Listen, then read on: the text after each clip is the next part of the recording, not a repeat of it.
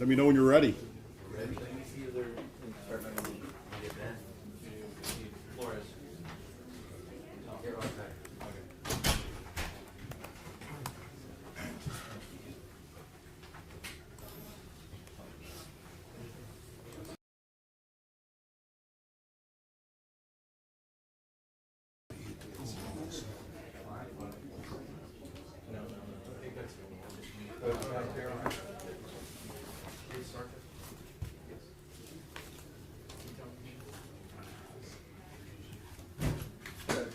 Can I see these tripods?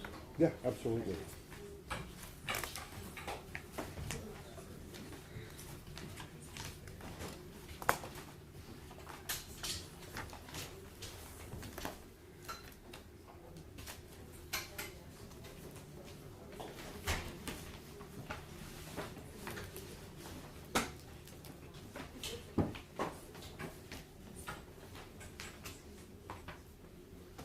These all in order. Yes, I'll put them all in order. For the fence 23. For the fence 23.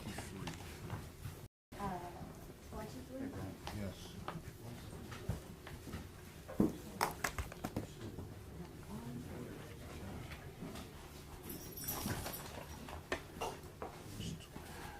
That's two. Those are two.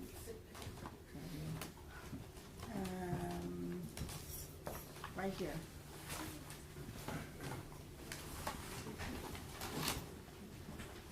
I'm gonna take out these post-its before they go back, but this is easy for me to keep track.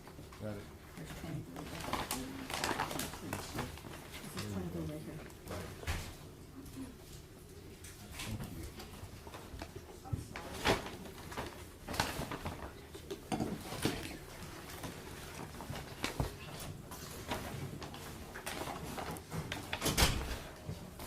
It's all organized.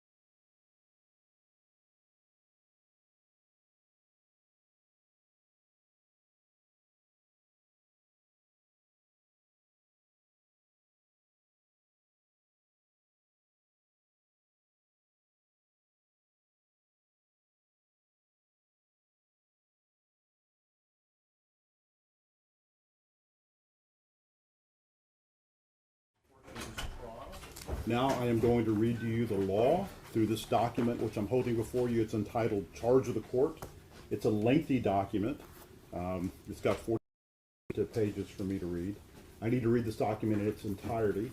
When I'm done reading it, each side will have an opportunity to have closing arguments. Now, this morning will be a little long, and so if you need a break, don't hesitate to stop. There will be stops between my reading and each side going, so there will be those opportunities. But if you need a break, you let me know. Hopefully you're phone calls, because you do know that once I start reading this, then you are officially in a situation where you cannot communicate with anybody. So I hope you did all that this morning. I did instruct the deputy to let y'all know that. We do anticipate obtaining lunch for y'all during the lunch hour, so you should be okay there. Court, members of the jury, the defendant, Alfred Flores, stands charged by indictment in cause number 2023 CR 11510A. In count 1 of the indictment and cause number 2023 CR 11510A, Alfred Flores is charged with the offense of murder. In counts 2 and 3 of the indictment and cause number 2023 CR 11510A, Alfred Flores is charged with the offense of aggravated assault. In count 4 of the indictment and cause number Alfred Flores is charged with the offense of deadly conduct. All of these offenses alleged against Alfred Flores in cause number 2023 CR 11510A are alleged to have been committed on or about the 23rd day of June 2023 in Bexar County, Texas. To all of these charges, Alfred Flores has pleaded not guilty.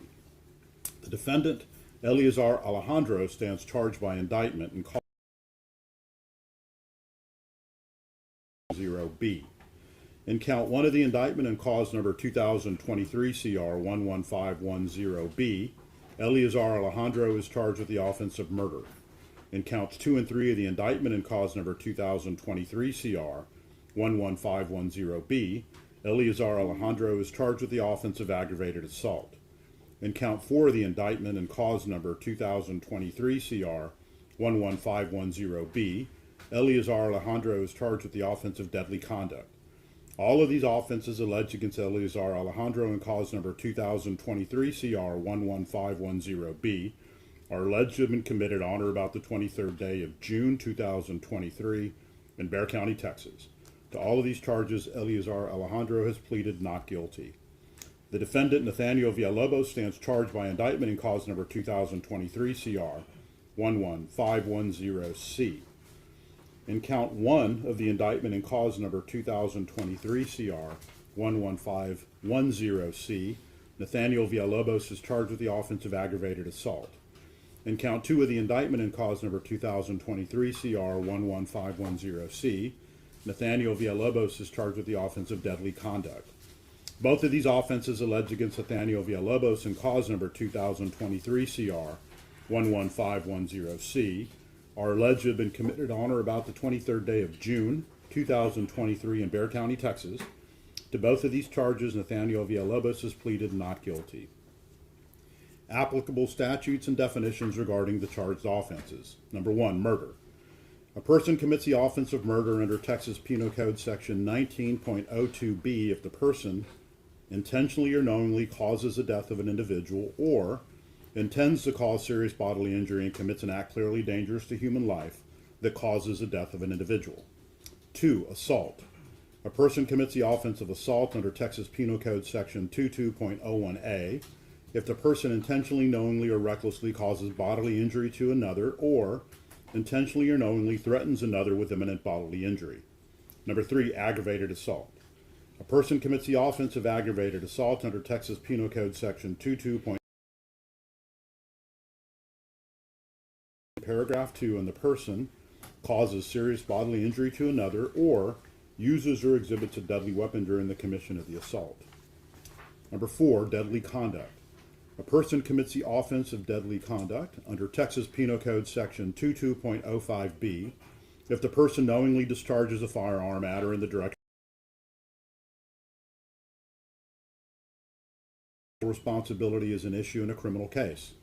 Another means a person other than the actor. Bodily injury means physical pain, illness, or any impairment of physical condition.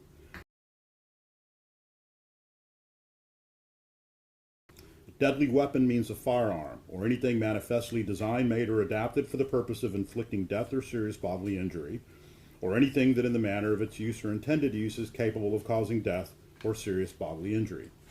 Element of offense means A, the forbidden conduct, required result. Individual means a human being who is alive. Peace officer means the following are peace officers: a sheriff, a deputy for the sheriff, a police officer of a municipality. Public servant means a person elected, selected, appointed, employed, or otherwise designed or designated as an officer, employee, or agent of government. Serious bodily injury means a bodily injury that creates a substantial risk of death, or that causes death, serious permanent disfigurement, or protracted loss or use of impairment of the function of any bodily member or organ. A person acts intentionally or with intent with respect to the result of his conduct when it is his conscious objective or desire to cause the result. A person acts intentionally or with intent with respect to the nature of his conduct when it is his conscious objective or desire to engage in the conduct. A person conduct is reasonably certain to cause a result. A person acts knowingly or with knowledge with respect to the nature of his conduct or to circumstances surrounding his conduct when he is aware of the nature of his conduct or that the circumstances exist. A person acts recklessly or is reckless with respect to the result of his conduct when he is aware of but consciously disregards a substantial and unjustifiable risk that the result will occur. A person acts recklessly or is reckless with respect to the circumstances surrounding his conduct when he is aware of but consciously disregards a substantial and unjustifiable risk that the circumstances exist. The risk must be of such a nature and degree that its disregard constitutes a gross deviation from the standard of care that an ordinary person would exercise under all the circumstances as viewed from the actor's standpoint. Number 7, you are instructed that the use of deadly force to intentionally prevent or obstruct a peace officer from effecting an arrest is a use of unlawful deadly force. You are therefore instructed to disregard and not consider for any purpose any evidence presented and any arguments made that Melissa Perez had any justification whatsoever for using force or deadly force if she was. To this regard, and as previously instructed, you are instructed to disregard all questions asked by the state and any testimony elicited in response related to the suggestion that the complainant, Melissa Perez, had a justification for her conduct under Chapter 9 of the Texas Penal Code. You are instructed that she did not. Melissa Perez did not have the legal right to resist the defendant's attempts to arrest her. This is not an issue in this case, and you are to disregard all testimony, evidence, questions, and arguments related to that issue. Justification defenses. Number 8, use of deadly force in self-defense and use of deadly force in defense of a third person. It is a defense to prosecution that the conduct in question was justified under the law. A person is justified in using force against another when and to the degree the actor reasonably believes the force is immediately necessary to protect the actor against the other's use or attempted use of unlawful force. A person is justified in using deadly force against another, number 1, if the actor would be justified in using force against the other as described above, and number 2, when and to the degree the actor reasonably believes the deadly force is immediately necessary to protect the actor against the other's use or attempted use of unlawful deadly force. A person is justified in using deadly force against another to protect a third person if, number 1, under the circumstances as the actor reasonably believes them to be, the actor would be justified under the law of self-defense as described above in using deadly force to protect himself against the unlawful deadly force he reasonably believes to be threatening the third person he seeks to protect. And, number 2, the actor reasonably believes that his intervention is immediately necessary to protect the third person.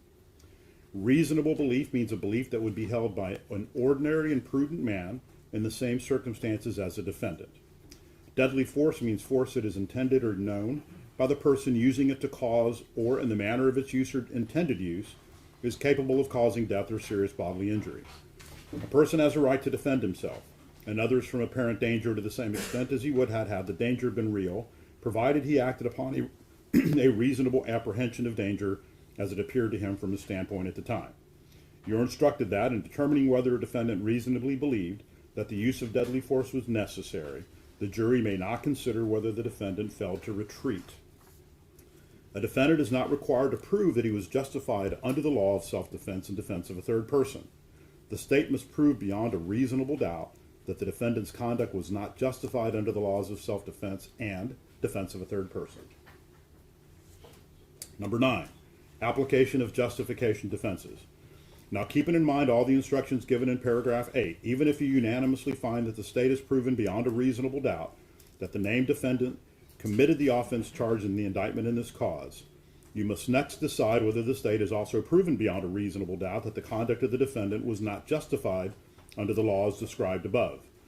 Therefore, if you find from the evidence beyond a reasonable doubt that the named defendant in this cause committed the charged offense as set out and instructed herein, but you further find from the evidence that, or you have a reasonable doubt as to whether at the time he did so, number 1, the defendant reasonably believed, as viewed from the standpoint that Melissa Ann Perez was using or attempting to use unlawful deadly force against the defendant, or the defendant reasonably believed, as viewed from the standpoint that Melissa Ann Perez was using or attempting to use unlawful deadly force against the third person, and the defendant's intervention was immediately necessary to protect the third person, and, number 2, the defendant reasonably believed, as viewed from his standpoint, that his use of deadly force and the degree of deadly force used were immediately necessary to protect himself against Melissa Ann Perez's use or attempted use of unlawful deadly force, or the defendant reasonably believed, as viewed from the standpoint that his intervention and use of deadly force and the degree of deadly force used were immediately necessary to protect the third person against Melissa Ann Perez's use or attempted use of unlawful deadly force. Then you will find in favor of the defendant on his claim that his conduct was justified, and you will therefore find that the state has failed to prove beyond a reasonable doubt that the defendant was justified under the law of self-defense and defense of a third person as instructed herein, and you will therefore find the defendant not guilty of the charged offense. However, if you find from the evidence beyond a reasonable doubt that the named defendant in this cause committed the charged offense as set out and instructed herein, and you further find from the evidence beyond a reasonable doubt that, number 1, the defendant did reasonably believe that Melissa Ann Perez was using or attempting to use unlawful deadly force against the defendant, and the defendant did not reasonably believe that Melissa Ann Perez was using or attempting to use unlawful deadly force against a third person, or even if Melissa Ann Perez was using or attempted to use unlawful deadly force against a third person, the defendant did not reasonably believe that his intervention was immediately necessary to protect the third party, or, number 2, the defendant did not reasonably believe that his use of deadly force and the degree of deadly force used were immediately necessary to protect himself against Melissa Ann Perez's use or attempted use of unlawful deadly force, and the defendant did not reasonably believe that his intervention and use of deadly force and the degree of deadly force used were immediately necessary to protect the third person against Melissa Ann Perez's use or attempted use of unlawful deadly force. Then you will find against the defendant on his claim that his conduct was justified, and thus you will find that the state has proven beyond a reasonable doubt that the defendant's conduct was not justified under the law of self-defense and defense of a third person as instructed herein. Therefore, if you unanimously find that the state has proven beyond a reasonable doubt all of the elements in the charged offense as instructed herein, and if you unanimously find that the state has proven beyond a reasonable doubt that the defendant was not justified under the law of self-defense and defense of a third person as instructed herein, then you will find the defendant guilty of that charged offense. Number 10. As previously instructed during this trial, you heard questions, testimony, and arguments throughout this trial regarding the issue of whether the defendant officers were required to obtain an arrest warrant before entering Melissa Ann Perez's apartment in an attempt to place her under arrest. As a general matter, whether or not police officers are permitted to enter a person's residence to make an arrest without first obtaining an arrest warrant is a legal issue for the court to address and not a matter for the jury to decide. In this case, whether or not the 3 defendants in these cases were required to obtain an arrest warrant on the night in question before attempting to enter Melissa Ann Perez's apartment to place her under arrest is not an issue for the jury to decide in these cases, and all such evidence pertaining to that issue is irrelevant and not to be considered by you for any purpose. You are instructed to disregard all questions, testimony, and evidence related to the subject of whether these 3 defendants were obligated to obtain a warrant before attempting to arrest Melissa Ann Perez. Cause number 2023 CR 11510A, Alfred Perez. Number 11, cause number 2023 CR 11510A, Alfred Bettis, count 1, murder.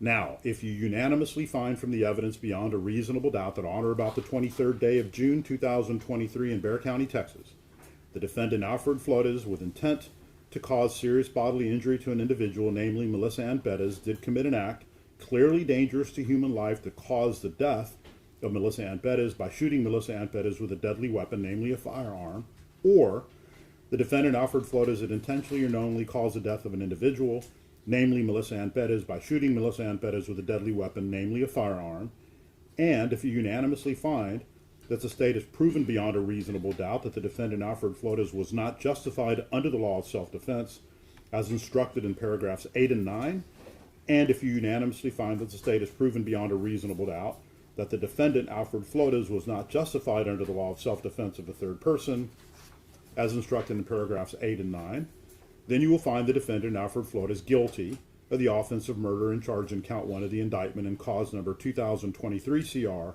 11510A. If you do not so find, or if you have a reasonable doubt thereof, you will find the defendant Alfred Flores not guilty of count 1. In other words, if you find that the state has not proven beyond a reasonable doubt the elements of the offense of murder as instructed above, or you have a reasonable doubt as to whether the state has met its burden to prove beyond a reasonable doubt all of the elements of murder as charged in count 1, or if you find that the state has not proven beyond a reasonable doubt that Alfred Flores was not justified under the law of self-defense as instructed in paragraphs 8 and 9, or you have a reasonable doubt as to whether Alfred Flores was justified under the law of self-defense as instructed in paragraphs 8 and 9, or if you find that the state has not proven beyond a reasonable doubt that Alfred Flores was not justified under the law of defense of a third person as instructed in paragraphs 8 and 9, or you have a reasonable doubt as to whether Alfred Flores was justified under the law of defense of a third person as instructed in paragraphs 8 and 9, then you will find the defendant Alfred Flores not guilty of the offense of murder as charged in count 1 of the indictment in cause number 2023 CR 11510A. Number 12, cause number 2023 CR 11510A, Alfred Flores, count 2, aggravated assault. Now, if you unanimously find from the evidence beyond a reasonable doubt that on or about the 23rd day of June 2023 in Bexar County, Texas, the defendant Alfred Flores did use or exhibit a deadly weapon, namely a firearm, and Alfred Flores had intentionally, knowingly, or recklessly caused bodily injury to Melissa Ann Bettis by shooting Melissa Ann Bettis with said deadly weapon, and Alfred Flores was then and there a public servant acting under color of his employment, namely a San Antonio police officer, or the defendant Alfred Flores had intentionally, knowingly, or recklessly caused bodily injury to Melissa Ann Bettis by shooting a projectile at or in the direction of Melissa Ann Bettis, thereby causing serious bodily injury to Melissa Ann Bettis, and Alfred Flores was then and there a public servant acting under color of his employment, namely a San Antonio police officer, and if you unanimously find that the state has proven beyond a reasonable doubt that the defendant Alfred Flores was not justified under the law of self-defense as instructed in paragraphs 8 and 9, and if you unanimously find that the state has proven beyond a reasonable doubt that the defendant Alfred Flores was not justified under the law of defense of a third person as instructed in paragraphs 8 and 9, then you will find the defendant Alfred Flores guilty of the offense of aggravated assault as charged in count 2 of the indictment and in cause number 2023 CR 11510A. If you do not so find, or if you have a reasonable doubt thereof, you will find the defendant Alfred Flores not guilty of count 2. In other words, if you find that the state has not proven beyond a reasonable doubt the elements of the offense of aggravated assault as instructed above, or you have a reasonable doubt as to whether the state has met its burden to prove beyond a reasonable doubt all of the elements of aggravated assault in count 2, or if you find that the state has not proven beyond a reasonable doubt that Alfred Flores was not justified under the law of self-defense as instructed in paragraphs 8 and 9, or if you have a reasonable doubt as to whether Alfred Flores was justified under the law of self-defense as instructed in paragraphs 8 and 9, or if you find that the state has not proven beyond a reasonable doubt that Alfred Flores was not justified under the law of defense of a third person as instructed in paragraphs 8 and 9, or if you have a reasonable doubt as to whether Alfred Flores was justified under the law of defense of a third person as instructed in paragraphs 8 and 9, then you will find the defendant Alfred Flores not guilty of the offense of aggravated assault as charged in count 2 of the indictment in cause number 2023 CR 11510A. Number 13, cause number 2023 CR 11510A, Alfred Flores, count 3, aggravated assault. Now, if you unanimously find from the evidence beyond a reasonable doubt that on or about the 23rd day of June 2023 in Bexar County, Texas, the defendant Alfred Flores did use or exhibit a deadly weapon, namely a firearm, and Alfred Flores did intentionally or knowingly threaten imminent bodily injury to Melissa Perez by shooting at or in the direction of Melissa Perez with said deadly weapon, and Alfred Flores was in and there a public servant acting under color of employment, namely a San Antonio police officer, and if you unanimously find that the state has proven beyond a reasonable doubt that the defendant Alfred Flores was not justified under the law of self-defense as instructed in paragraphs 8 and 9, and if you unanimously find that the state has proven beyond a reasonable doubt that the defendant Alfred Flores was not justified under the law of defense of a third person as instructed in paragraphs 8 and 9, then you will find the defendant Alfred Flores guilty of the offense of aggravated assault as charged in count 3 of the indictment in cause number 2023 CR 11510A. If you do not so find or you have a reasonable doubt thereof, you will find the defendant Alfred Flores not guilty of count 3. In other words, if you find that the state has not proven beyond a reasonable doubt the elements of the offense of aggravated assault as instructed above, or you have a reasonable doubt as to whether the state has met its burden to prove beyond a reasonable doubt all of the elements of aggravated assault as charged in count 3, or if you find that the state has not proven under a reasonable doubt that Alfred Flores was not justified under the law of self-defense as instructed in paragraphs 8 and 9, or you have a reasonable doubt as to whether Alfred Flores was justified under the law of self-defense as instructed in paragraphs 8 and 9, or if you find that the state has not proven beyond a reasonable doubt that Alfred Flores was not justified under the law of defense of a third person as instructed in paragraphs 8 and 9, or you have a reasonable doubt as to whether Alfred Flores was justified under the law of defense of a third person as instructed in paragraphs 8 and 9, then you will find the defendant Alfred Flores not guilty of the offense of aggravated assault as charged in count 3 of the indictment in cause number 2023 CR 11510A. Number 14, cause number 2023 CR 11510A, Alfred Flores, count 4, deadly conduct.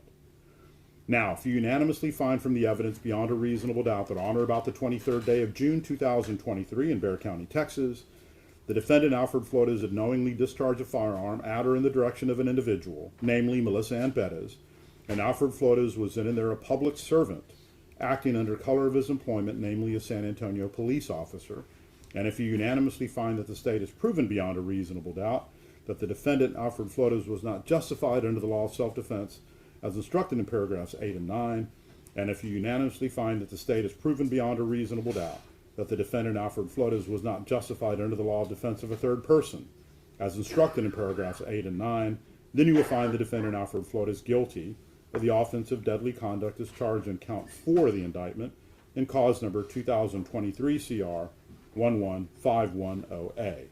If you do not so find or have a reasonable doubt thereof, you will find the defendant Alfred Flores not guilty of count 4.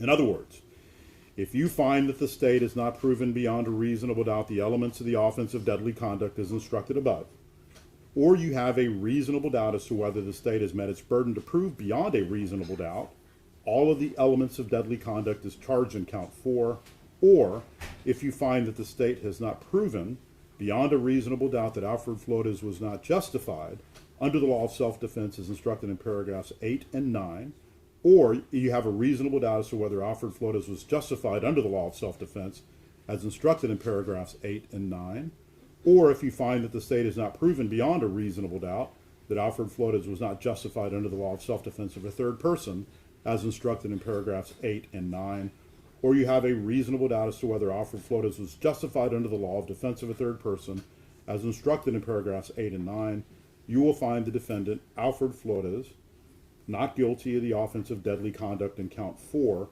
of the indictment in cause number 2023 CR 11510A. Do y'all need to find accommodations? Yes, Judge. Okay. Let's go ahead and take a short little break and let's go ahead and get them accommodations.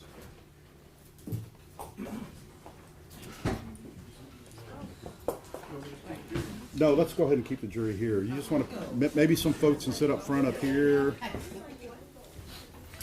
Hey, y'all squeeze in as much as y'all can. We gotta squeeze in because the space is limited, so. We just want to make sure everybody that wants to be here, they have a right to be here, so we make room for them. Right here.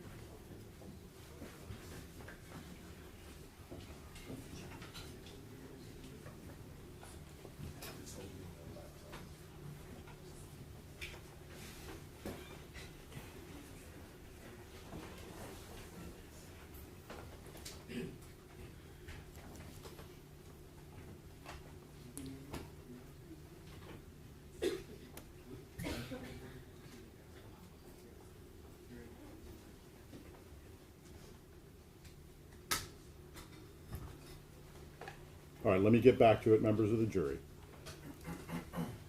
I'm on page 26, moving along. Cause number 2023 CR 11510B, Eleazar Alejandro. Number 15, cause number 2023 CR 11510B, Eleazar Alejandro, count 1, murder.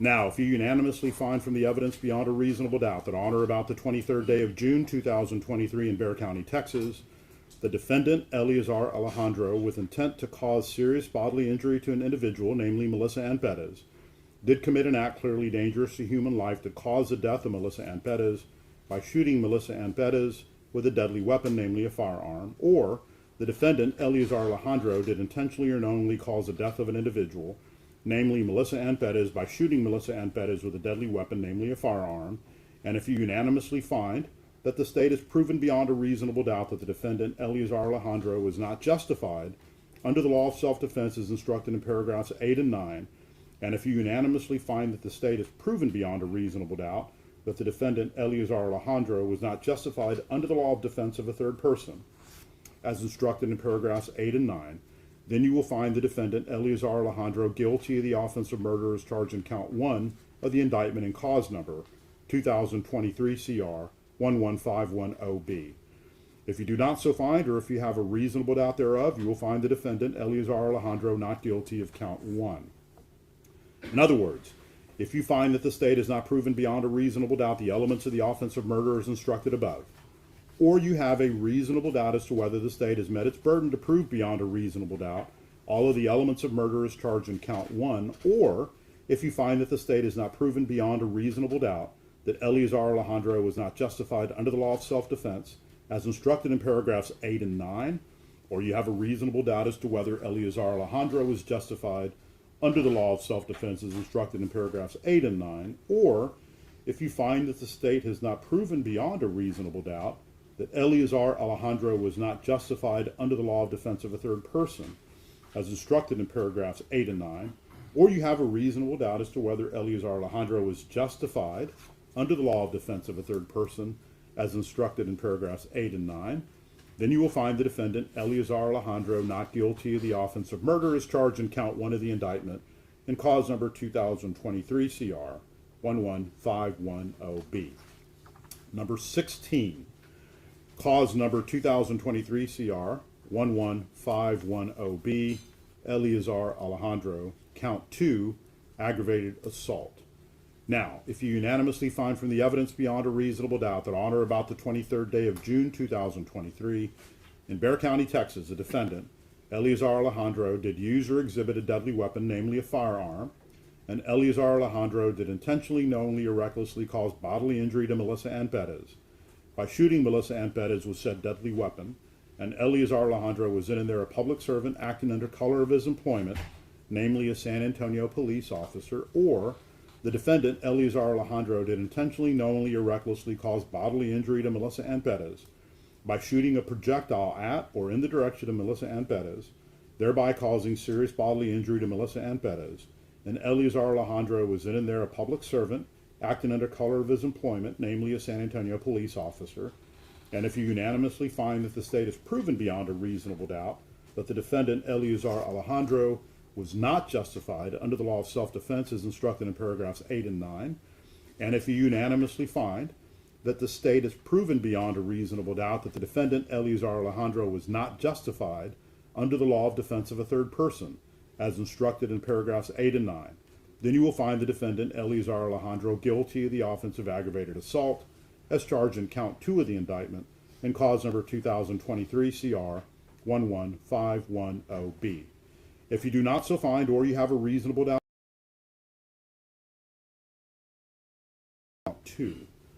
In other words, if you find that the state has not proven beyond a reasonable doubt the elements of the offense of aggravated assault as instructed above, or you have a reasonable doubt as to whether the state has met its burden to prove beyond a reasonable doubt all of the elements of aggravated assault as charged in count 2, or if you find that the state has not proven beyond a reasonable doubt that Eleazar Alejandro was not justified under the law of self-defense, as instructed in paragraphs 8 and 9, or you have a reasonable doubt as to whether Eleazar Alejandro was justified under the law of self-defense, as instructed in paragraphs 8 and 9, or if you find that the state has not proven beyond a reasonable doubt that Eleazar Alejandro was not justified under the law of defense of a third person, as instructed in paragraphs 8 and 9, or you have a reasonable doubt as to whether Eleazar Alejandro was not justified under the law of defense of a third person, as instructed in paragraphs 8 and 9, then you will find the defendant, Eleazar Alejandro, not guilty of the offense of aggravated assault as charged in count 2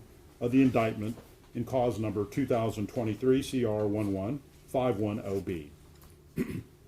Number 17, cause number 2023 CR 11510B, Eleazar Alejandro, count 3, aggravated assault.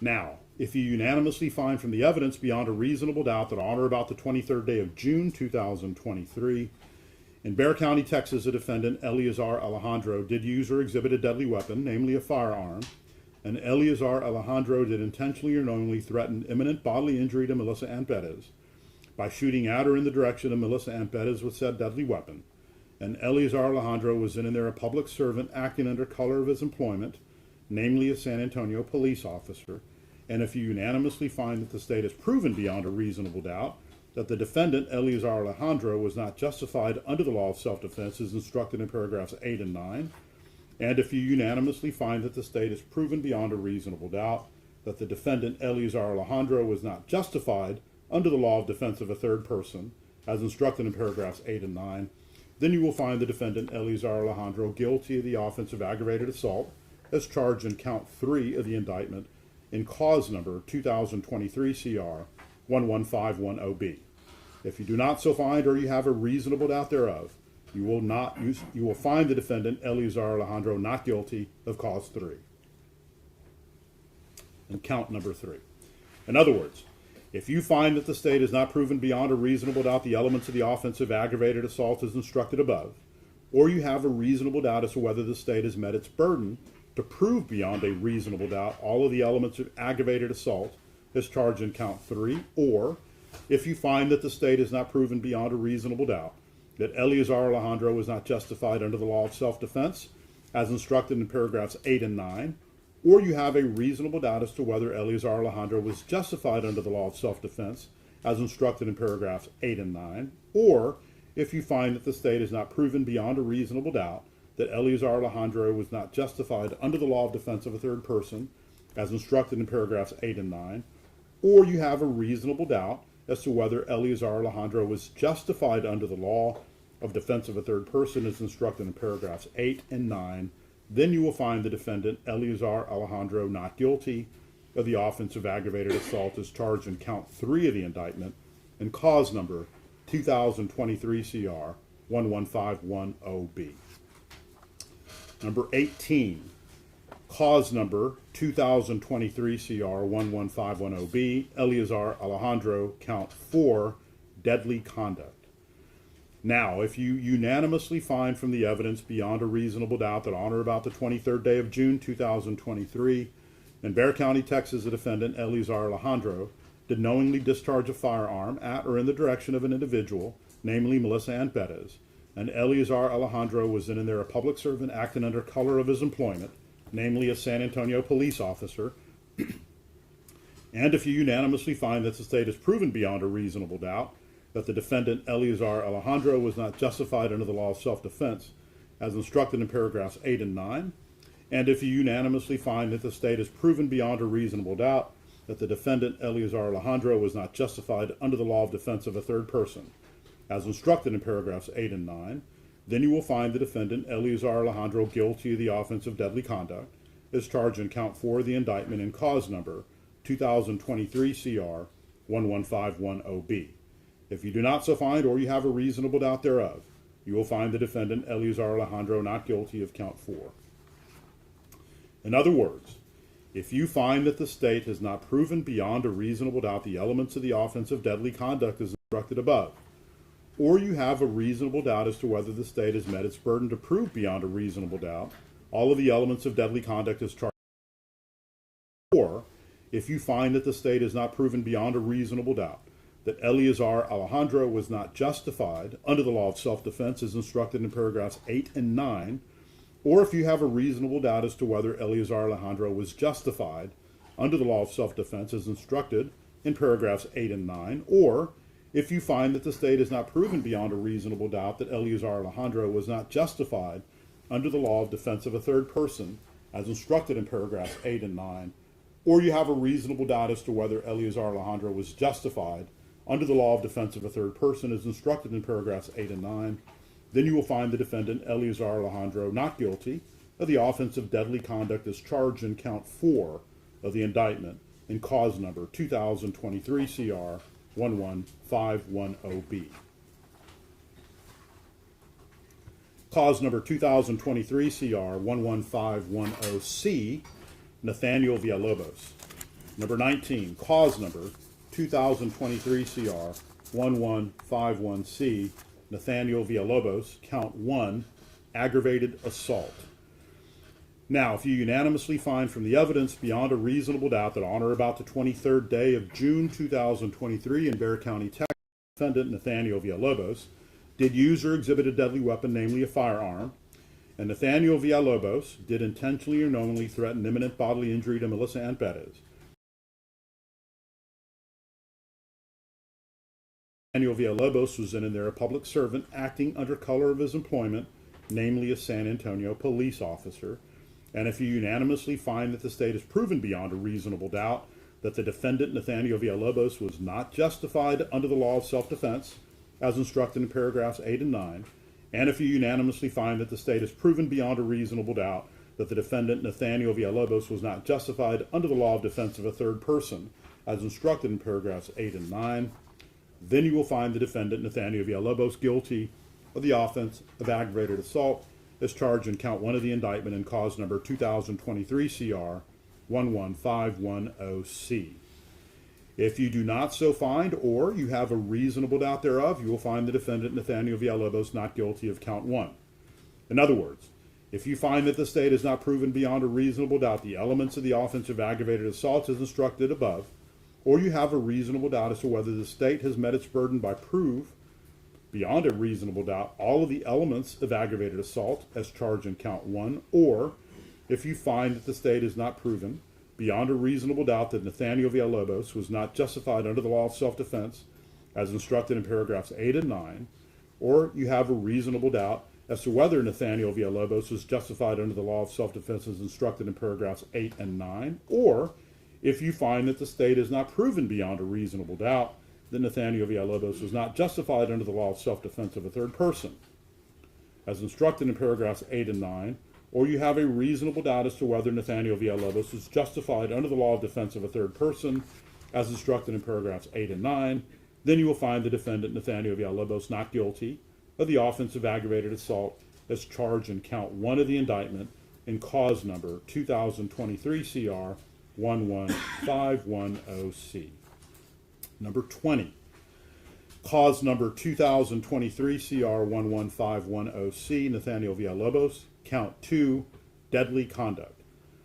Now, if you unanimously find from the evidence beyond a reasonable doubt that on or about the 23rd day of June 2023 in Bexar County, Texas, the defendant, Nathaniel Villalobos, did knowingly discharge a firearm at or in the direction of an individual, namely Melissa Perez, and Nathaniel Villalobos was then and there a public servant acting under color of his employment, namely a San Antonio police officer, And if you unanimously find that the state has proven beyond a reasonable doubt that the defendant, Nathaniel Villalobos, was not justified under the law of self-defense as instructed in paragraphs 8 and 9, and if you unanimously find that the state has proven beyond a reasonable doubt that the defendant, Nathaniel Villalobos, was not justified under the law of defense of a third person as instructed in paragraphs 8 and 9, then you will find the defendant, Nathaniel Villalobos, guilty of the offense of deadly conduct as charged in count 2 of the indictment in cause number 2023 CR 11510C. If you do not so find, or if you have a reasonable doubt thereof, you will find the defendant, Nathaniel Villalobos, not guilty of count 2. In other words, if you find that the state has not proven beyond a reasonable doubt the elements of the offense of deadly conduct as instructed above, or you have a reasonable doubt as to whether the state has met its burden to prove beyond a reasonable doubt all of the elements of deadly conduct as charged in count 2, or if you find that the state has not proven beyond a reasonable doubt that Nathaniel Villalobos was not justified under the law of self-defense as instructed in paragraphs 8 and 9, or you have a reasonable doubt as to whether Nathaniel Villalobos is justified under the law of self-defense as instructed in paragraphs 8 and 9, or if you find that the state has not proven beyond a reasonable doubt that Nathaniel Villalobos was not justified under the law of defense of a third person as instructed in paragraphs 8 and 9, or you have a of a third person as instructed in paragraphs 8 and 9, then you will find the defendant, Nathaniel Villalobos, not guilty of the offense of deadly conduct as charged in count 2 of the indictment in cause number 2023 CR 11510C. Number 21. Our law provides that a defendant may testify in his own behalf if he elects to do so. This, however, is a right accorded a defendant, and in the event he elects not to testify, that fact cannot be taken as a circumstance against him. As it applies to each case, if the defendant in that case has elected not to testify, you are instructed that you cannot and must not refer or allude to that fact throughout your deliberations or take it into consideration for any purpose whatsoever as a circumstance against him. You are instructed that you must not communicate with or provide any information to anyone or receive any information from anyone by means about these cases. You may not use any electronic device or media such as telephone, cell phone, smartphone, iPhone, BlackBerry, iPad, tablet, or computer, the internet, any internet service, or any text or instant messaging service, or any social media platform, internet chat room, blog, or website, to include but not limited to Google, Facebook, MySpace, Instagram, Snapchat, LinkedIn, YouTube, TikTok, Twitter, or X, to communicate with anyone any information or receive any information from anyone about these cases, or to conduct any research about these cases until I accept your verdicts. Written statements made by a witness or police reports made by officers and tendered by the attorneys who opposing counsel for purposes of cross-examination are not part of the evidence unless introduced in evidence. Many times, statements and reports may be marked with an exhibit number but are neither offered nor received in evidence. Therefore, I can send only statements and reports received in evidence to the jury room. The grand jury indictment is not evidence of guilt. It is a means whereby a defendant is brought to trial in a felony prosecution. It is not evidence, nor can it be considered by you in passing upon whether a defendant is guilty or not guilty. During your deliberations in these cases, you must not consider, discuss, nor relate any matters not in evidence before you. You should not consider nor mention any personal knowledge or information you may have about any fact or person connected with these cases which is not shown by the evidence. You are instructed that you are not to let bias, prejudice, or sympathy play any part in reaching your verdicts in these cases. The burden of proof in all criminal cases rests upon the state throughout the trial and never shifts to the defendant. All persons are presumed to be innocent, and no person may be convicted of an offense unless each element of the offense is proved beyond a reasonable doubt. The fact that a person has been arrested, confined, or indicted for, or otherwise charged with an offense, gives rise to no inference of guilt at his trial. The law does not require a defendant to prove his innocence to produce any evidence at all. The jurors are satisfied beyond a reasonable doubt of the defendant's guilt after careful and impartial consideration of all the evidence in each case. The prosecution has a burden of proving the defendant guilty, and it must do so by proving each and every element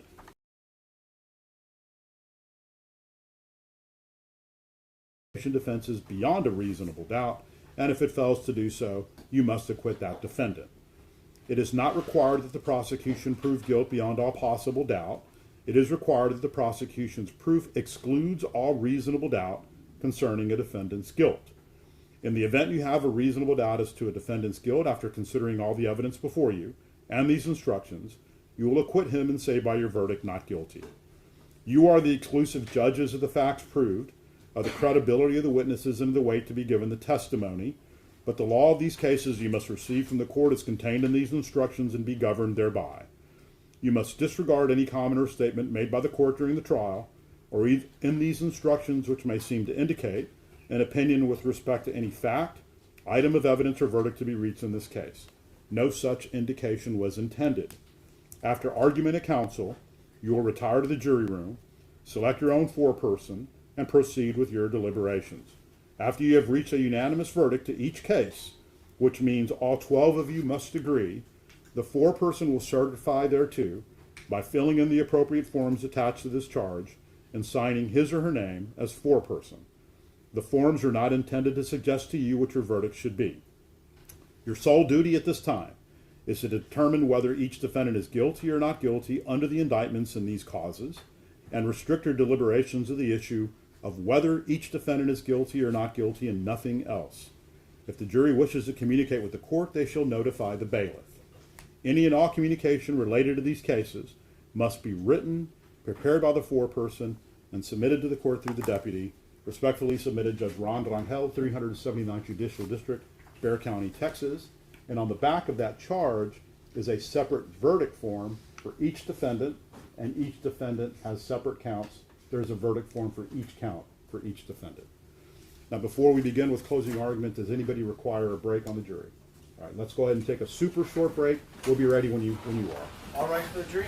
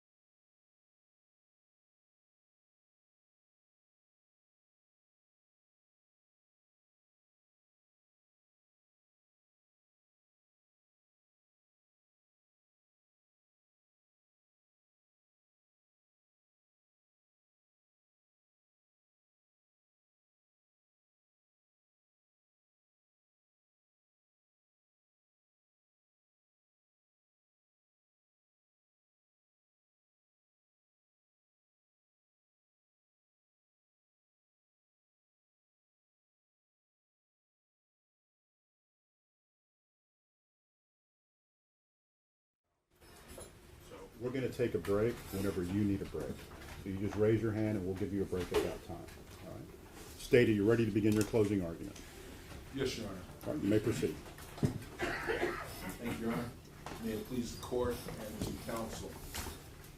Good morning to all of you. 10th of November, 30 days to the day that we stood here that Friday afternoon and we opened. I'd like to just out of an abundance of caution, if anything, myself, Mr. Luna, Mr. Escobar, said or did you found wrong and inappropriate, we sincerely apologize. Nothing was ever intended. It may have been a comment in the heat of argument. I'd also like to take an opportunity to say briefly what this trial has not been about. I believe I'm the only member of the attorneys that has actually worn our nation's uniform and served on active duty, which I did so for 4 years at the military academy and 20 years in the Army. I followed that up with 23 years here in this office, serving the community that I moved my family to. Myself, Mr. Luna, Mr. Escobar, we understand and honor the commitment anyone makes to serve their community and country. This is not an attack on law enforcement and those who have made that commitment. This is one incident in time being adjudicated and resolved by you all, the citizens of Bexar County. I'd like to begin my remarks by going back to jury selection day. That basement, the first floor courtroom of 399, where you all sat with 187 other of your best friends. I remember Mr. Goss, he read a quote attributed to Thomas Jefferson, our third president, one would say maybe the architect of our system of laws. He said that I consider trial by jury as the only anchor imagined by man by which a government can be held to the principles of its constitution. Lofty words. I think what then President Jefferson meant is that citizens, you all, serving as jurors, you serve as the safety net to keep the government from becoming tyrannical, oppressive. I find that perspective particularly appropriate for this trial because at 2:02 a.m. Friday morning, June 23rd, 2023, at the Rosemont at the Mills Apartments, 3102, these defendants were all members of the government. These three and their 12 other associates, they were all members of the government, serving as officers, where the norm is that officers interacting with the public obligated to carry out and serve the letter, but also the spirit and the intent of the law. So it is appropriate that you, the citizens of Bexar County, hear the evidence, review the facts, consider the law, and render your decision. That's all this has been about.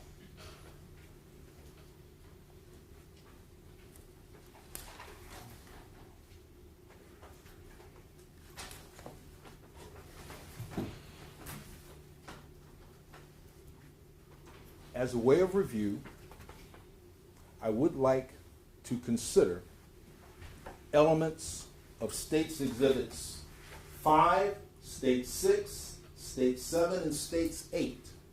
These are videos of the first three responding officers. Selected portions: Rojas, Ramos, Salinas. It's already in evidence, but it sets the context for what happened. From that side of America. So to what this happened, side. man? What happened But what? with the box in there? What do you want me to tell you? Your dog? You told us? Yeah. Now who you are? Yeah. What do you want me to tell you? The anger. So what happened? See, those second thing wears off. Uh-huh. There's a lot of audio that went. And if you don't believe me, I can show you some stuff. There's a lot of what? I can show you some evidence. Evidence of what? Evidence of what I'm investigating. Yeah, what are you investigating? What am I investigating? What I'm investigating is the harassment of people. Okay. The audios, the way they make people sound, Okay. the way they make them seem crazy. That's what I'm investigating. Okay. Because I've been a victim myself. Okay. And when I tell you I can show you evidence, it's because I got a shitload of evidence. Come here, baby girl. Huh? Are you diagnosed with any mental illnesses? No, don't disrespect me. I'm not disrespecting. I'm asking you a But question. see, this is my Are you pimping. diagnosed with any mental illnesses? No. No? There's been me diagnosed with schizophrenia, but I'm not schizophrenic. Okay. I'm You're more diagnosed with it? intelligent. No. You're not, you are. I was diagnosed by a falsification psychiatrist. Okay, do you take medication for it? No, I don't. No. Are you prescribed medication for it? No. No? And see, when you tell me things like that, I get offended. Okay. Because my knowledge is very mentality, is very straight.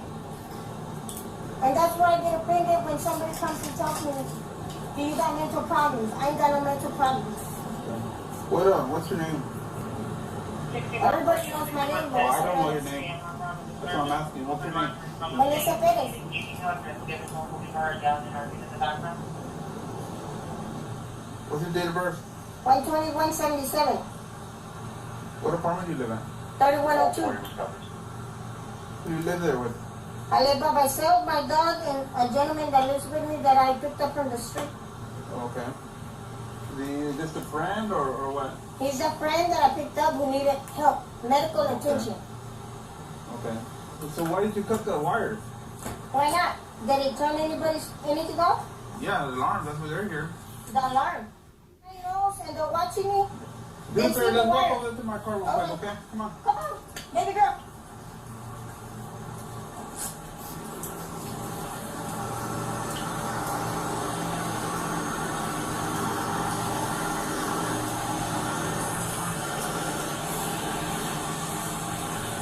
Right here. Right here. Yeah. Right here.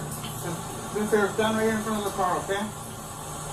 Are you gonna arrest me? No. Just stand right here in front of the car.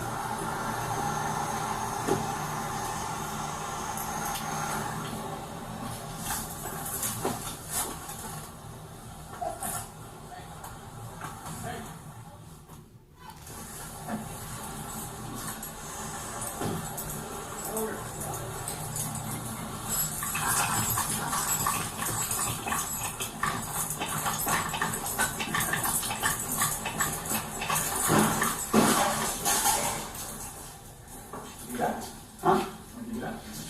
Nah. Hey! Melissa! Come get your dog. Alright. Okay, well come get him.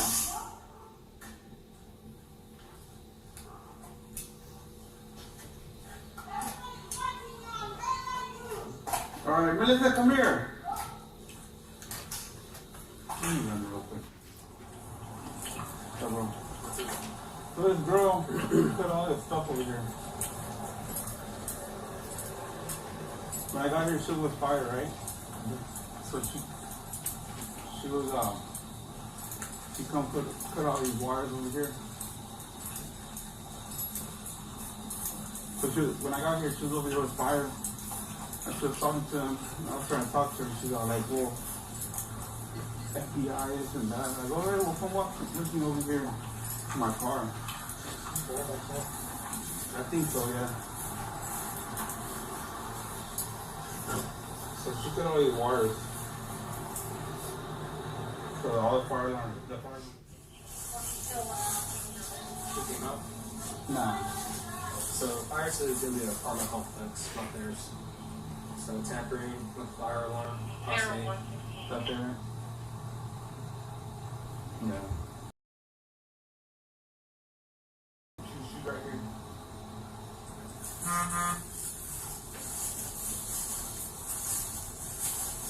Are you joking? I don't know you. That shit is. No. She was I talking said, about what's your FBI, name? and I was in there for a year. No, I don't know your I was in the name. runner. And No, he asked you your name. he got there. And I wasn't here.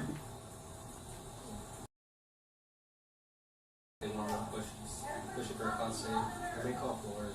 Ma'am, I don't know your name. yeah, that's probably. I was thinking just trying to read her. And that's the inner on that. But she's all right.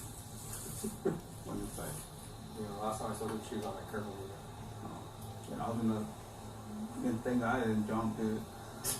I was gonna jump on that thing and I was like, man, I'm not paying attention. I was like, I couldn't see, it was dark. I just came running like that, I was gonna jump out, man, I think I didn't jump out, fuck my shit up. we call hard real quick. More likely just be whiskey. But she comes out with her.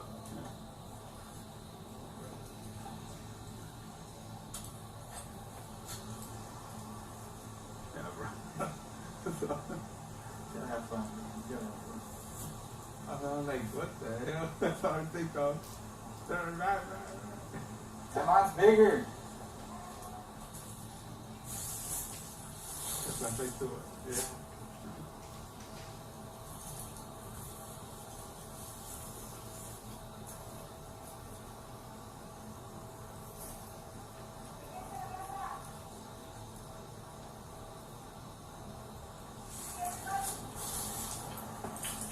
It's all in there. Are you talking to yourself now? But there's no one inside that apartment. Prove it. Show me. Just seen that shit up right now.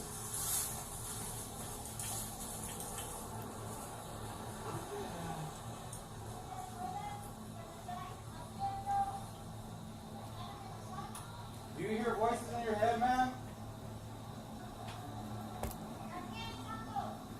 Are the voices talking to you? So she got mad. She was getting mad because I was like, just talking about FBI and all that. And I was like, so I asked her, are you diagnosed with any mental illnesses? And she goes, no, I get offended when people ask me that. I go, I'm just asking, do you take medication?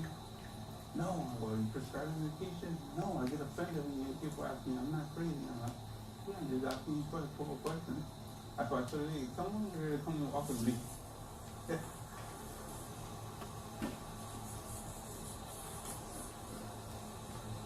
That white pressure like driving off fast through you.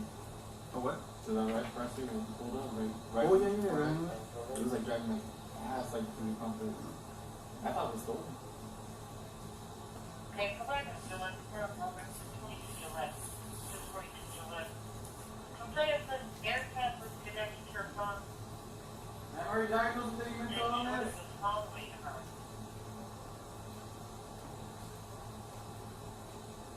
Take any medication for a mental illness?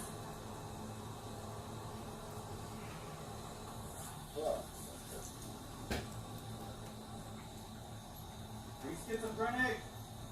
Bipolar?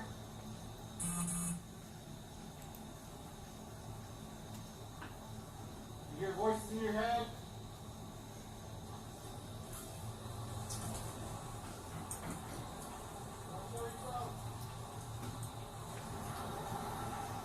You got him out?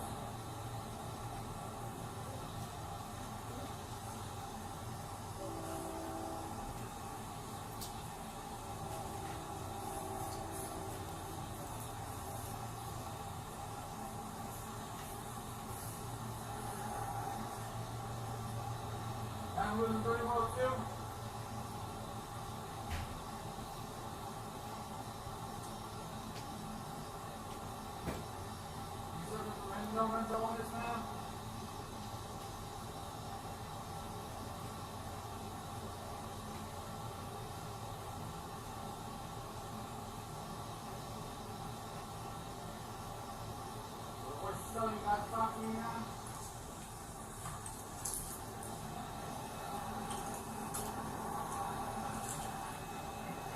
You need your medication? You take any?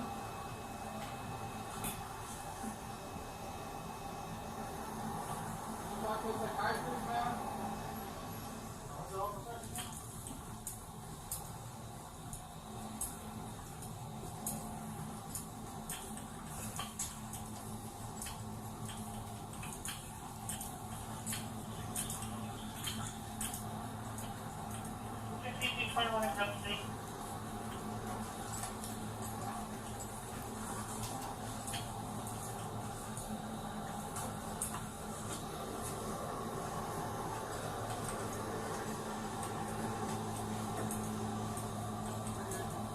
What's up? We're good.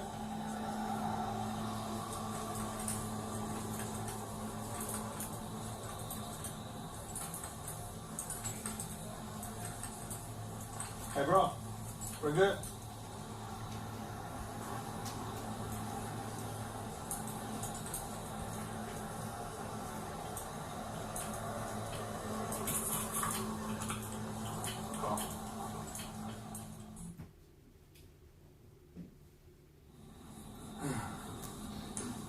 She's still on the couch? She's still on the couch? Your husband said we could go get her. He said we could go get her through the screen door. Go in there, get it? Bro. Yeah. Who's this? Floors?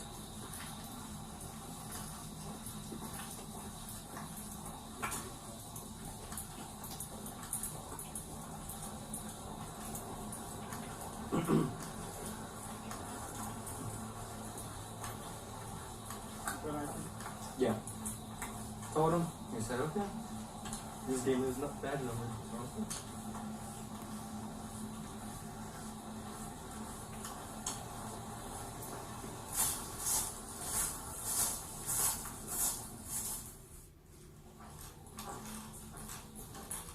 That's not good. The door is just right above. Well, I think you're good. That's all you need. You get one shot, I'll get one shot. We'll go from there.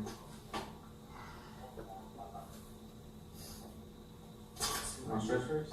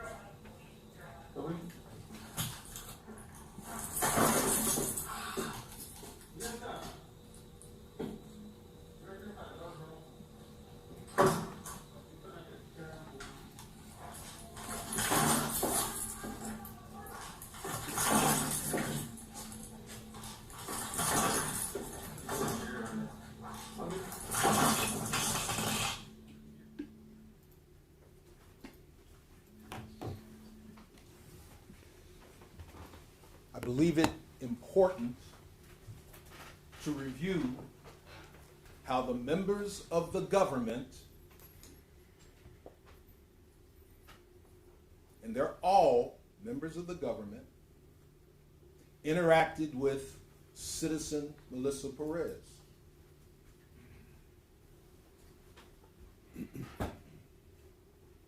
That was an hour after initial arrival. There were some other observations I made. Melissa Perez was an open book. She told you who she was, where she lived, did not disrespect Officer Rojas. She told you what her conditions and afflictions were that when she cut the alarms, it was much quieter.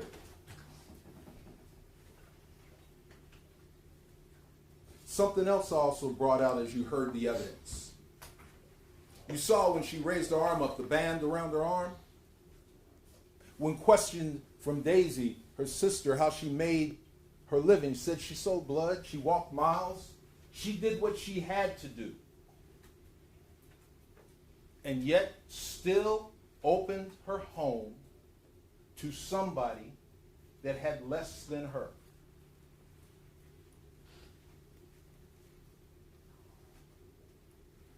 That's who your government interacted with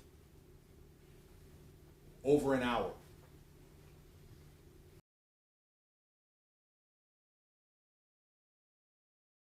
I believe the quote was, a goal-oriented assailant,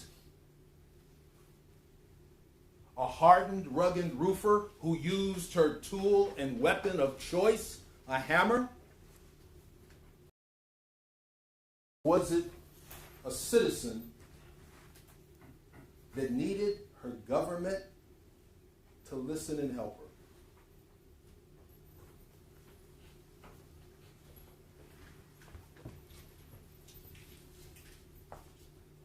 In state's portion of jury selection, Mr. Lunan laid out the elements for the offense of murder. It is without saying that if you pull that 40 millimeter issued weapon, you point it at a direction, you expend rounds into a home, you never fire at anything you don't intend to destroy or kill.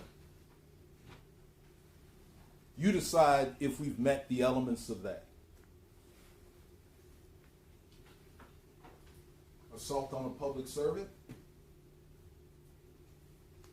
intentionally or knowingly drawing. You decide if we've met the elements of that and overcoming the justifications and defenses. We've never shied. Yes, the burden rests here. But when you get to your deliberation, you've heard this expression throughout the trial, in the totality of the circumstances. Because the one person that was an open book,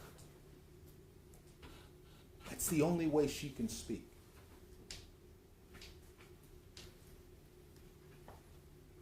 Deadly conduct, a lesser form of the aggravated assault by threats. Again, it is your decision, you, the community, that decides if we meet the burden.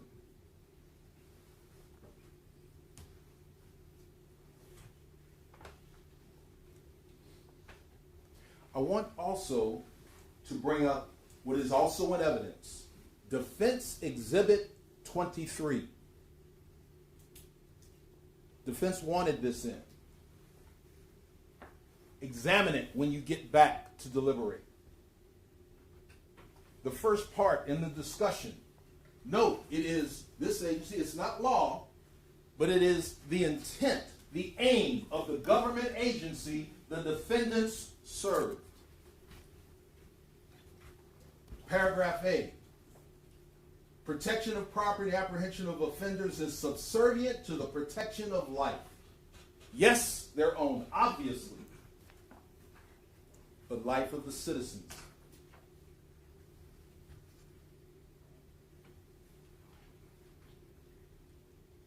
Paragraph D.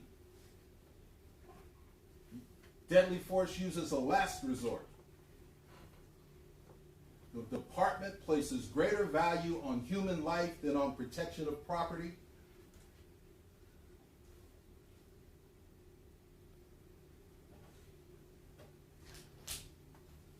Or even to effect an arrest.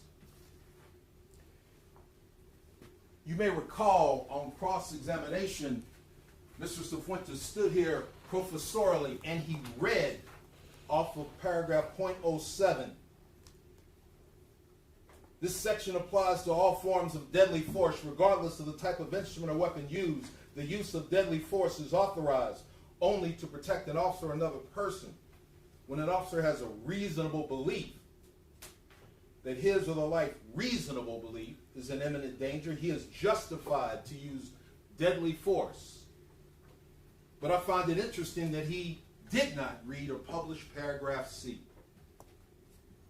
At the point when an officer, a government agent, should reasonably perceive the potential exists that deadly force may be an outcome of any situation, the officer must use reasonable alternatives if time and opportunities permit.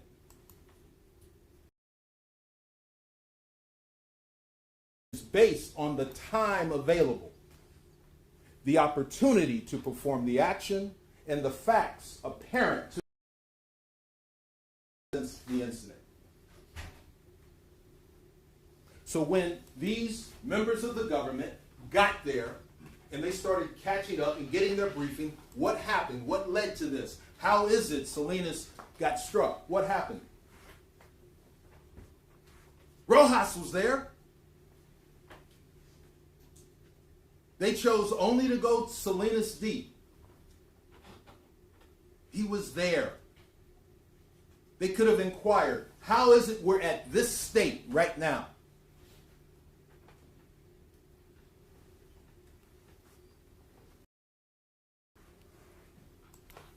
You heard defense's expert Martinelli.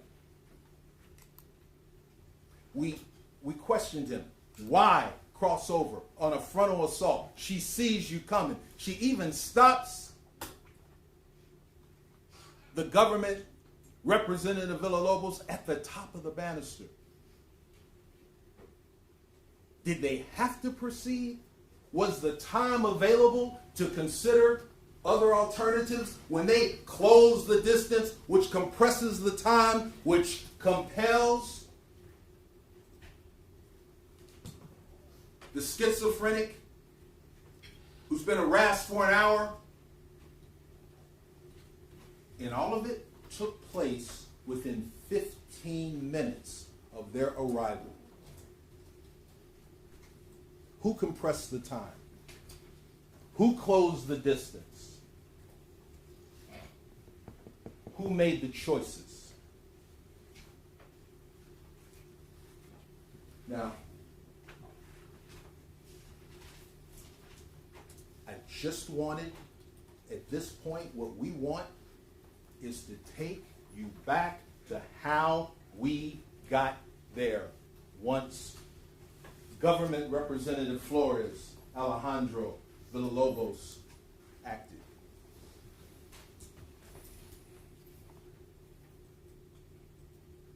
Defense is going to come in and make their arguments. Please give them the attention you've given me. That is how our system works. They will make vigorous arguments, I have no doubt. And Mr. Lunin will come back to give you the state's response and analysis. You are the ones who put a check on the government and how it interacts with our citizens. All of our citizens. This is not the end of the argument, but for my time, I thank you for your attention. Your Honor, the state will move to reserve the balance of its time.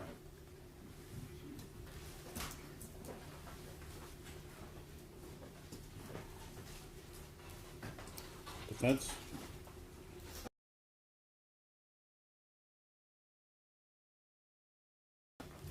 That the state begins its presentation showing you evidence that we all now know was not known to these three men. I counted 10 minutes on a slide called How We Got Here, showing everything that happened that nobody told them. That's not fair. That's the deception here. The duty of that office isn't to just throw evidence in front of 12 members of this community and say, okay, you decide. Their duty is to do justice. They're the first stop. They're the filter. They're who bring cases to the grand jury. They should know when the evidence isn't there. That duty to seek justice, apologies, counsel. That's not it. I won't waste your time covering policy because it's not the law, and you know that because it's not in here. If the judge didn't put it in the charge, it's not the law.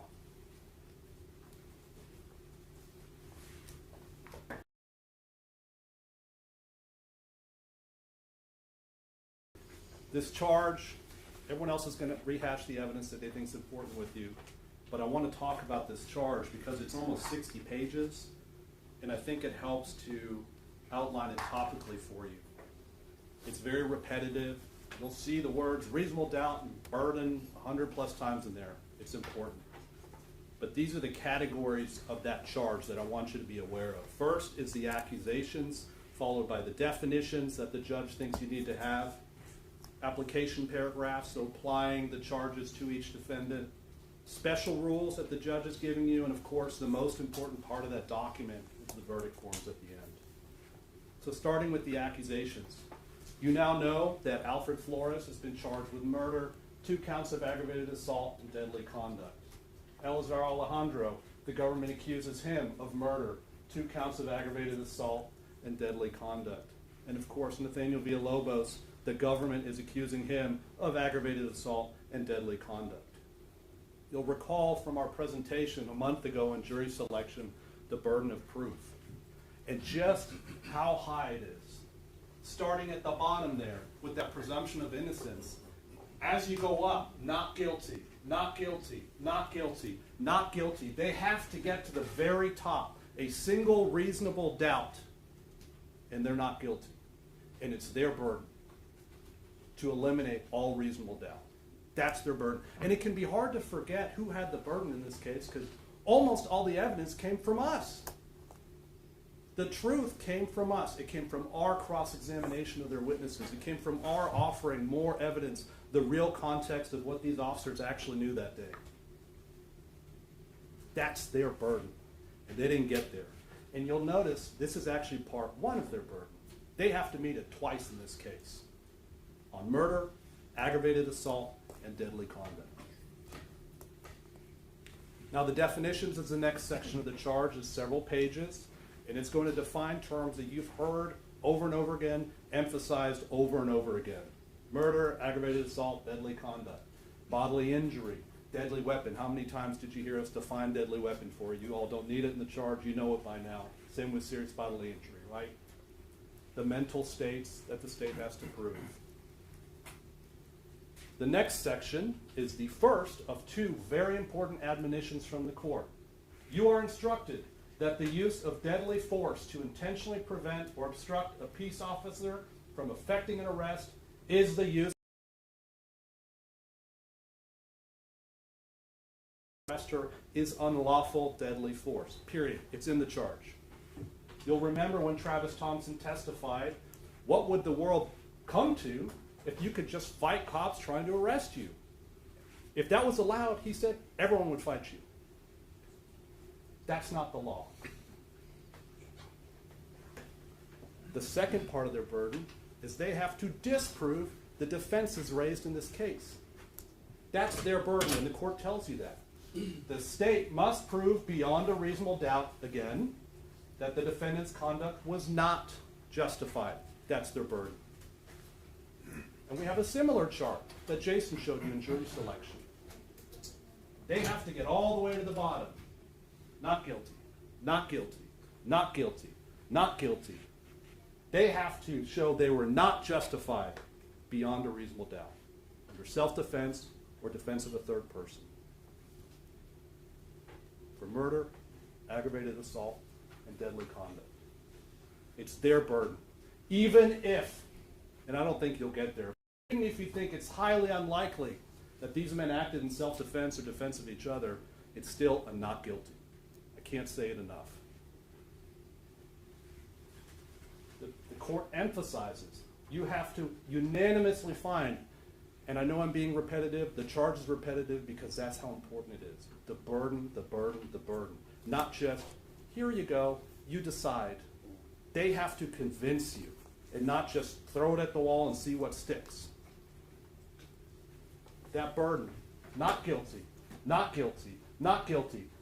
We won't even concede that they've met that initial burden, but let's assume they did. They still have to disprove that self-defense. And what do you know, when we start cross-examining their witnesses and bringing you the evidence, it goes the other way with everything we brought you. And they have to defeat that evidence, and they failed to do so. We're the only ones who brought you an expert to say it was reasonable. It's their burden to show it was not reasonable. A single reasonable doubt is a not guilty. And there's way more than one in this case. The second admonition from the court. It's probably easy to forget because it's been almost a month. But there's a lot of warrant talk early on. No warrant required in this case. You'll see it in the charge. It's not relevant to your decision. Whether or not anyone needed a warrant, they didn't need one. They had a right to arrest her. The next section, and this is really the lion's share of the charge. Of the 60 pages, I think it's 30 pages. It lists each offense for each defendant and each defense that they have to prove beyond a reasonable doubt. And it's, 4 times for Alfred, 4 times for Eleazar, and 2 times for Nathaniel. The offenses and the defenses. The offenses and the defenses. The offenses and the defenses. All of which they have to prove and disprove. Them, not us. The next section, and I want you to pay special attention to this section of the charge, it's special rules. We call them special instructions. The first one is a right all of us in this room have, and that's a right not to testify. It's a right not to testify. We talked about all the reasons. I'm sure you can imagine in this case, it wasn't necessary. The facts are clear here. Nonetheless, you are not to consider that in any way whatsoever. Respect that right. Another important rule, you may have noticed it when the judge read it, a grand jury indictment is not evidence of guilt at all. You may recall some testimony about the burden required to get past a grand jury. The evidence that the state elects to present, good, bad, or indifferent, they pick what to show the grand jury, and that burden is probable cause. Well, we know now what this government, their detective, thinks probable cause is. And he told you himself, nothing changed since grand jury. No new evidence. That right there tells you it's game over. They never got past that low burden of probable cause. Next rule. As Mr. Harris pointed out correctly, this is a tragic case.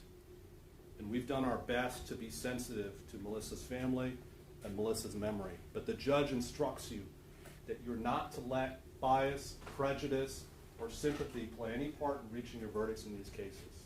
Okay? So when the government says, honor her memory, we're not trampling on her memory, but you cannot make a decision based on the tragedy itself, okay? We all know now that's not who the police encountered that night. I want her family to remember her this way, but that's not who these men encountered, okay? And it's not fair to hold them responsible for something that they had to do. They had a duty to do, given the circumstances they encountered. The judge reminds you once again, the burden in all criminal cases rests upon them throughout the trial. We don't have to prove our innocence, but we did. Everything we brought you. It's their burden. And I just cannot say it enough. They can't just show you videos and say, you decide. Show you videos, this is sad, she was sick, which they didn't know. You decide. That's not their job. At the very end, you're going to see verdict forms. There's one form for each charge for each defendant. The form starts with the option to find them not guilty. That's the presumption of innocence reflected in that verdict form. We start at not guilty unless and until they prove that they are guilty, which they didn't do in this case. That's the form to get everyone home. Okay?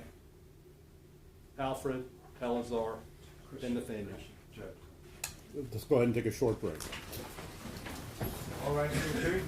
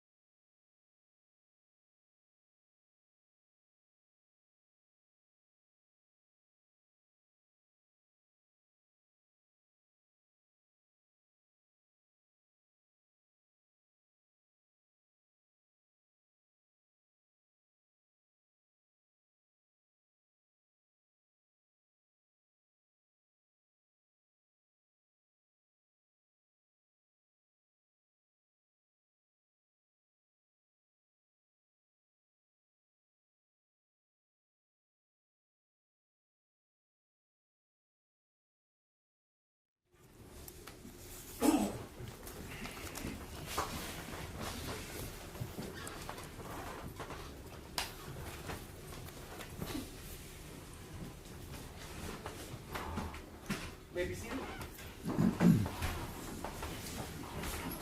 Defense? Before I pass you off to Tom, you know we've tried to keep it to the point in this trial. At the end of the instructions, you're going to see the final piece of advice from the court as to how you deliberate. Every jury does it differently. In the many trials we've all been a part of, we always learn different ways that jurors do it. But one thing you have to do is you have to pick your foreperson, whoever that is. When you get back there, pick your foreperson. That's the leader of the jury. That person will preside over your deliberations, will guide you all. They're also the person that's going to sign those verdict forms and tell the court what your verdict is. When you get back there, you can ask questions, but 99% of the time, the answer will be you have the law and evidence before you. Refer to the charge. I don't frankly think you'll need to. You know in your hearts what you need to do. Send these men home. Send them home. Thank you.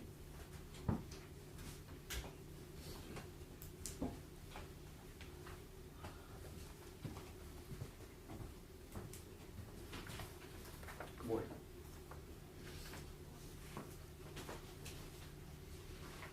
When you believe someone, it's as much about promises made as it is about promises kept.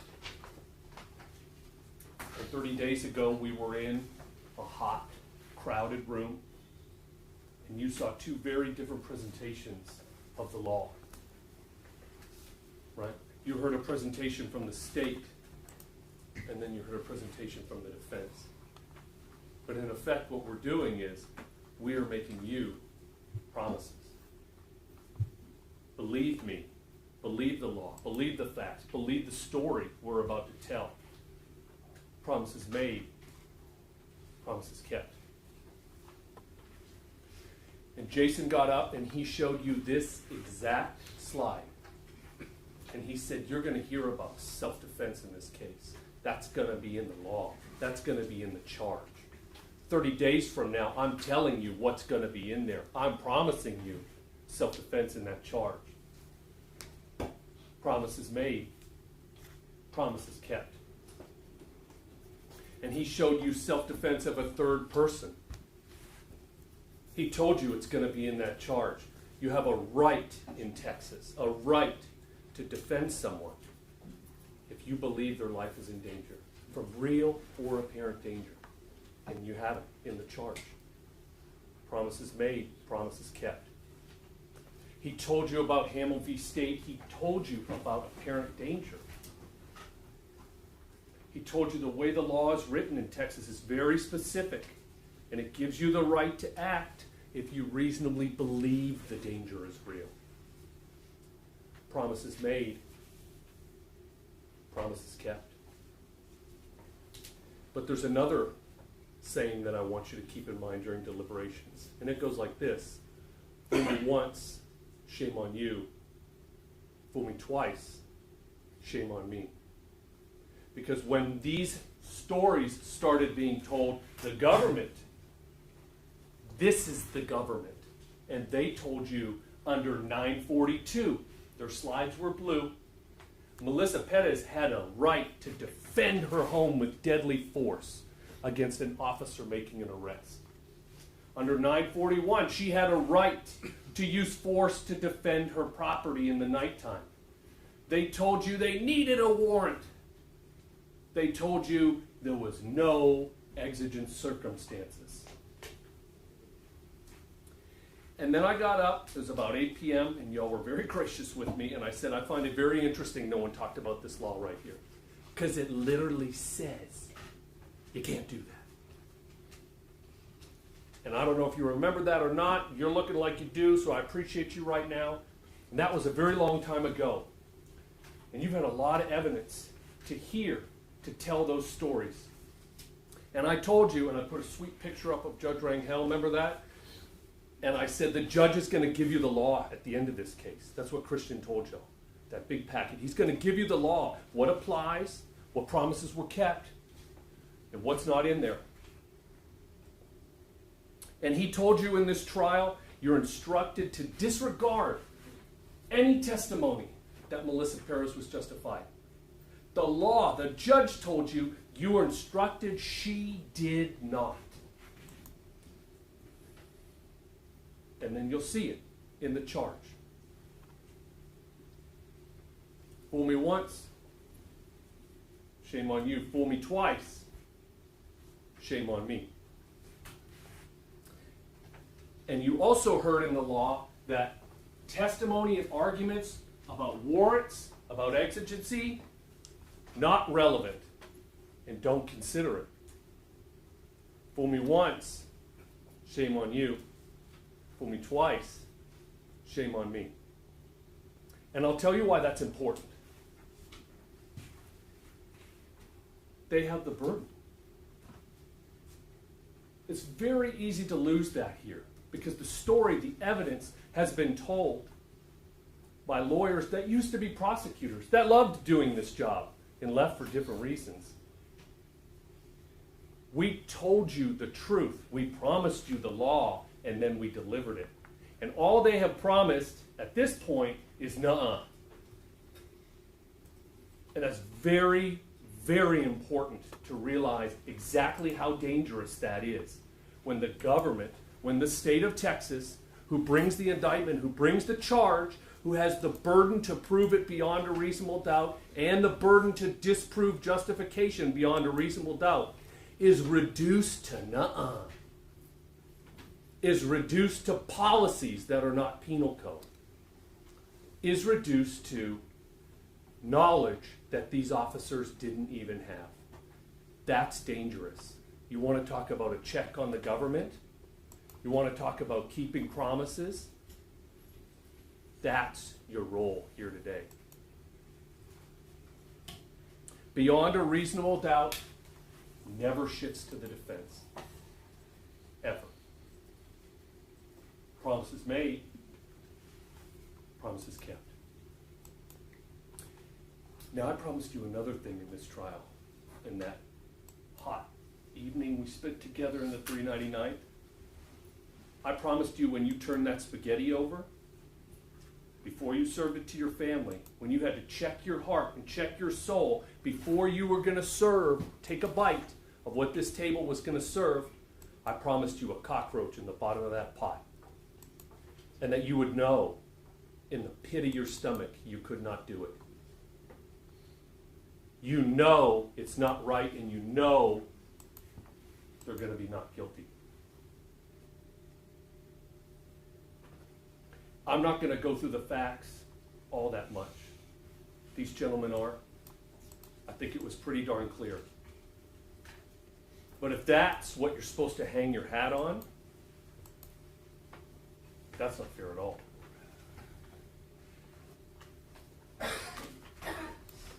Promises made, promises kept. We also told you time and distance matter. Christian and I ran around the courtroom with plastic toys for 20 minutes. Never thought you'd see that, right? And we told you over and over again, time and distance matter. Apparently not to Detective Soto. Apparently not to the politically minded individuals who are above him. But time and distance matter. So I can make Alfred's case very, very simple for y'all. You literally got to see him go through the ODA loop in 2 seconds. From 2:02:11 to 2:02:13, once Melissa Perez had been fired on by officers and regained herself in the hall, she was 16 feet away. I did it with a measuring tape. I did it with science. In 16 feet, she took off, traveling 10 feet per second. 6 steps. I know y'all remember it. It's one of the most memorable parts of this trial. 6 steps she made it, going that fast in a split second. Alfred had to decide. And the testimony proved, not our burden, but it proved he did not fire till the last step. Soto even agreed that's what we want our SAPD officers to do. Alfred did not fire until he was out of time. He was out of distance. The science and the testimony proved that. He has no other choice.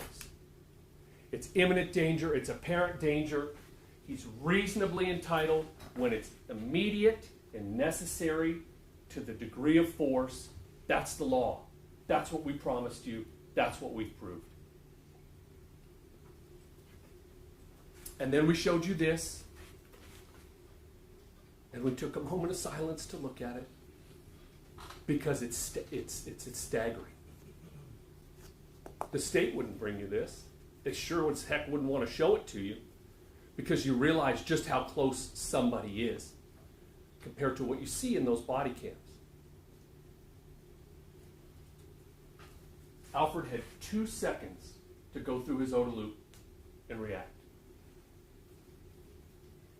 Butch told you everything about that's reasonable. Sergeant Flores, in my opinion, he acted reasonably under the standards of objective reasonableness in this case. And my expert opinion, and nobody's more of an expert than Butch, after reviewing all of the facts and all of the circumstances in this case, I can say with legal certainty he acted appropriately and reasonably when it was immediately necessary to use self-defense to defend himself. It's cut and dry. I have no idea how they would ever get up here. There's no way. But there's more. I never even would have let this case out of my office. You heard from Dr. Martinelli. A very scientific approach that reaches the same place. Reasonable, immediate, necessary, justified. Promises made, promises kept. Now, much of this trial has been about putting yourself in the shoes of the officers, okay? Putting yourself in the place of those officers. And that's the way the law is written, okay? But I believe in fairness. And if I was to put myself in the shoes of Melissa's family, Ms. Nunez, Ms. Tovar, I would feel sad. Because nothing brings back my loved one. Nothing brings back my mom. Nothing brings back my sister. And I would be sitting through this trial on a hard wooden bench with my stomach in knots. And I would be wondering, what is happening right now? Maybe you'd learn that Rojas and Ramos blew up this call. And maybe you'd be angry about that. And I would be too. Maybe you'd learn that the detective did a terrible job investigating.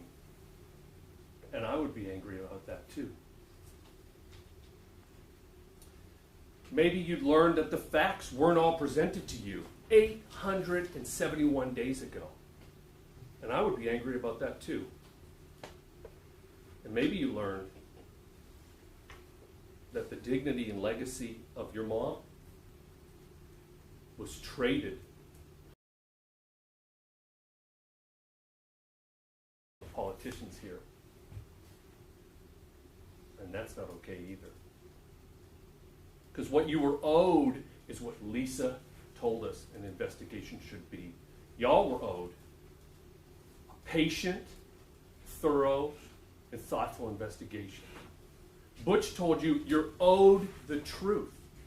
It's a two-way street. That's what you're owed in this system. That's what's justice. That's what's fair. And so I would like to acknowledge y'all for your poise during this trial.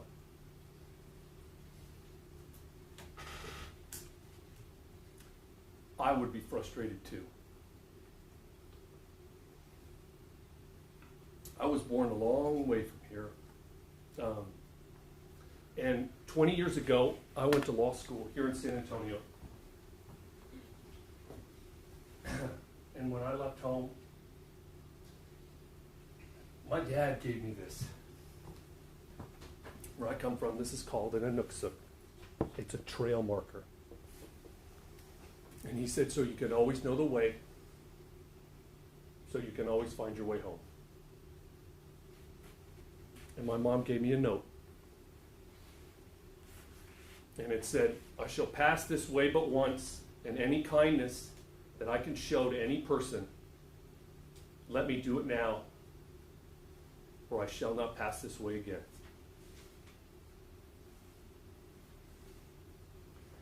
Nothing brings their loved one back.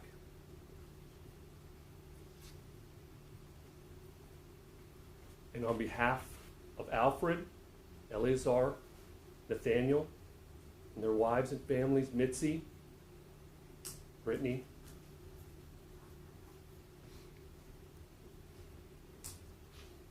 and Rachel, we're sorry for your loss.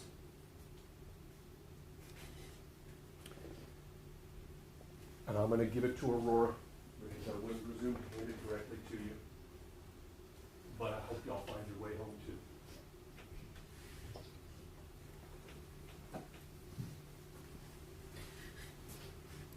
I believe the evidence is clear. It's time for everybody to go home here. Thank you.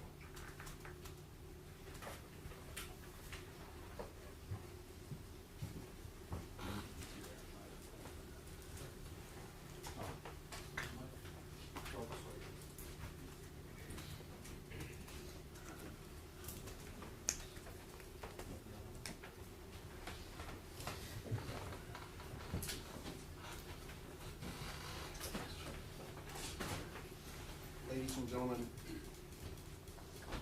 Melissa Perez's death was a tragedy that has to be acknowledged.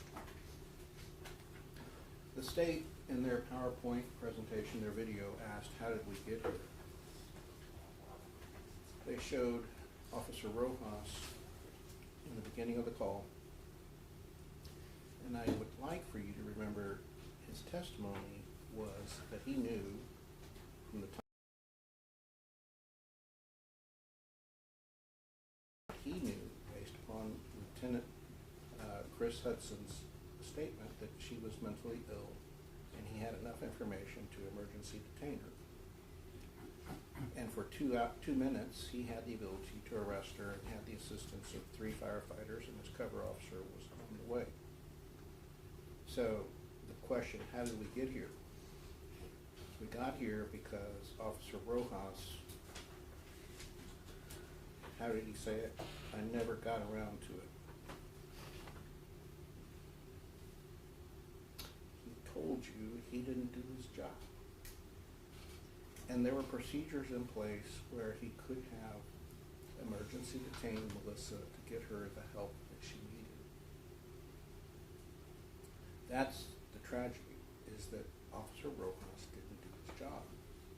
And as Tom told you,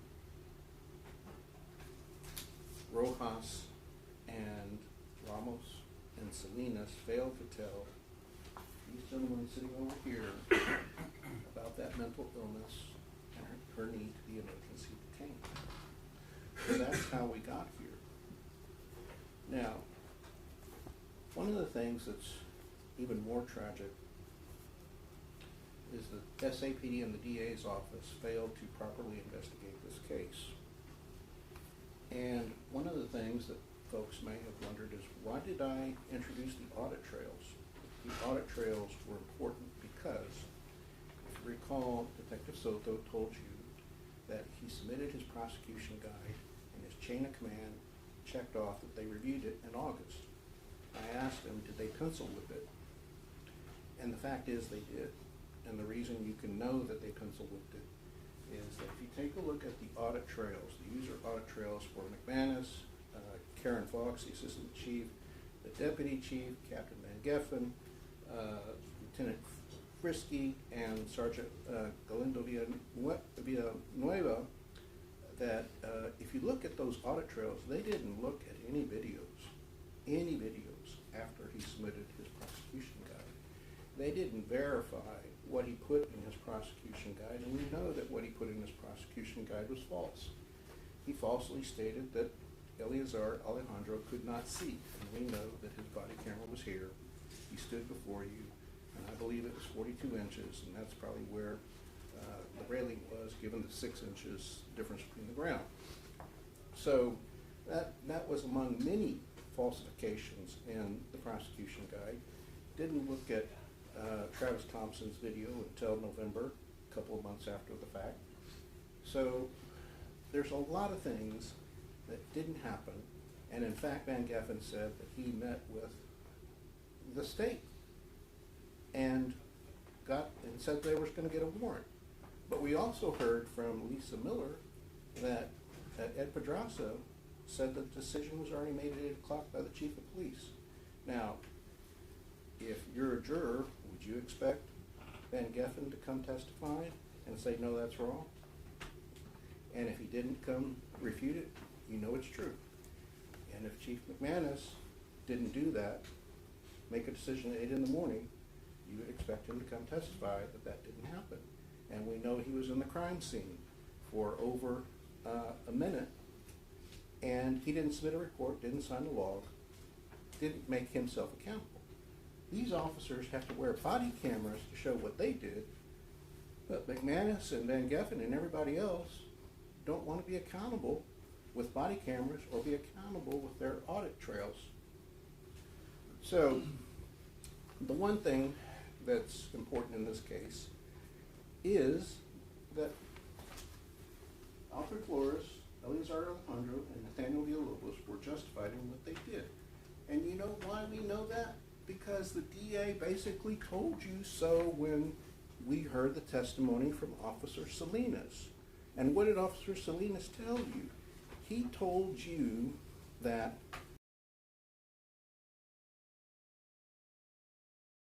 and he'd probably be dead,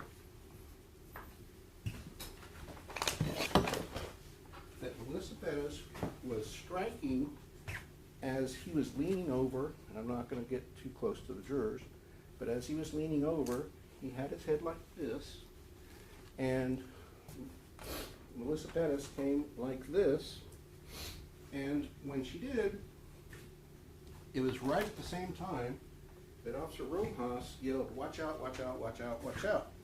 And had he not... So what did the DA tell you through Officer Salinas when he testified? He told you that, you were trespassing, and had she killed you, that would have been too bad, and that would be bad on you. So in other words, he's saying that he knew, the DA's telling you, he knew that Melissa Perez, with this hammer, was going to strike and intended to strike Salinas in the head, and that would cause SBI or death, and that was her intent. And she would be justified in using deadly force to repel an invader. So the state has told you that deadly force was used by Melissa Perez, it was imminent, it was intentional. End of story.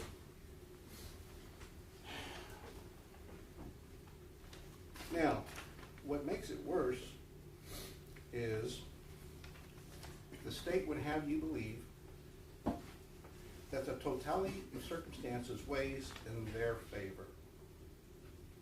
But that's absurd, and I'll tell you why.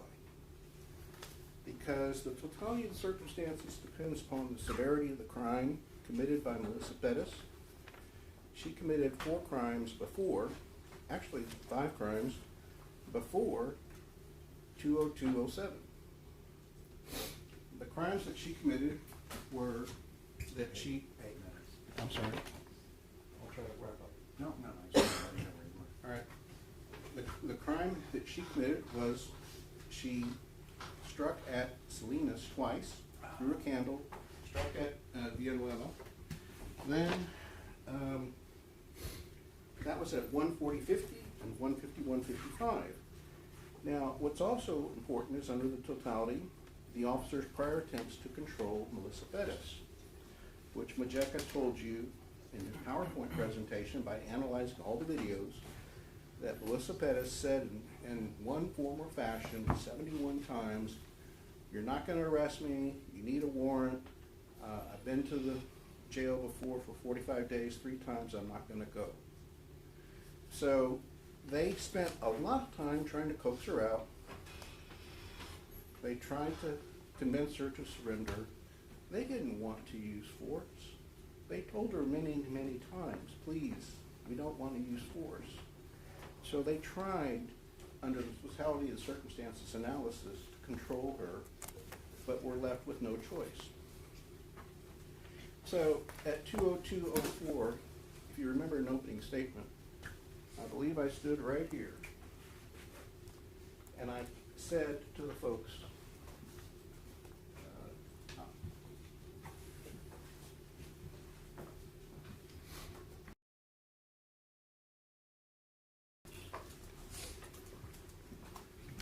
to you folks,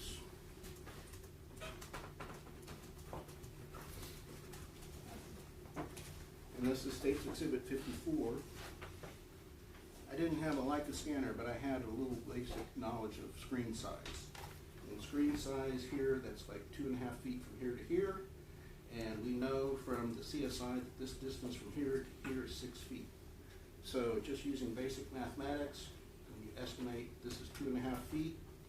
And you take a look at the distance between this wall and this corner and this railing, you know that Sergeant Flores stepped on this corner right here. And when he did step on that corner, the back of his head, and I illustrated for the jurors, the back of his head was like this, 3 to 5 feet away. Now, his life was in danger, imminent danger, based upon the video. 3 to 5 feet away, hammer, you know that his life was in danger. Now, what happened thereafter, I believe that both Christian and Tom handled that very well, and I'm going to cede the rest of my time to my colleague, Mario Del Prado. Thank you.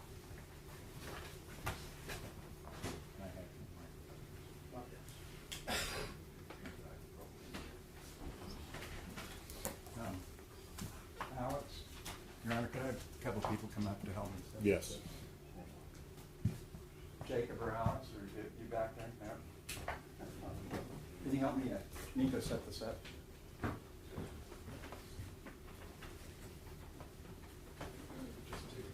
That one.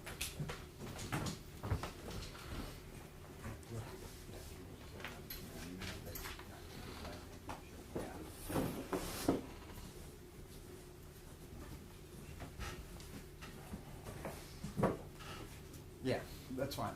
That's fine. Go ahead. You can, yeah, that's fine. Yeah, please.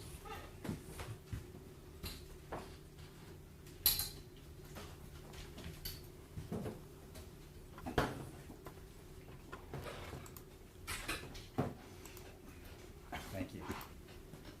May I proceed, Judge? Yes. May it please the court, counsel, ladies and gentlemen, I've I made a lot of notes, but I'm not going to have time to talk about them all. I'm sure you'd be relieved. How did we get here? I'll tell you how I think we got here. When I told you in jury selection, I said that when Mr. LaHood was the district attorney, he started a unit called the Criminal Integrity Unit, the Crime Integrity Unit, Conviction Integrity Unit, to prevent unjust convictions. And at the time, it was in the media. It was a great unit, and the leader of that unit said, you know, I hate to think that there are innocent people in prison, but we know there are. And that was the reason that they created the unit.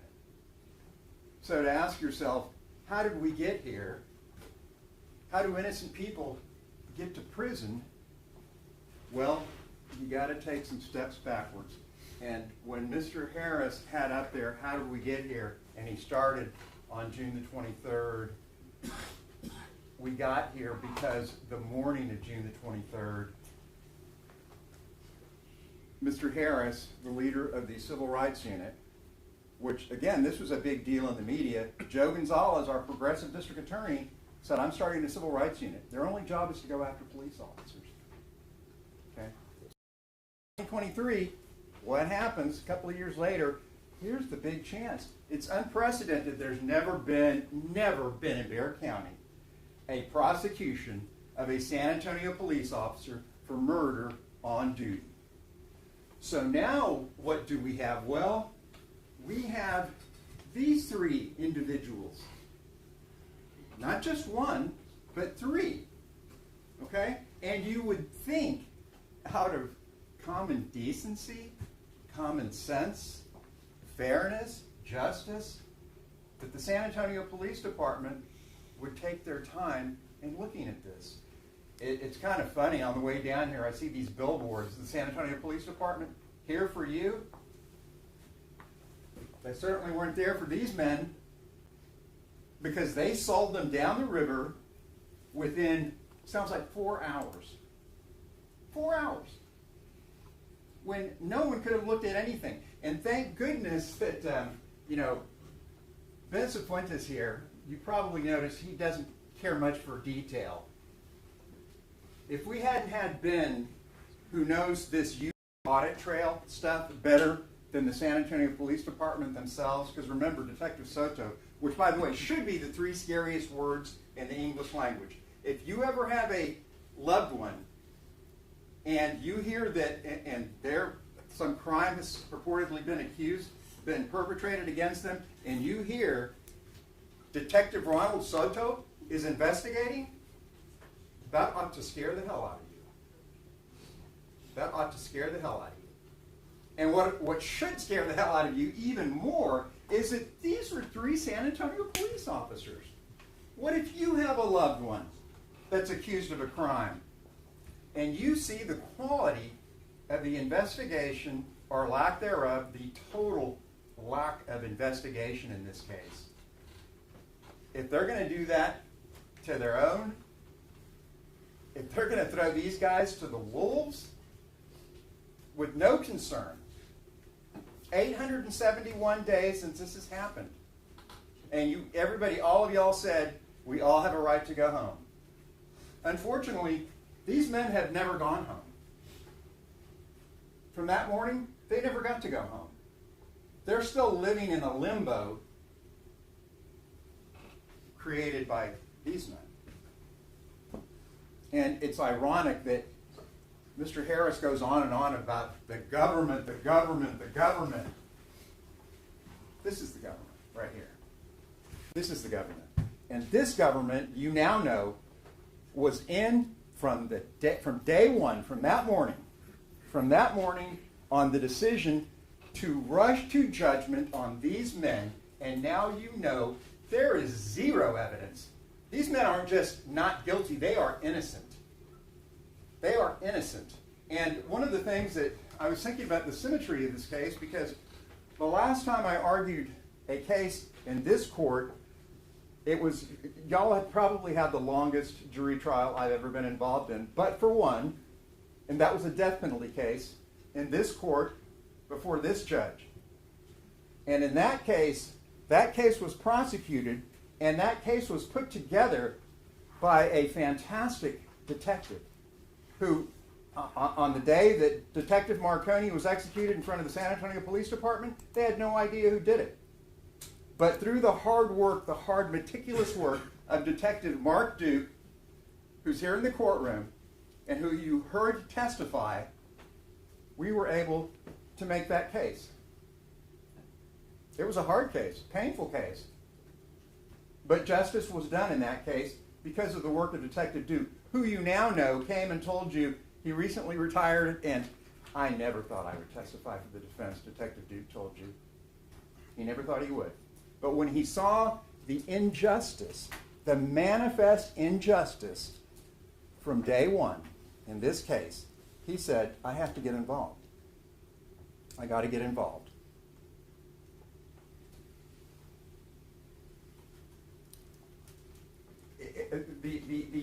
In my mind, the injustice of this is just so overwhelming. It is so overwhelming in this case. With the ease, did anybody in 871 days, did anyone ever stop to say, are we doing the right thing? Hold on. Are we doing the right thing here? No. And as Mr. Nesbitt said, and as many witnesses have said, this was clearly a political prosecution. Mr. Harris didn't do this on his own. the progressive DA Joe on it, and he was in it for day one, right? Let's go. Because, hey, to a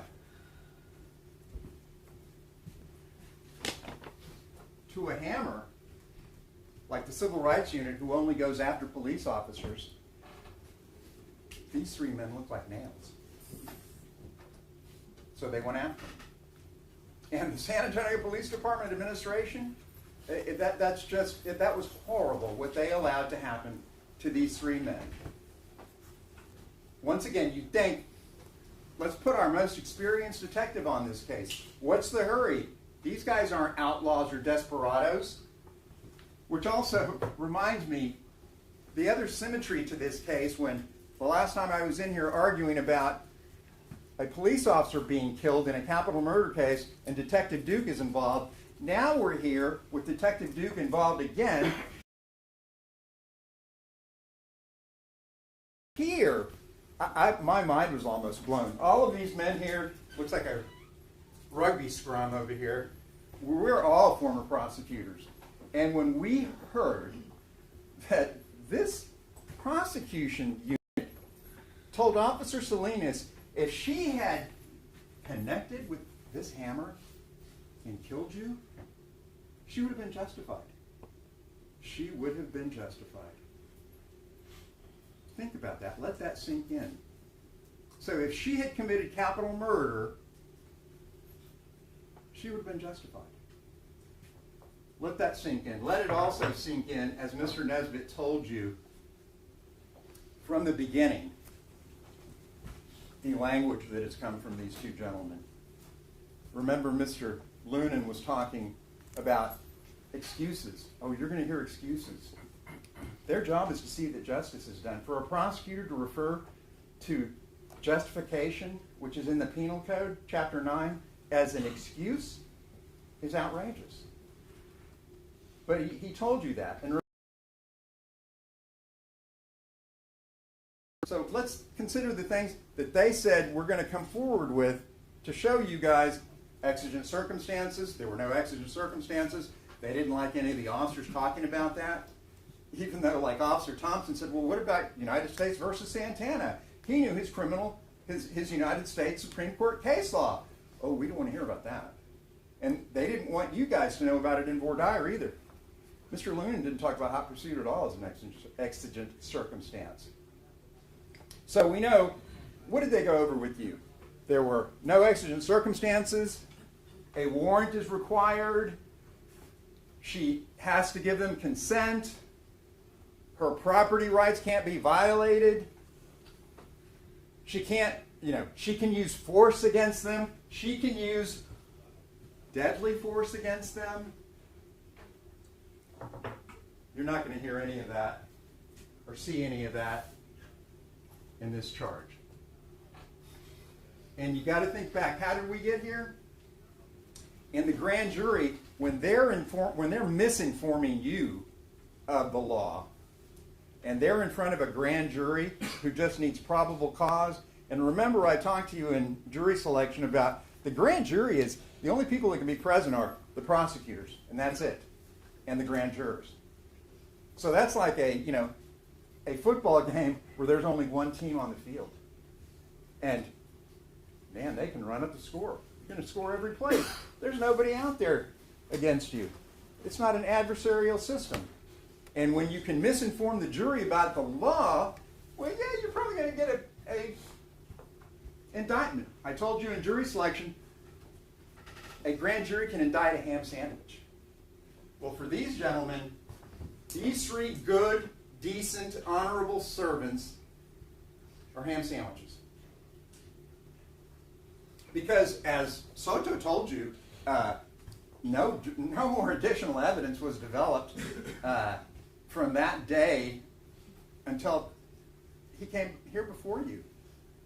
And if you think about it, and I'm sure Mr. LaHood and Mr. Gross are going to go over it in detail, but Detective Soto, I mean, think about the messenger in this case. Think about, they're accusing these, they want to send these men, they want to convict them of first degree, could go to prison for the rest of their life And they bring you Ronald Soto, who had no experience,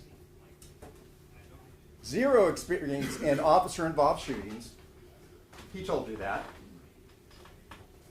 He had zero experience in use of force training, and this whole case is about use of force. Zero experience. And if he could have gotten away with lying to you about watching all of the digital media, he would have, but for Mr. Cifuentes, and but for Mr. Cifuentes, now you know that nobody in SAPD brass watched these videos. You guys probably watch more of these videos than anybody at the San Antonio Police Department did. And that's the kind of case that they want you to convict these men beyond a reasonable doubt of. And then they have the temerity to refer to these people as the government. This is an abomination that should never have gone forward. And people should be held responsible. Not just these men, but their superior. And not just Ronald Soto, but his superiors. It is truly an abomination. And the fact that this is televised, because at the end of the case, Mr. Luna, I'm sure, is going to come forward and tell you, send a message. Prosecutors always, we all did that when we were prosecutors. Send a message to the community. Well, I'm asking you to send a message to the community. Send a message to Joe Gonzalez. Send a message to Chief William McManus. Send a message to all of law enforcement all across this state that the theory that these gentlemen are putting forward, all you had to do was, as Soto said, the pattern. You know, and she resists, don't. That's it. She doesn't get hurt. You don't get hurt. So if you try to arrest somebody and they resist, just step away. Because if you try to do your job, you could end up like them. Let's say some guy, you know, he grabs his wife, severely beats her up in the front yard of his house, and then drags her inside the house. The neighbors call the police. The police show up. And the wife is like, they're like, are you okay? They're yelling. She's like, yeah, I'm okay, go home. And the husband's like, this is my property. You guys are trespassers. You guys are burglars. Remember, they told Officer Salinas that he was a burglar. That y'all are burglars. So, once you've gone through the ringer with these guys, any sane officer is going to say, oh, well, you know what? We better go home. And they leave. And then that night they hear, that woman's dead. What do we expect from our officers? And one of my favorite justices, because I went to Holmes High School, Justice Oliver Wendell Holmes, in a self-defense case, famous not be demanded in the presence of a knife or a raised hammer. Because life isn't simple. Reality happens quickly. Split-second decisions have to be made. And I'm sure all of you have probably had to make a significant split-second decision, but not of the nature and quality that these men did. Okay? We ask these men to run to danger, to run to trouble, when all of us are walking away from it. But they're damned if they do, they're damned if they don't. And the other symmetry in this case, besides me and Detective Duke, is you think about the first three officers in this case, and these three men, those first three, they're still working for the San Antonio Police Department. Rojas, who at least, you'd think he would at least have the moral decency to come to you and to say, because as I told you in opening statement, he could have ended this. If he would have done what he was supposed to, we would never be here. We would never be here. But he didn't. And he had excuses for that. But you would think a morally decent man would have come to you and said, you know what, yeah, I didn't have to arrest her or emergency detain her, but man, I wish I had. I wish I had. because this wouldn't have happened. But no, he didn't. Ramos, well, I already talked to you about Ramos in opening statement, about what kind of quality guy that is. He's still a San Antonio police officer. Salinas, he knew about her mental health history also, just like the first two did. But he never said that to Sergeant Flores or anyone else. And it's unbelievable when these guys come in and they say, well, Sergeant Flores didn't go ask them, didn't go question them. Do these men not have any responsibility? If you'll notice, and I told you in opening statement, they're all standing back and not doing anything. They're not doing anything. Remember, Rojas was so lazy that when he gets in there and that man, Mr. De La Rosa, it must take him 5 minutes to try to put his shirt on. Rojas just stands there and watches him. The man can barely make it to the bathroom. Rojas just stands there and watches him. But he's still in the San Antonio Police Department. These men, and you saw by their body cameras what kind of men these are. Protect and serve. You saw them out in the community helping those two different individual men, trying to help them out. No, we're not going to arrest you. I'll give you a ride. And it's funny how sometimes fate works. What if Alejandro had, the guy's mother did live on the northeast side, and he says, get in, I'll give you a ride, and he's taking her home. He wouldn't have been out there that night. These three men were responding to an officer in trouble. You know, the media still reports that they were responding to a mental health call.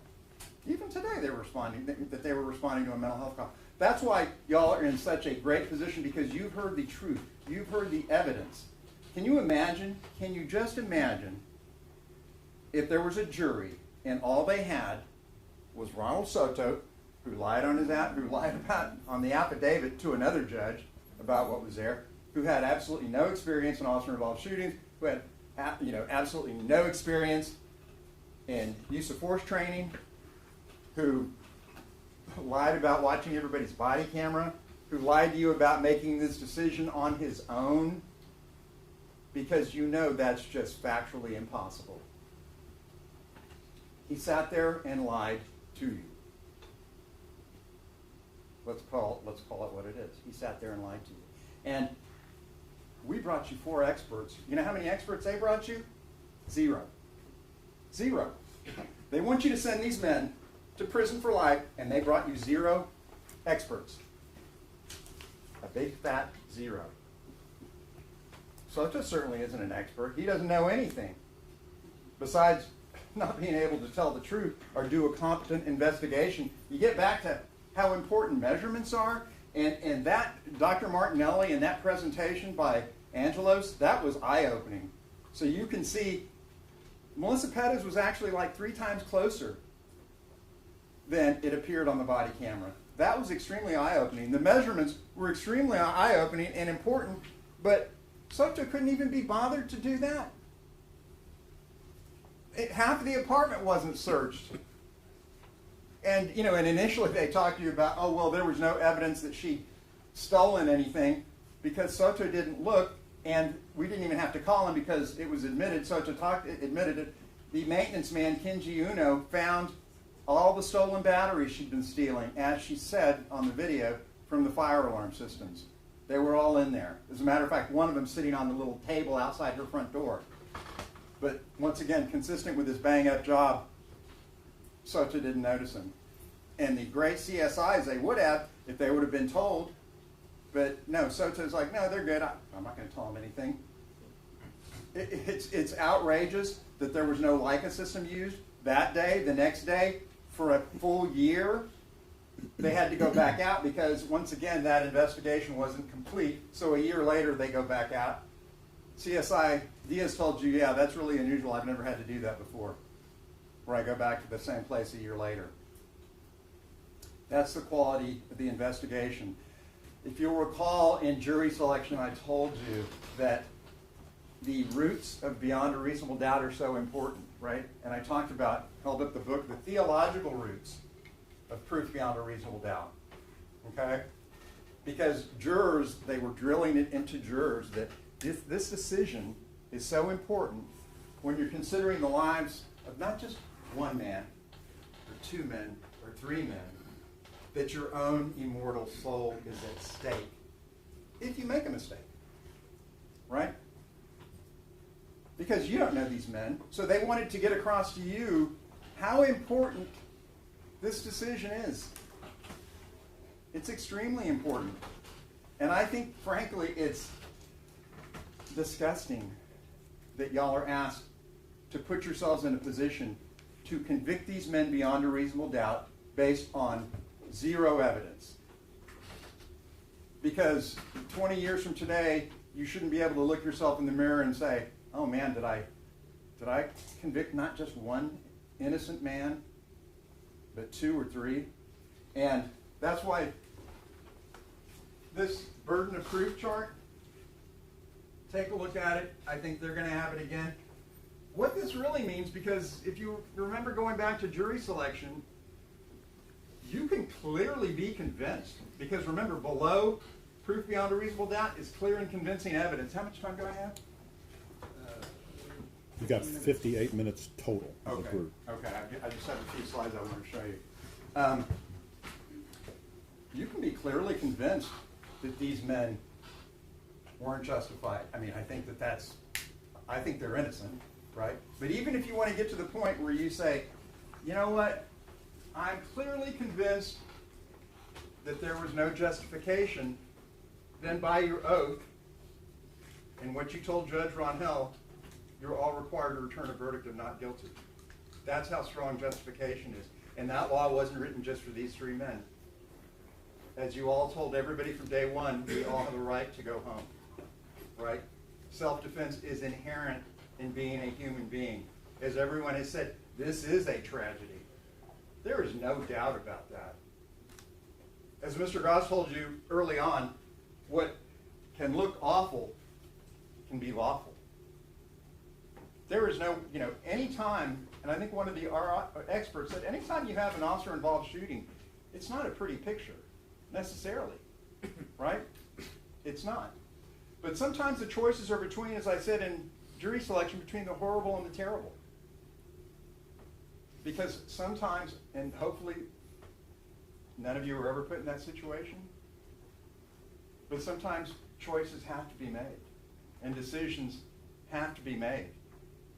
And in a split second, do you make the decision, I'm going to protect my brother officer? And it's not just brother officer. As I told you, under 6.6 of the Code of Criminal Procedure, they have a duty to prevent injury to everybody, including Ms. Perez.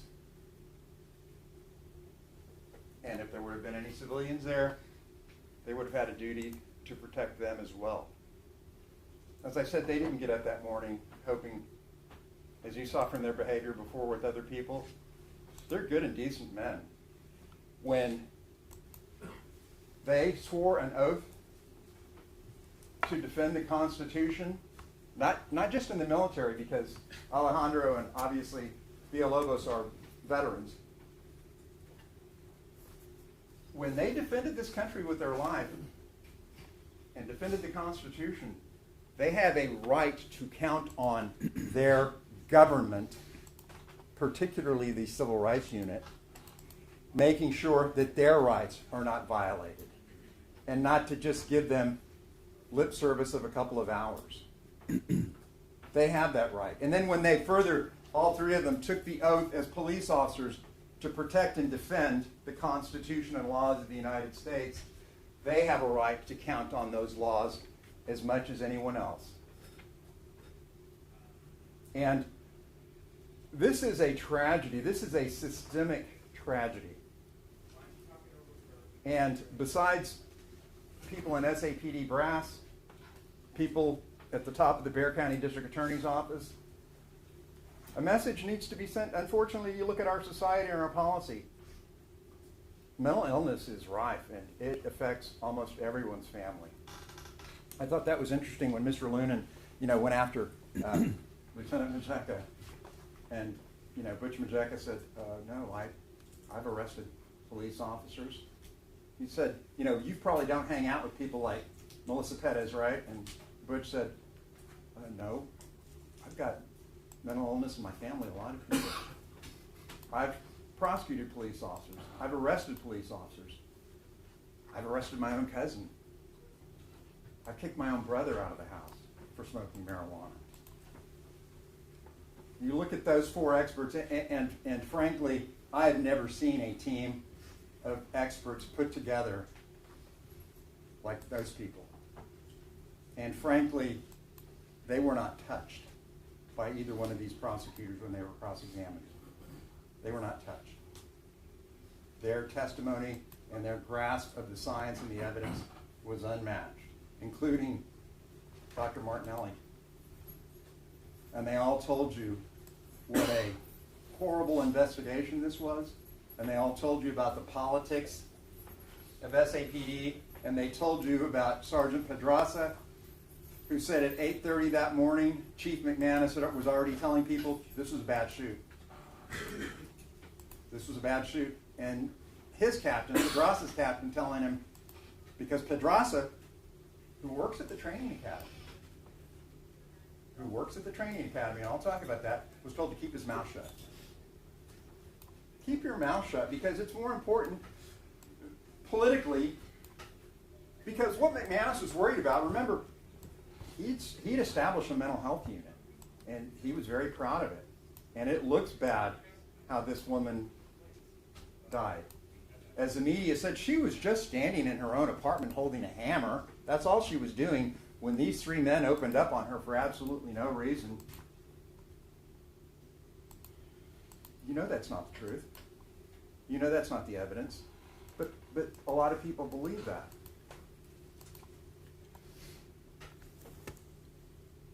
And, another thing I forgot about Detective Soto. The reason that there were so many lies, half-lies, omissions, is because he didn't even know what exculpatory evidence is.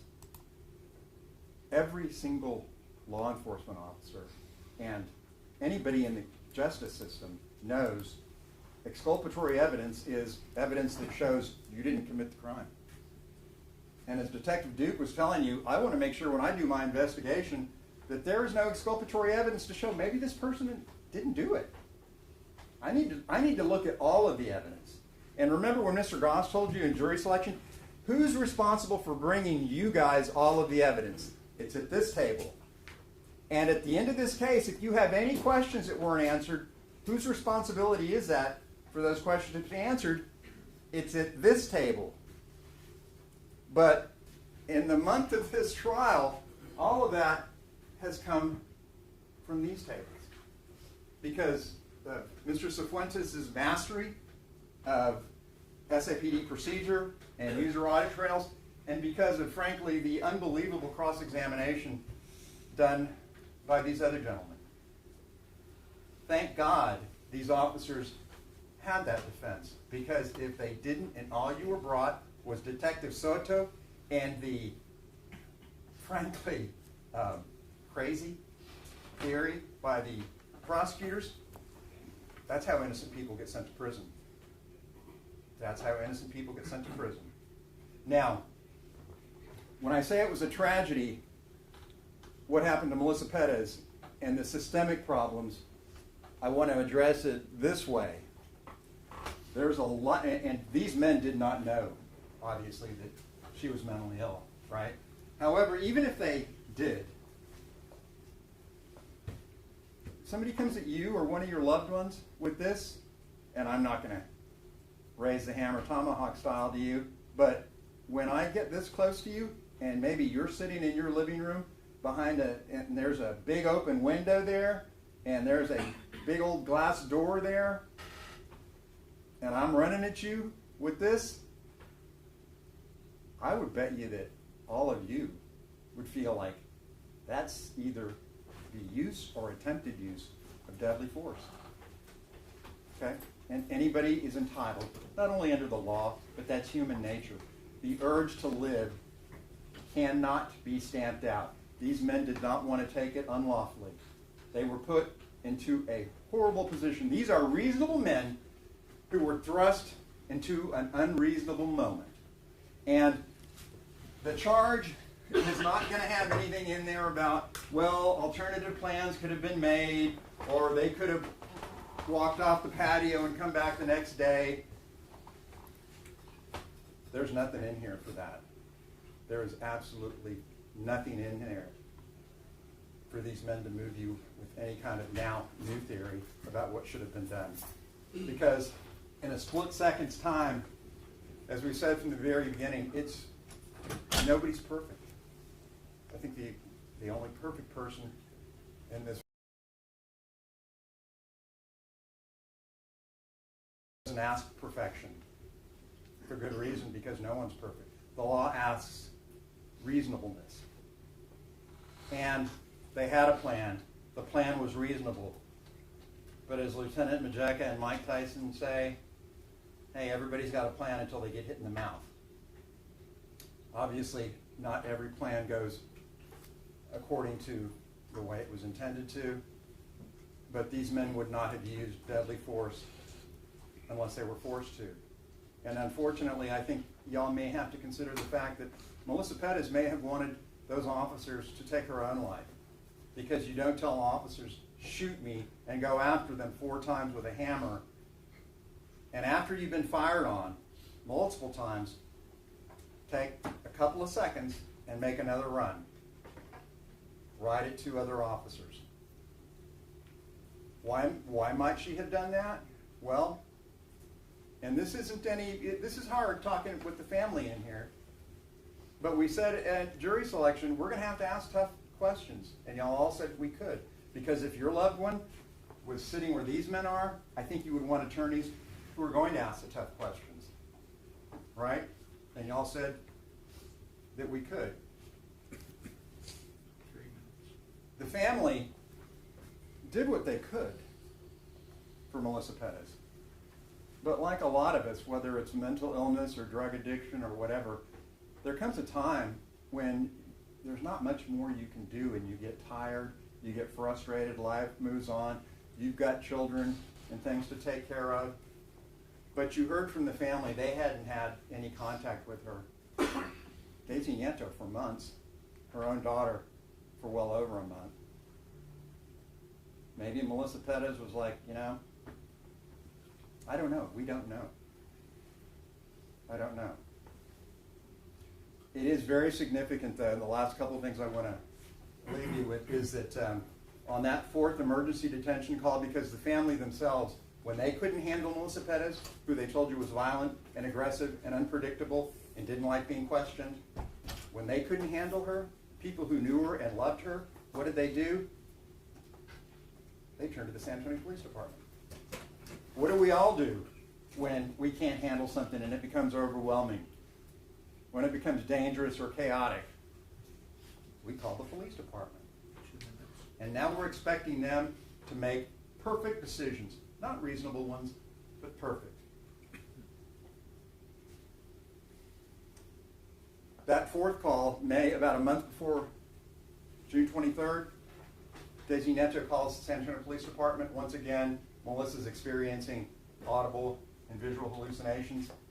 Daisy's worried about her mother. And Melissa knows the police are coming. She leaves. Because it wasn't about protecting her property. It was very clear, as Sergeant Miller told you, she just did not want to be arrested. And she could not say that enough. She was not going back. She was not going back, and no one was going to arrest her. But when San Antonio Police Department gets there, she's not there. Okay? Now, 2 things. This was a month before she died. The family could have said, hey, we know where her address is. Can you go do a welfare check on her to make sure she's okay? No. The police officer who responded, did he say, hey, I can go, or I can call somebody if that's in a different district to go make a welfare check on her? No. But let's dump on these 3 men. The last thing I want to tell you is this. One of my mentors,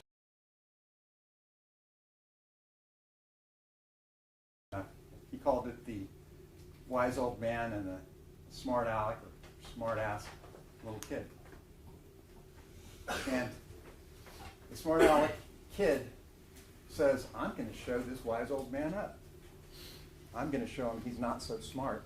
So he gets a bird, the kid does, and he's got it in his hands.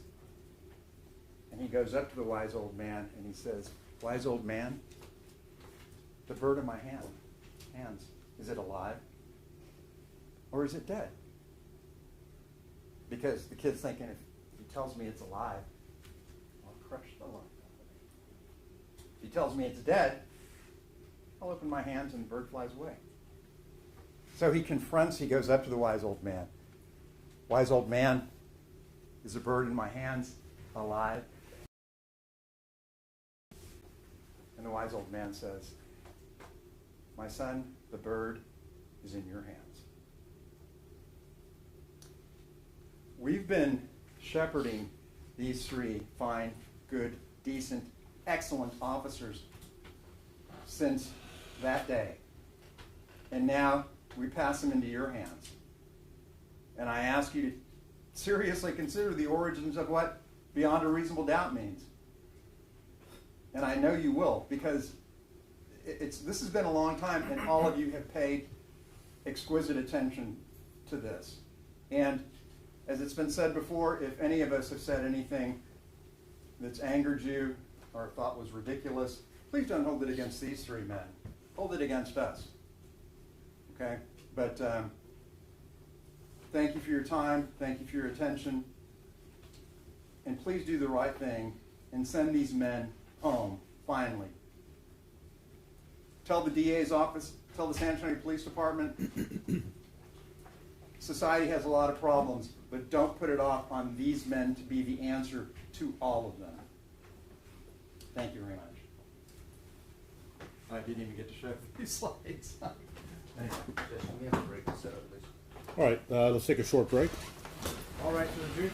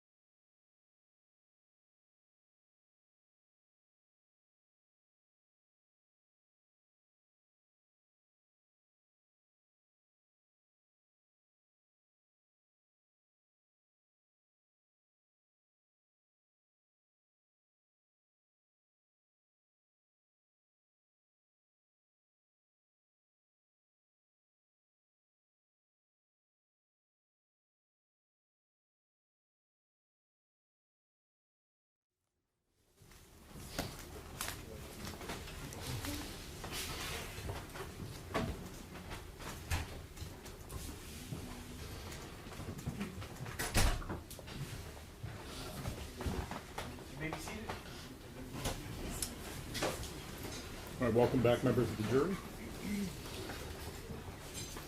Judge, may I proceed? Yes. Thank you. They had a duty to go in. And I told you in opening statement, they had a duty to go in and they had a right to go home, right? They have both. I want to talk about the duty because from even the state's witnesses that you heard, Officer Chernak, even Detective Soto at times, talked about the duty to go in. And what is that duty? The duty is that we have to deal with whatever's happening in this community. When we don't have to do it, we ask them to. We ask them to. We ask them to. We ask them to. We ask them to. We ask them to. This whole courtroom is full of people who have a duty to go in when we don't have to. And that means something. It's important. It's important for us to live as we want to live in a community that's safe, to live in a community that we can raise our families. I mean, I raise my kids here. I worry about, just like all of us worry about, what's going on out there and what can happen to them, right? Like, it's important. It's important that we tell them that when you have a duty to go in, we also give you the right to go home, because these are men and women that put on that uniform, and they all have spouses, right? And so when we talk about the right to go home, their husbands and their wives will not let them do their duty to go in if we don't guarantee them the right to go home. It won't happen. You can ask any one of them. They don't let them out there. They would never let them out there. If that were my wife, I would not let her. If I was out there in uniform like that, my wife would never let me not come home to our kids. Never let my two kids not have a father. So we have to balance that, right? That's what this whole trial's been about. How do you balance the duty to go in with the right to go home? How did the state do it? The government. And they are the government. They are the government. How did the government do it? They said, well, they didn't have a duty to go in. They told you that. He had to tell you they were wrong. Right? I mean, that's the first thing that they did. The first thing they came up and told you. They didn't have a duty to go in. And now what are they saying? Now that they've been told and you've been told that they were wrong, as Tom said, you fooled me once, shame on you. You fooled me twice, shame on you. Right? So now what are they saying? I guess they're saying they didn't have a right to go home. But they did. And as you can see through the trial, they did everything that they could. They did everything that they could. Good men, good officers. You know, I was thinking about it.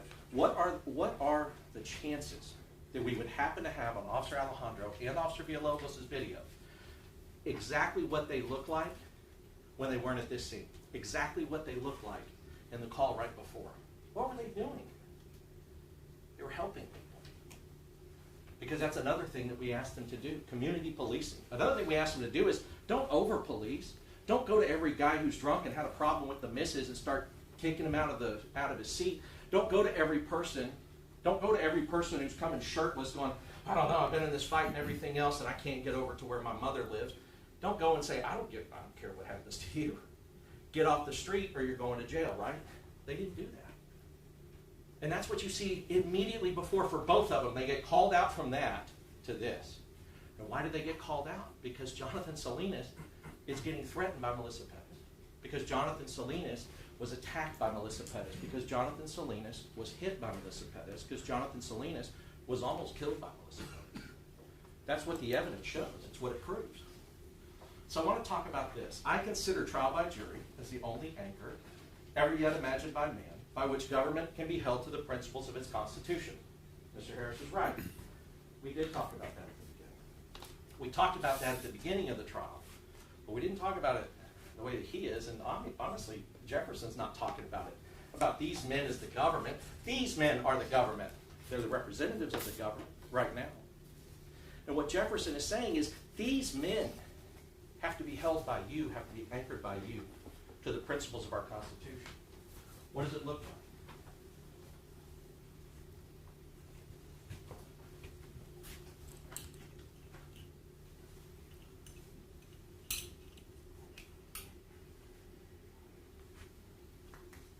The principles of our Constitution.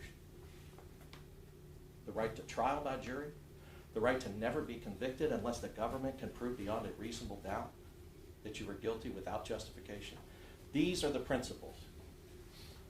This is the anchor. It's you. That's what he's saying.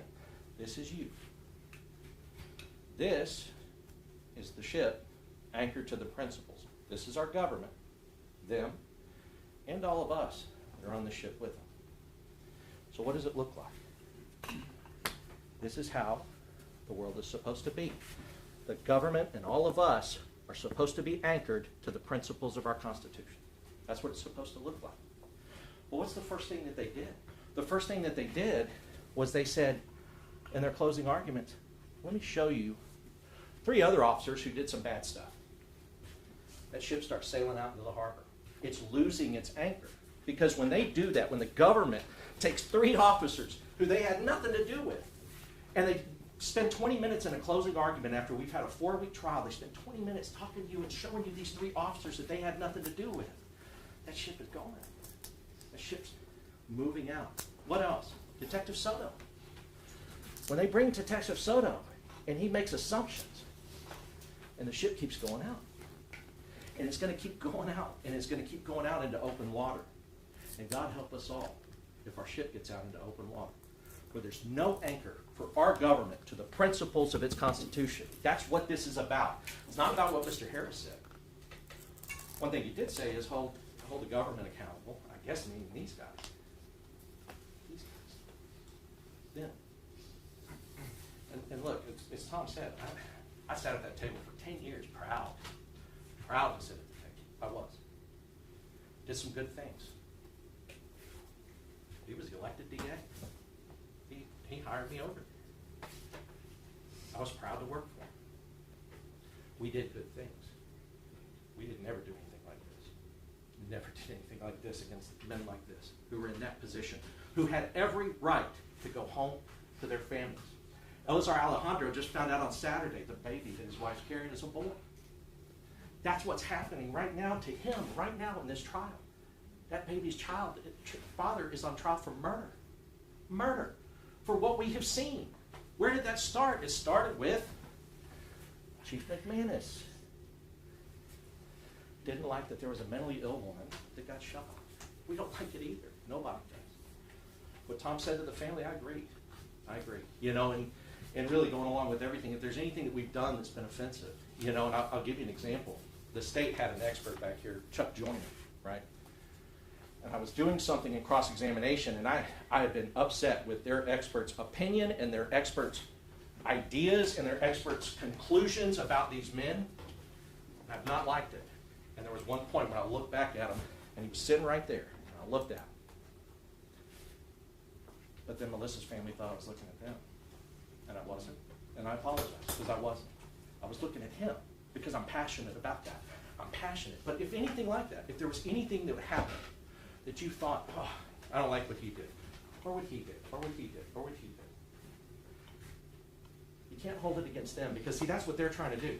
I don't like what Ramos did. I don't like what Rojas did. I don't like what Salinas did. Salinas never should have gone in the window in the first place. Who cares? At this point, they didn't know that. They don't know anything that's going on. But you hold it against them, and this keeps going out that way. What are you doing when you do that? What are you doing when you play 20 minutes of that? What's happening when that happens? We know what's happening. They're trying to hold the actions of others against them. We all know that's not fair. We would all argue against it if it happened to us. When we were kids and we had our siblings and our parents blamed us for something that the sibling did, it's not fair. But now we're all grown. And they're grown. If they're grown, what they're doing is wrong. Because now it's not just about who gets a spanking, who goes to timeout. Now it's about who goes to prison, who's a convicted felon, right? Remember, there's no probation for murder. You convict those men of murder, you're sending them to prison. That's what they want you to do. That's what they're asking you to do. But it could be State of Texas versus Maria Salinas, Travis Thompson, Sergeant Rivera. I told you in opening. If the people in the front were in the back, and the people were in the back were in the front, these chairs would have been filled by 3 other good officers. Maria Salinas, good officer. Travis Thompson, good officer. Sergeant Rivera with the beanbag shotgun, if he's in front and he shoots the beanbag shotgun and kills her instead of Sergeant Flores being there, We're all sitting, 3 different people sitting here. But the facts would not have changed. The facts would not have changed. One of the things Detective Duke said from the beginning is, how do 3 people make the wrong decision at the exact wrong time? I mean, at the exact same time. How do they do that? And then 4 other people behind them are doing it. How does that happen? It's because it wasn't.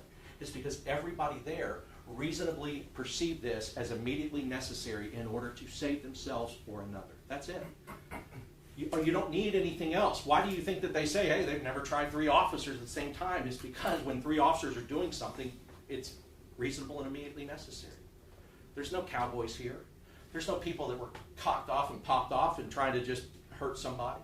These are all people that were doing what they could to try to get her into custody safely when Rojas didn't do it, right? And to protect each other. So this whole thing, how we got here, that is how we got here. How we got there and how we got here is that they wanted to make you believe that 3 other officers who had nothing to do with these 3 officers, that their actions can be attributable to them. The prosecutor's opening statement was all about how 2 hours had passed. And then you figure out, well, no, actually for them, 15 minutes had passed. That was it. 15 minutes. They're getting on the scene trying to figure it out. For 2 hours, she has not been cooperative. For 2 hours, they couldn't get her. And everybody told you that they had to. There was no situation where those officers were going to leave. And they can argue, well, nobody was threatening the old man. It's debatable. When she's in that kind of situation, you never know what's going to happen. But regardless of that, you can't assault officers and just everybody go home. You can't do it. It's not how I said no, it's not how it works. It would be crazy if that's how it works. This room would be empty and nobody would be in a uniform if that's how it works. And then where would we be? That's ultimately what Mario said, and I know what Nico's going to talk to you about. Officer Chernak, he said we had a duty to go in. He said, Jonathan Salinas, I would have done the same thing. Our plan was to get her into custody safely. Our plan. Chernak's plan, Sergeant Flores' plan, Officer Villalobos' plan, everybody who's trying to come up with something. You know, no good deed goes unpunished. They're all trying to figure out something. And the people who tried to figure out something, as long as they were on the front lines trying to get this done, putting themselves at risk. You know, I mean, I can't imagine, you know, Officer Villalobos' wife, I mean, Mitzi's sitting right there, I can't imagine when she sees her husband sticking his head into a window to unlock a door and almost getting killed for it, almost leaving that child without a father, their little boy without a dad. I can't imagine how that feels, because I would think it says, hey, don't stick your head in any more window. Don't do it anymore. Why? What did it get him? It got him into this chair. It got her into that chair. She sat here the whole time too for her husband. And what did it get? Right? So that's what happens. If we do this, if we send that message that they want you to send, I guess, to the police, what the message you're going to send is, don't ever go in. Don't ever help anyone. Don't ever make an arrest. Leave. Officer Chernak told you to do what was necessary. Look, I mean, looking at his plan going in with a taser like that, I think we've shown it would have been probably disastrous for him. Honestly, if she met him in the back hallway and he didn't do what Officer Villalobos was able to do, which is try to get a taser and a gun at the same time to do that. If he couldn't do that and he just had a taser, it could have been disastrous for him, his plan. But he was still trying to make a plan, and he wanted it to be non-lethal, and so did Sergeant Flores, and so did Officer Villalobos. That's why they went in when she dropped the hammer. Mark Duke. So there's the art of investigating and the science, right? We showed you 2 different things, the art and the science. So Mark Duke talked about the art of investigating. The ability to communicate is the best tool a homicide detective has. And you heard that Detective Sutter didn't interview anybody. Neither did anybody in command staff. They took some statements, didn't interview, and what they did was they deprived themselves to get to the truth. To find the truth, they deprived themselves of their ability to find the truth by not using the best tool a homicide detective has in order to get to the truth. He also told you he would have done the same as all 3 officers if he were in any of their positions. That's important. That's important because when you have other people who have been trained in this, who have investigated this, who have looked at this, and who have spent, I think he said 200 hours or more looking at it, and he's saying, look, I would have done the same. And Mark Duke is not any kind of man that if he didn't feel like that he would come up here and testify to it. He's an honest cop, always was. That's why we called him, because as prosecutors we used him, and just like Mario said, he's a good detective. He's good. He's solid. And that's why we wanted you to see him, what that looks like in contrast to what they brought you. Salinas, Nico asked him, did you know that the state's theory of the case is that if Melissa Perez had been successful in her efforts and would have killed you, she would have been right to do so. Yes, they told me that in pretrial. They told them that in pretrial. How does that make you feel? Upset, because they're saying her property was worth more than my life. And here's what we found out. They're telling officers this in pretrial. The district attorney's office in Bexar County, where we all live, are telling officers in pretrial that if Melissa Perez would have killed you, she would have been right to do it. And then the judge said, wrong. The judge said it's completely wrong, it's completely false. You might have seen us over here. Everybody is going, because we all know, we all practice in all the other courts that they're not trying to convict 3 police officers. We all practice over there. And in each one of those other courts, they wouldn't dare say that. They would never say that to their police. But here, they just turned it around to get a conviction because Chief McManus and Darrell Harris are sitting at 8:30 in the morning or 9:30 in the morning or 10:30 in the morning. These officers, not justified. I'm not saying you treat these guys any better than you would treat anybody else, but you definitely don't treat them worse, and they got treated worse. There ain't nobody is going to take that kind of evidence on that kind of case when they are involved in this kind of situation and file those charges when they did, unless there's what they call that high jingo, that political nonsense that put 3 men in a chair for murder, 3 men mugshots for murder. 3 good men, mugshots for murder. And it doesn't matter what you do today, those mugshots never go away. Never. They'll be up there forever. But you can at least rectify that harm. But what does it mean with Officer Salinas when he says that? What does it say about their prosecution? From the very beginning, you'll notice they always said, warrant, need a warrant. She was justified to protect her property. Warrant, need a warrant. She was justified to protect her property. Warrant, need a warrant. Justified to protect her property, until the judge told them to stop it and cut it out. But until the judge told them to do that, that's what they were talking about. What do they not talk about? They never said at the beginning that Melissa Perez was not presenting a threat of immediate and necessary deadly force that they would have to defend against. They never said that. It's because they knew that she was. They knew that once you all saw the videos, that you would see that she was. They knew it. So they didn't argue that. They've made these, well, frankly they are. They're crazy. It made us react to them because it's wrong. To the point where the court has to tell you it's wrong. That's how you know it's wrong. It's not me telling you. The court had to tell you that they are wrong. When we look at this, when we look at what she did in response to Officer Salinas, we see the hammer outside the window. We see the candle.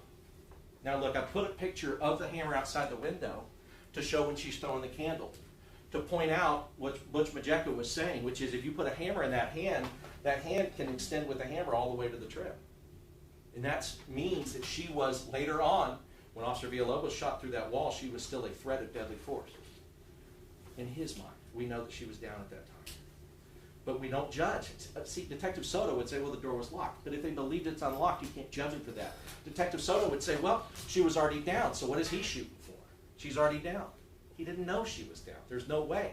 Not one shot was fired by any of these 3 officers after being told that she was down. Dr. Martinelli. So Detective Duke and the others talked about the art of investigating cases. Butch is kind of both. Ron talked about the science. Dr. Ron Martinelli talked about the science of evaluating use of force cases. And he told you that all 3 officers were justified in defending either themselves or their fellow officers using deadly force. Now, you know, one of the things that he talked about with Officer Villalobos, he answered it in response to Cross, was at the time that Officer Villalobos was using force, he was using deadly force to protect Sergeant Flores, which that's what the law says. He is totally entitled to do it. But he also said, and it didn't get highlighted because, of course, they didn't ask him again, but he also said, but she was still a threat to all 3 officers until they knew she was down. And we talked about that in terms of, like, how she was, like, when you're looking at, like, Officer Flores' body-worn cam, it's hard to see there, but that's the taser out. And I just wanted to remind you that when Dr. Martinelli is talking about the ODA loop for Officer Villalobos, his was more because he's going in non-lethal. He's going in with a taser. So he has to take more time once this is all started to try to get his firearm out because he doesn't know what's happening. He doesn't know where she's coming from. He doesn't know what she's going to do. So he's taking more time than the others. And so because of that, and he doesn't see on either side that she's going to be there, he has to assume that she's either down, but there's no way to know that, or that she's up against the wall about to launch an attack. And if she's up against the wall about to launch an attack, we talked about she can launch it around the window, she can reach around that window and hit any officer that's there. She can launch it at Alejandro because he is just presenting a pretty good target. And they tried to argue she didn't hit what she was aiming. She hit what she was aiming with that candle. She was aiming for Salinas. She hit Salinas. It's because these distances that look so far on the body cam are actually very close, and it wasn't hard for her to do. She's looking from here to here, from here to here, from here to here, from here to here, from here to here. This is how close she is to Officer Alejandro. She's this close. So if I could take a hammer right now and throw it here, throw it here, throw it here, throw it here, throw it here, that's how close she was if she wanted to go out that window. We obviously know about the door, the dangers that that door presented, and we talked about it. Here's Officer Villalobos unlocking the door. So we know that he knows, and this is important, he knows what's in there. It is not unreasonable if you know what's in there to fire through a wall, as the experts all said, if you know where she is and she still potentially presents a threat. And so he did, and it just so happened, and it's why they didn't charge him. They charged him at first with murder. They charged him at first with murder when they had no right to do so, because he didn't actually shoot her. And now, though, they haven't charged him with murder. But he's sitting here in the same place. We could have tried him separately. We could have. But he's sitting here in the same place because he's not going to say that they were wrong and he was not wrong, right? That's not the way that this goes. Because I didn't shoot her, so therefore I wasn't wrong. No, he's going to say, I used the force that I used because I had a duty to go in and a right to go home to my family. And I know they have that same duty and that same right. And so if Officer Villalobos had shot her, it would have been justified. Officer Alejandro, if he had shot her, justified. Sergeant Flores, we talked about, we know that that's the one bullet, completely 100% justified. Completely 100% justified. Because beyond a reasonable doubt, if the burden's too high, they were never going to be able to get there on these facts. The way they get there is if, she's no threat. But look, every time that she was no threat, every time she had gone back, every time she didn't have any weapons, anything else, nobody shot her. They're doing what their training says. We're not going to shoot a woman. We're not going to shoot a woman. I don't care if she's drunk. I don't care if she's angry. I don't care if she's abusive. I don't even care if she's attacked an officer. We're not going to get revenge, because this isn't about revenge. This is about doing the right thing at the right time. We're going to try to get her into custody safely. And they tried. But they didn't. It just points out that she's using that wall there, and then you see the numbers that Tom and Butch talked about. I mean, this is where the shots were fired, right there. So Officer Villalobos, even in that situation, was reasonable in that if she were still standing up ready to launch an attack, and the next one is going to come, they don't know where it's coming from, if she were still standing there, he would have shot her in the place that he is trained to shoot her. But she wasn't. She was already down. I want to talk about this. We talk a lot, and y'all have already seen this, 3.7 feet, 3.7 feet to the door. We talked about why that's important. But if you look here, right, that's why we're talking about it. Right here, 3.7 feet, we saw that she was moving at almost 7 feet per second. Dr. Martinelli told you that half a second from that point, and that is Sergeant Flores' first shot. Half a second from that point, she's there for all they know. Because for them, the door is unlocked. And we talked about what that means. If she is there, Sergeant Flores can't shoot her because he might shoot Villalobos. Villalobos can't shoot her because he might shoot Sergeant Flores. Alejandro, look where he is. He can't turn his weapon over there in their direction and start firing. So at that moment, this is the last possible second. Just like Tom said, it's the last possible second. The last possible second. Until they're in a crossfire and they all have to drop their weapons. And if they all have to drop their weapons, they're in a melee with a woman with a hammer. So she has the weapon. They would all have to disarm themselves. And they would, because they're all trained, and that's why I kept saying, they're all trained about crossfire. They all know that, once there's an officer there, I can't shoot. And once they can't shoot, then they have to reholster. I mean, they don't want to drop it because then she can pick it up, but they have to do something to not shoot, or they're just holding it in their hands and down while trying to one-handedly fight a woman with a hammer. It's the last possible second before, as far as they know, this occurs. And if that occurs, then somebody's getting hurt. And it's not just Melissa Perez. One of those officers are going to get hurt because of what happened. And if they didn't pay attention to their training, which they all did and showed you they did from the beginning, but if they didn't, and they weren't a crossfire, if Alejandro panicked and shot over there, or Flores and Villalobos start shooting at each other, basically trying to get her, trying to protect each other from her, and end up shooting each other. Those are the kind of tragedies that they're trained to avoid. So Sergeant Flores waited till that moment. Now you saw that Officer Alejandro shot earlier. It's because, and his shots were completely justified, it's because when he sees her running across that room with that hammer, he knows that this is the eventuality, that this is the place, that this is what can end up. They all believe that door's unlocked.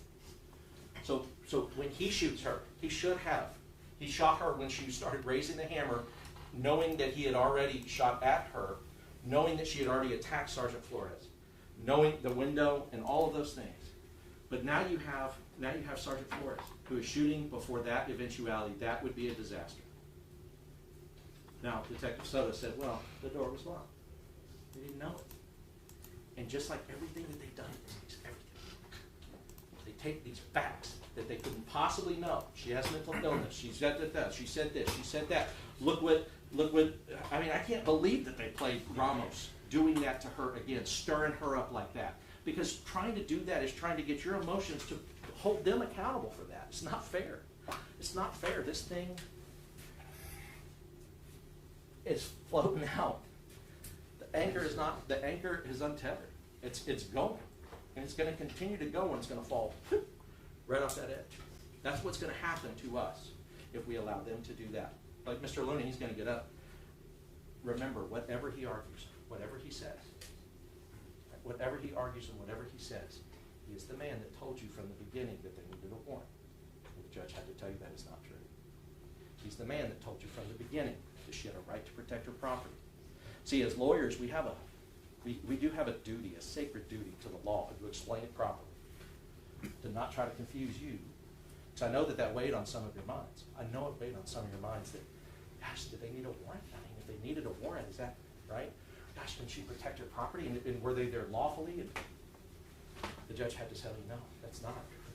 Remember now, when he argues again, first time, shame on me. Second time, first time, shame on you. Second time, shame on me. Third time, shame on who? Shame on them, I think all the time. Shame on them, because that's not what it's about. And shame on them for saying how we got here and then just playing you a bunch of videos of the Three Stooges at the beginning.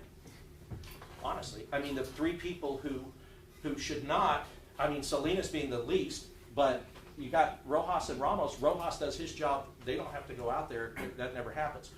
Ramos doesn't do what he did, and she's not maybe in that kind of situation where she's willing to start killing officers with a hand. And then Salinas, who is going in, and remember, you heard that Salinas called Night CID, talked to Night CID, and he testified to this. He talked to Night CID, he called Sergeant Flores, he said, I called Night CID, we're going to go in, and Sergeant Flores said, okay, keep me updated. From the beginning, they're the ones that told you, no, Sergeant Flores is the one that told them to go in there, that told him he has to go in. Sergeant Flores demanded he go in that screen, demanded he go. Didn't happen.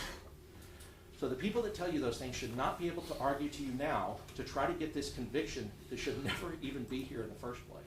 To try to do this, it should never have done it. And I can tell that there was a lot of times that you guys are tired of this. You've heard it from every angle. You've heard every possible way. You've seen everything from every angle. The thing about it is we can't read your minds. I don't know what's got you. I don't know where you are. I don't know where any of you are. I can't see it. I can't see it, and they only have one chance. They only have one shot at this. So we presented everything. If it was expert overload because we had them all and they didn't have any, I'm sorry. But who was I going to leave out? Who was Nico going to leave out? Who was Ben and Mario? Who was Tom and Christian going to leave out? Because we can't afford to leave anybody out. But you can tell them how you were thinking, and if you think that this was too much, if you think that you were done a long time ago, you tell them that with your verdict. Because we had to bring you most of it. But I'll tell you what, because we all know cameras are here, everything, and cameras don't matter, but you go back there, You go back there and you come back in here quick, that tells everybody something. It tells everybody you should have done this in the first place. It does send that message. And I'm encouraging it. Because the only thing you're going to hear left from Mr. Lunan, you're going to hear from a person that didn't tell you the truth about the law. It wasn't right about it. The judge told you it was wrong. That's all you're going to hear left. I mean, Nico, you're going to hear from him, and he's going to go through a lot of this other stuff as well. But as far as from their side, that's all you got left. And you can tell all of them. You can tell all of them. And I tell you what, these women right here in the front row, every second you're back there is going to be torture for them. Their stomachs are going to be like this every second. Every minute you're back there. And every minute that you give them back, every minute you give them back, and you come back out here and you say you never should have done this, because you've seen all the videos. If you don't need to go back there and watch 20 hours of videos. You've seen them all from every angle. You've seen every possible thing that anybody could show you. The state rested without calling any expert, without calling anybody at use of force. The only person maybe close is Chernak, 32 years. He's had a lot of experience, and he said, I would have done the same thing. He said that we had to go in, we had the duty. They had a duty to go in, they had a right to go home. We're asking you to send them home. May it please the court. Opposing counsel. Mr. Lunan said something at the beginning of this trial that was accurate, but it wasn't true. And he said it during one of our heated exchanges. We had a number of passionate exchanges, I like to say, and he said it, and it stuck with me. He said, you just don't like the law. And I gave some response, but I thought about it as time went on. I said, David, you know better than that. I worked with you when I was district attorney. I worked with you, Daryl. You know that's not true, but it was accurate. Because I don't like the law. I love the law.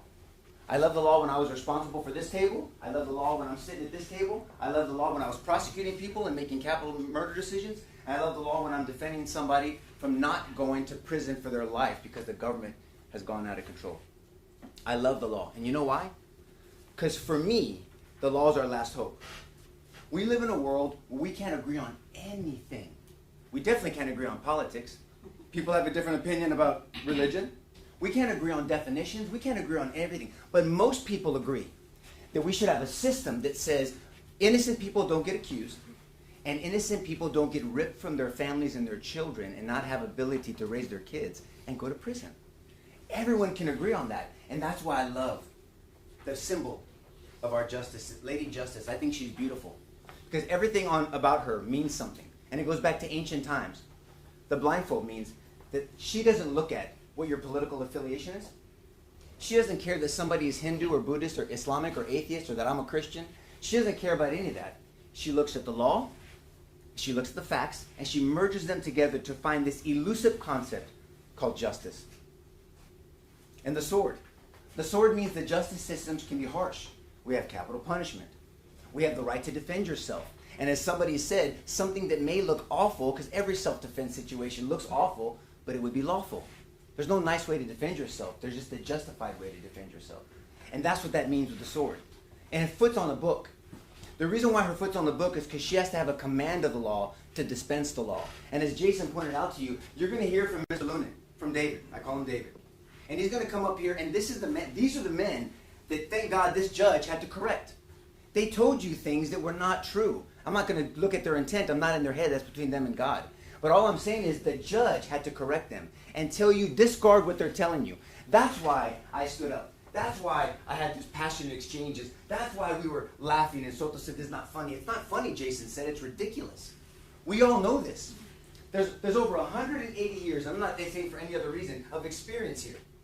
As prosecutors and defense attorneys, and we all knew that wasn't true. They know that's not true. They still argued it. Why? But Lady Justice takes care of that because she has a command of the law. And regardless of your faith or your religion, the universal symbol of a serpent is evil. And our justice system should crush out evil. And that's what she's supposed to do. But, the scales. She has to balance it all out. She keeps the blindfold on. She doesn't do this depending if she's dealing with an officer or a citizen or a carpenter. Doesn't matter to her. She doesn't care about those stupid cameras. She doesn't care about politics. She's got to balance it all out. And what happens in a jury trial, and why I'm so passionate about a jury trial, because I've been through this. I shared with you in Vordire. My family, my brother was here earlier, my parents, when my brother was murdered, We had Terry McDonald was sitting on a bench like this. Judge Mike Ramos today, and Jack McGinnis prosecuted the cases. We had an advocate. I sat in those chairs. I know what it feels like waiting for a verdict. I get it all. I made capital decisions as DA. I've defended people falsely accused. I'm passionate about our justice system, and Lady Justice balances it all out. And in a jury trial, in a system of the people, by the people, and for the people, she takes those scales and she hands them to you. And now you have the scales. And that's why I'm so passionate. And because I'm so passionate, I'm in a dilemma. I'm in a dilemma because, as everybody has said, Mario and Jason and other people have said, because it keeps me up at night. If I look like I haven't slept in 4.5 weeks, because I haven't. Because it wears on me. It wears on me. Did I do enough? Did I argue too hard? Did my passion, that's my strength, if it took it out of control, and did it make a difference and make you look at them differently because you're mad at me? I think about that, and I harbor that in my mind. But I can never apologize. This is my dilemma. I can't apologize to you, Mr. Hernandez. I can't apologize to you. Because then I would be looking at you like these men looked at you, and I'd be telling you something that's not true. So because I cannot apologize to you, I can only humbly ask for grace. Just extend some grace to me. You can cuss me out later if you want to, but please don't hold it against them. And so I told you at the beginning of this trial, this is an upside down world. An upside down world where the government is supposed to wear the white hat. The government is not supposed to be reprimanded by the judge and corrected by the judge mid-trial. The government is not supposed to audible their theories in the middle of the trial and see which one sticks and put a bunch of it on the wall and see if it sticks. That's an upside down world. Their duty. The government doesn't try to misuse statutes and tell you something applies when it doesn't. That's not what the government does. The government doesn't bring 0 experts on a use of force case. The government is supposed to rely on a detective who did no investigation, and we'll talk about how that went. That's an upside down world. And where we, as I think it was Christian made the point out, we may seem like the government, although we've served in that role honorably, but we're prosecuting the case for justice. And we're bringing you evidence to consider. And that's why it's upside down. And so at the beginning, if you remember, I went through it, all of us kind of went through these 3 scenes. There was 3 separate incidents. And we all mentioned it before. I thought it interesting that Mr. Harris, I was counting it, 20 minutes and didn't talk about use of force. He sat back here, because I was wondering where Darryl went. He sat here and let you stare at a video that had nothing to do with these 3 men. For 20 minutes. We've been here 4.5 weeks. And you played it. So this was not closing arguments, it was closing videos. But about men that aren't sitting at these chairs. So you have to keep those in mind.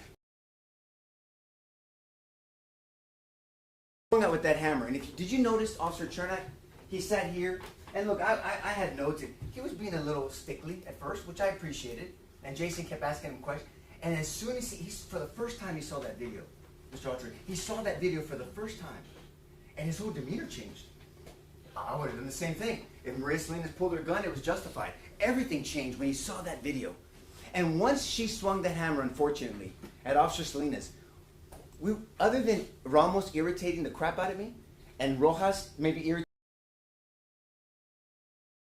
all of that's irrelevant, because they're responding to an E-tone. All they know is they're an officer in trouble. You heard evidence and evidence from all our experts about an E-tone and what that means. And so that's all that you focus on. It's from this way forward, but they want you to focus on Salinas' back. It has nothing to do with these men, and they know it. The defense, we brought you 5 experts. We brought you 5 experts involved on officer-involved shootings. You heard from Duke, Mark Duke. I've never thought I'd testify for the defense, but he couldn't sit back. He's a good officer. We prosecuted with him. He did a damn good job every time he did it. And he looked at this case, and none of them were hired guns. It wasn't like we went to him and said, hey, will you come testify for us? You heard from everyone. We asked them specifically these questions. Evaluate this evidence. Let us know your opinion. This is a terrible prosecution. This is a horrible investigation. Will you testify for us? Yes, I'll testify. Every single one of them. Lisa, you heard from Lisa. Well, I'm going to talk to you what the government brought you. You heard from Lisa. We're going to talk about Butch. I'm going to show you some videos from how Lisa testified. Sergeant Miller testified. And then Lieutenant Butch Majeka. and then of course Dr. Martinelli. So they brought you one. Who did they bring you? Soto. Soto. And they had the audacity, David had the audacity to ask one of our experts, well, Soto has an opinion, doesn't he? Some of you laughed out loud. It was not fun. It's ridiculous. What I'm asking you as we go through is, don't Soto our San Antonio. What does that mean? Don't let Detective Soto be the standard for investigations for homicides. Don't let Detective Soto be the pillar that they rely on to prosecute men and peel them from their families. Detective Soto, I stopped counting after 22, that's why I put 20 plus, on how many times you said, I assume. Where's that in the penal code? Soto assumes. It's nowhere in the penal code. None of our experts said they assumed. They looked at law, fact, and even science and applied them appropriately. I didn't think. He said that many times. I put what I needed to get probable cause. That's not your goal. You put what you needed to. We're going to talk about his testimony, about him making a decision, and then that meeting with Brass. And then remember, nobody brought in Captain Van Geffen. And then remember Captain Van Geffen, who did he meet with? Who did he meet with? Mr. Harris. Remember that? So maybe we should have called him as a witness. Because we made that. You heard that testimony about that. We'll talk about that. I'm willing to concede I did not write it correctly. He said that about numerous things. His prosecution guide, his affidavit, to the warrant, to the arrest warrants. He said that numerous times. I did not consult, listen to this one. I did not consult any use of force experts. They did not consult. They did not call any use of force experts. None of them took that stand. None of them took an oath. None of them subjected themselves to cross-examination. None of them. I put in what I thought was relevant. How convenient. What you think is relevant? How about I tell you what I think about what you think is relevant? And we did. And it came out in court. Folks, we were up all night just thinking, what do we put in closing to remind them? Judge, I'm going to need some more time, Judge, with all due respect. How much? 15 minutes. 15. I'll give you an extra 15. They can have an hour, Judge, if they want it. So what I thought was relevant. I don't know what exculpatory evidence, and I think Mario mentioned that to you. That's just bare minimum. Everybody, every officer, not even a detective, everybody knows what exculpatory evidence is. Every prosecutor, paralegal, everybody knows. Advocate knows, but he didn't. I just looked at whatever I saw in body cam. That's your extent. I didn't interview anybody. I didn't interview people in front. No one called Marina Salinas. Remember we said at the beginning, if you have any questions at the end of this trial, who owes you the answer? The government does. The government, that Thomas Jefferson was talking about the government, not 3 individual officers. The government.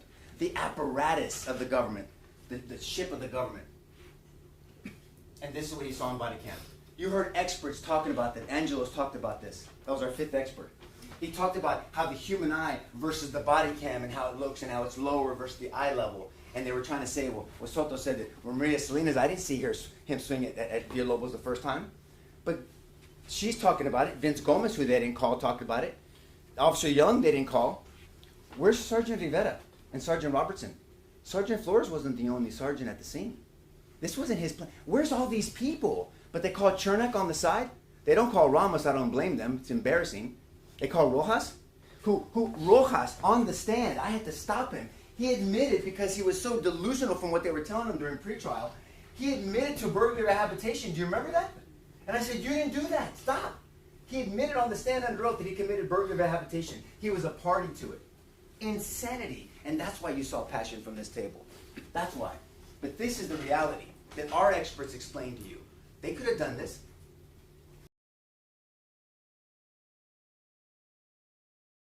Cases, helping prosecute cases. He works in Kendall County. 47 years experience. He's been involved in prosecuting police officers. He's not a hired gun, because no disrespect, Ben, but if you think a Happy Meal is hired gun, he's here for free. He's been here with you, sitting in that corner. You've seen him for 4.5 weeks, taking vacation time. They would have you to believe that Butch Majeka and all of the other officers that have impeccable reputations want to throw it all away in public for the nation to see. Really guilty that they don't believe the testimony they shared with you. That's what you want them to believe, David. That's crazy. He's going to try to push that to you in a second. All officers, listen to this, all officers. Villalobos, Alejandro, Sergeant Flores. All three officers were justified in using deadly force at the time they used it because it was reasonable and immediately necessary, Chapter 9, to defend themselves or a fellow officer from Melissa Perez's unfortunate, he didn't put that, I'm putting that in there, unlawful use of deadly force against them. Sergeant Miller said the same thing. Mark Duke said the same thing. Dr. Martinelli said the same thing. No rebuttal evidence. Nothing. The cross-examinations fell flat because they don't have the truth on their side or the law.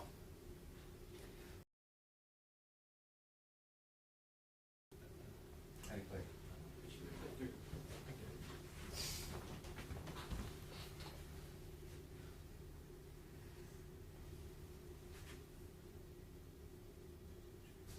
Sound? Sounds okay.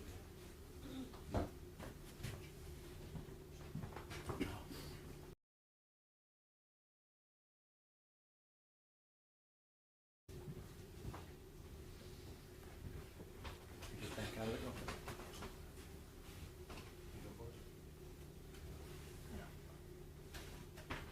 And in Graham v. Connor, does the court admonish the reader and judges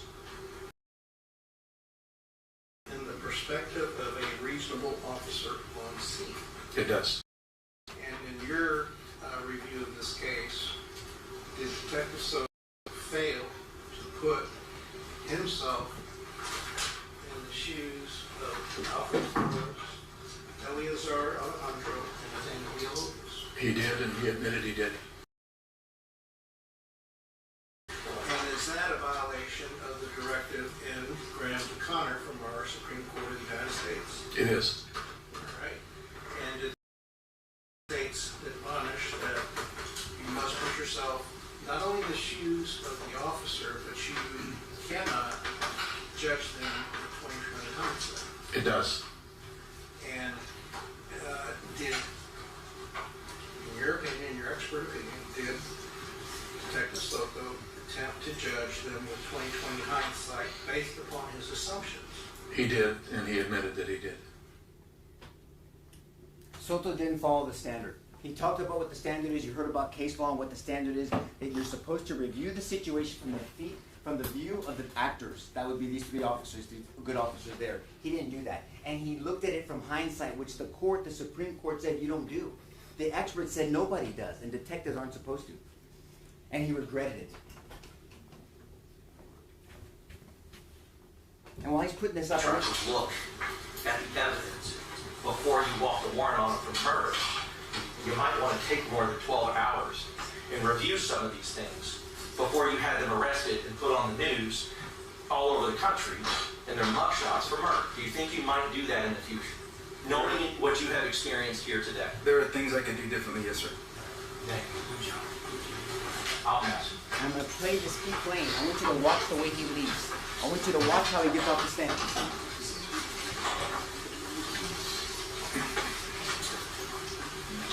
Questions, Your Honor? And you said no questions, right? Correct. No questions, Judge. Thank you. All right. You don't mind gathering? Put it up on the left. Here.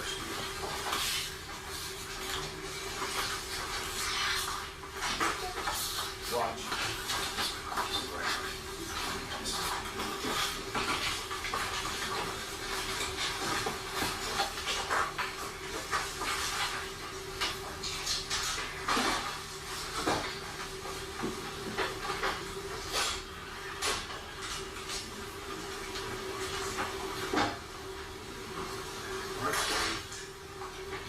I'll spare you from what I whispered in Jason's ear. But in all of our years in that collective table, we've never seen a witness, especially a lead detective, sneak out the back. And you know why? Their investigator, where are you at? Where's their investigator? He was waiting for him at the door. Because every witness goes to the investigator and walks out the back with them. And he left him hanging. Why? Because he couldn't. Detective Soto couldn't look past you. He didn't mind sitting above you, but he couldn't look eye to eye with you and say, I'm proud of my investigation. He couldn't look at these family members, especially the mamas here, and say the same thing. That he didn't mind dragging him in front of nationwide, helping drag in front of nation. He didn't have the integrity or the courage to look at those cameras and these family members and say, I'm proud of what I did today. He snuck out the back. That's why you saw my reaction right there. And I will spare you from what I told Jason. Try to look. Then you heard about beanbag, taser, and shield. We talked about that. I specifically asked Butch about that. The beanbag wasn't practical, and it's not less than lethal. Within 21 feet, it's lethal. So Sergeant Rivera would have been sitting right there instead of Sergeant Flores if it was switched, like Jason said. And the taser is a compliance technique. Every expert testified to that.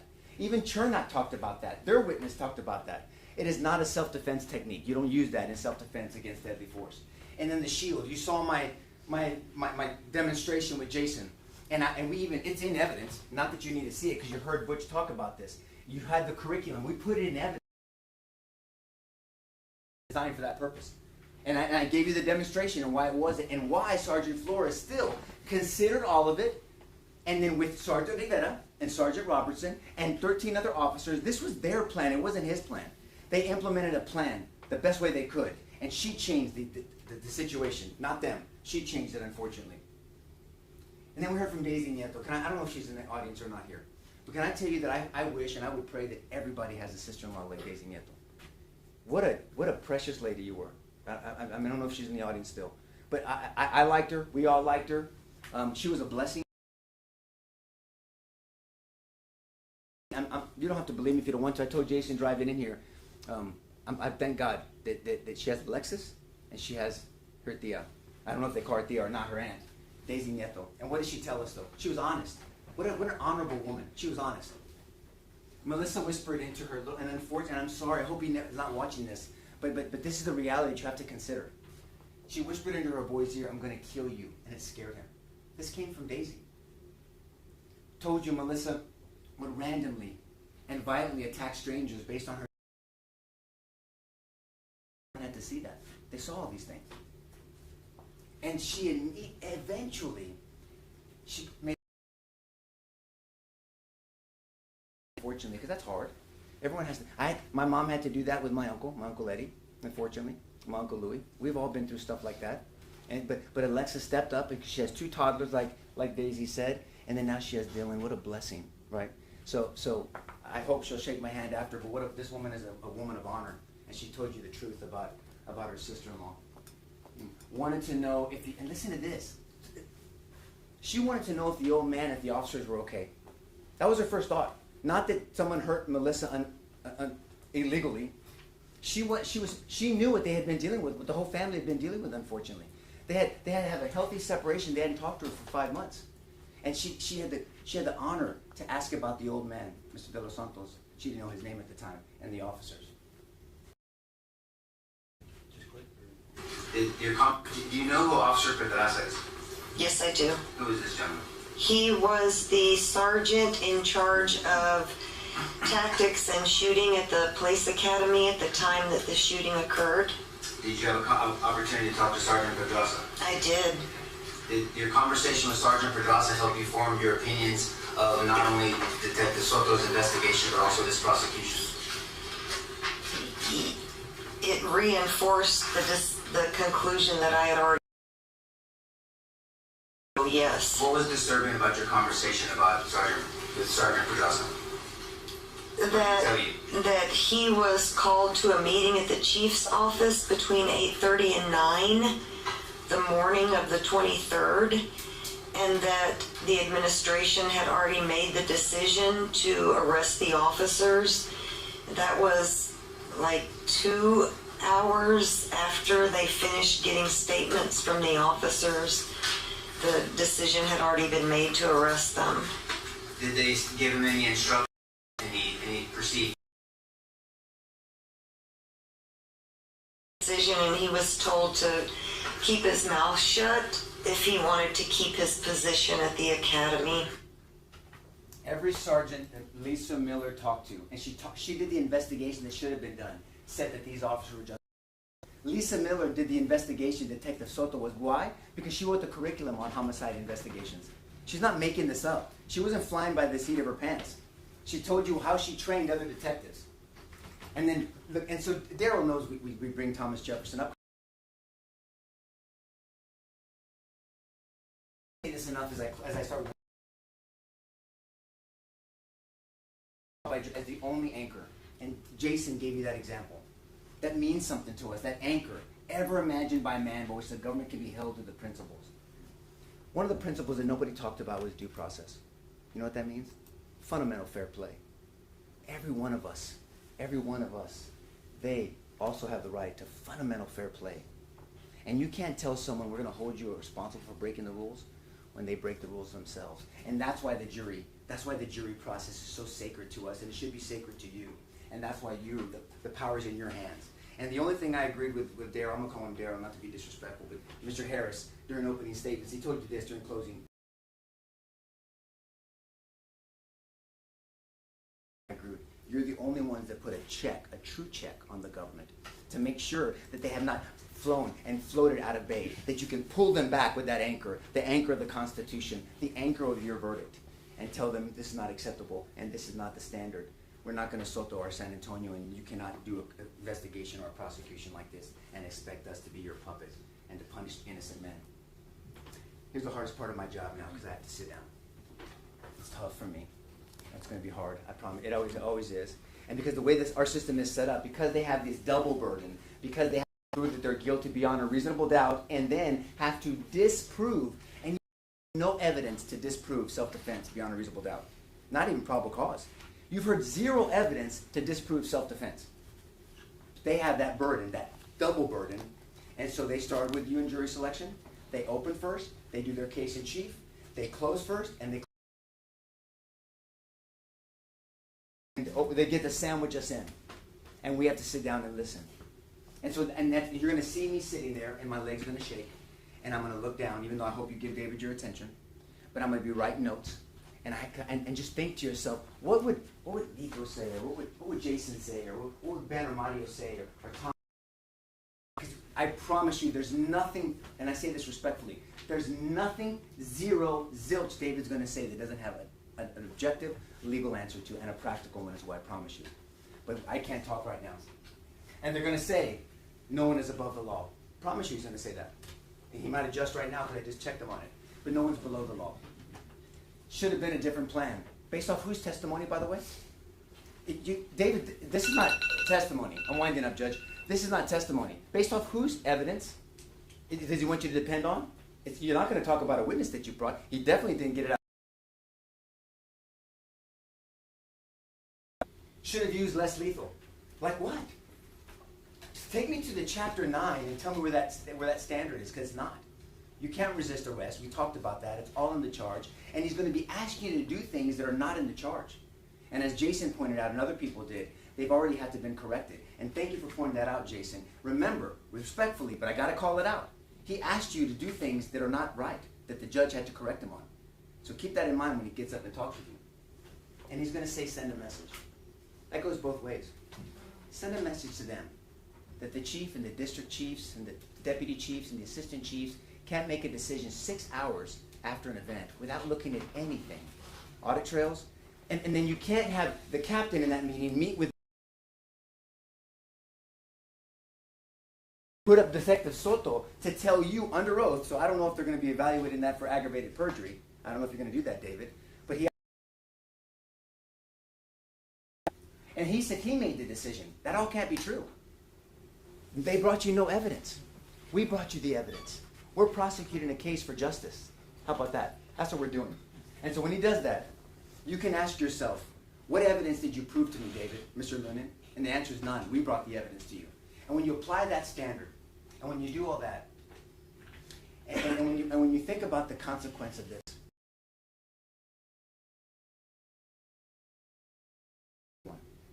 the message you're going to be sending to those cameras and all these people is, it's open season on law enforcement. That the law enforcement can't do their job, and you can use deadly force against a police officer. And if you can use a deadly force against a police officer, unjustifiably, and the judge told you it was unjustified, it's in the charge, nobody's safe. It's going to turn into Gotham, right? We're going to be policing ourselves. So That's the message you'll be sending, whether you mean it or not. But that's what they ultimately want you to send. He's going to say he doesn't want to, but that's what's going to happen. So send the message that you can't bring Soto. You can't have a decision from the top within 6 hours. It normally takes months and months. You can't not bring experts, the experts that they people as puppets. And we're not going to be your puppet, guys. And you know how you say that message? You say, with respect, but quickly, God willing, quickly, you come back with a verdict of not guilty on all of them. All of them not guilty. God bless you, and thank you for putting up with me.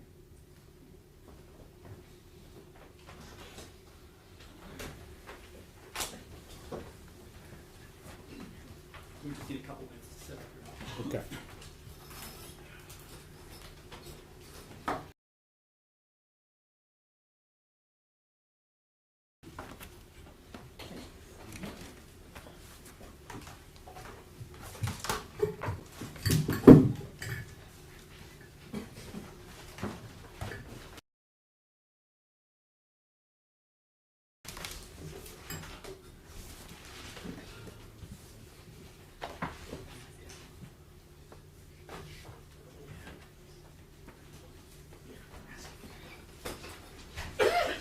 Judge, can we get a few minutes to set, to rearrange? You want the jury to take a quick break? Yes, sir. Let's give you a quick break, members of the jury. All rise for the jury.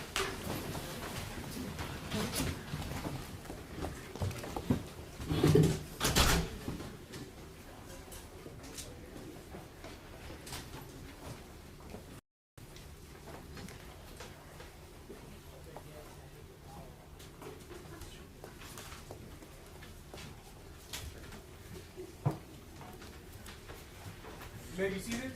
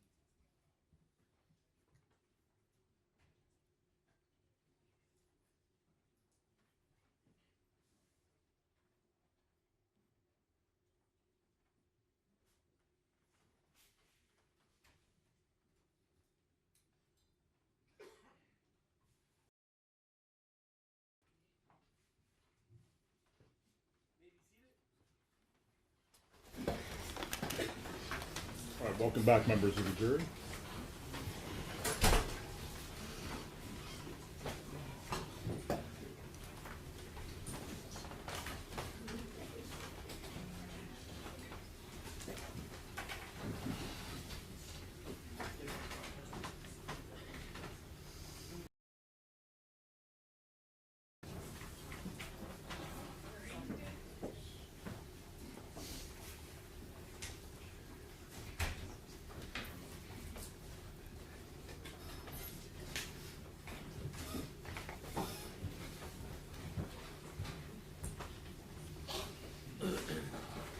All right, State? May I proceed, Your Honor? Yes.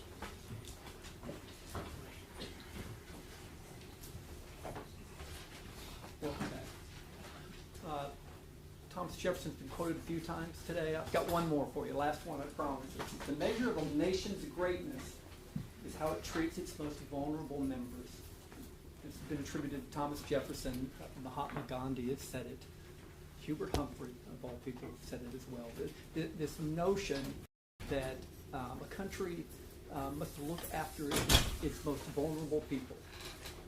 And Melissa Perez was one of our community's most vulnerable people. And her mental health challenges were not her fault. Despite our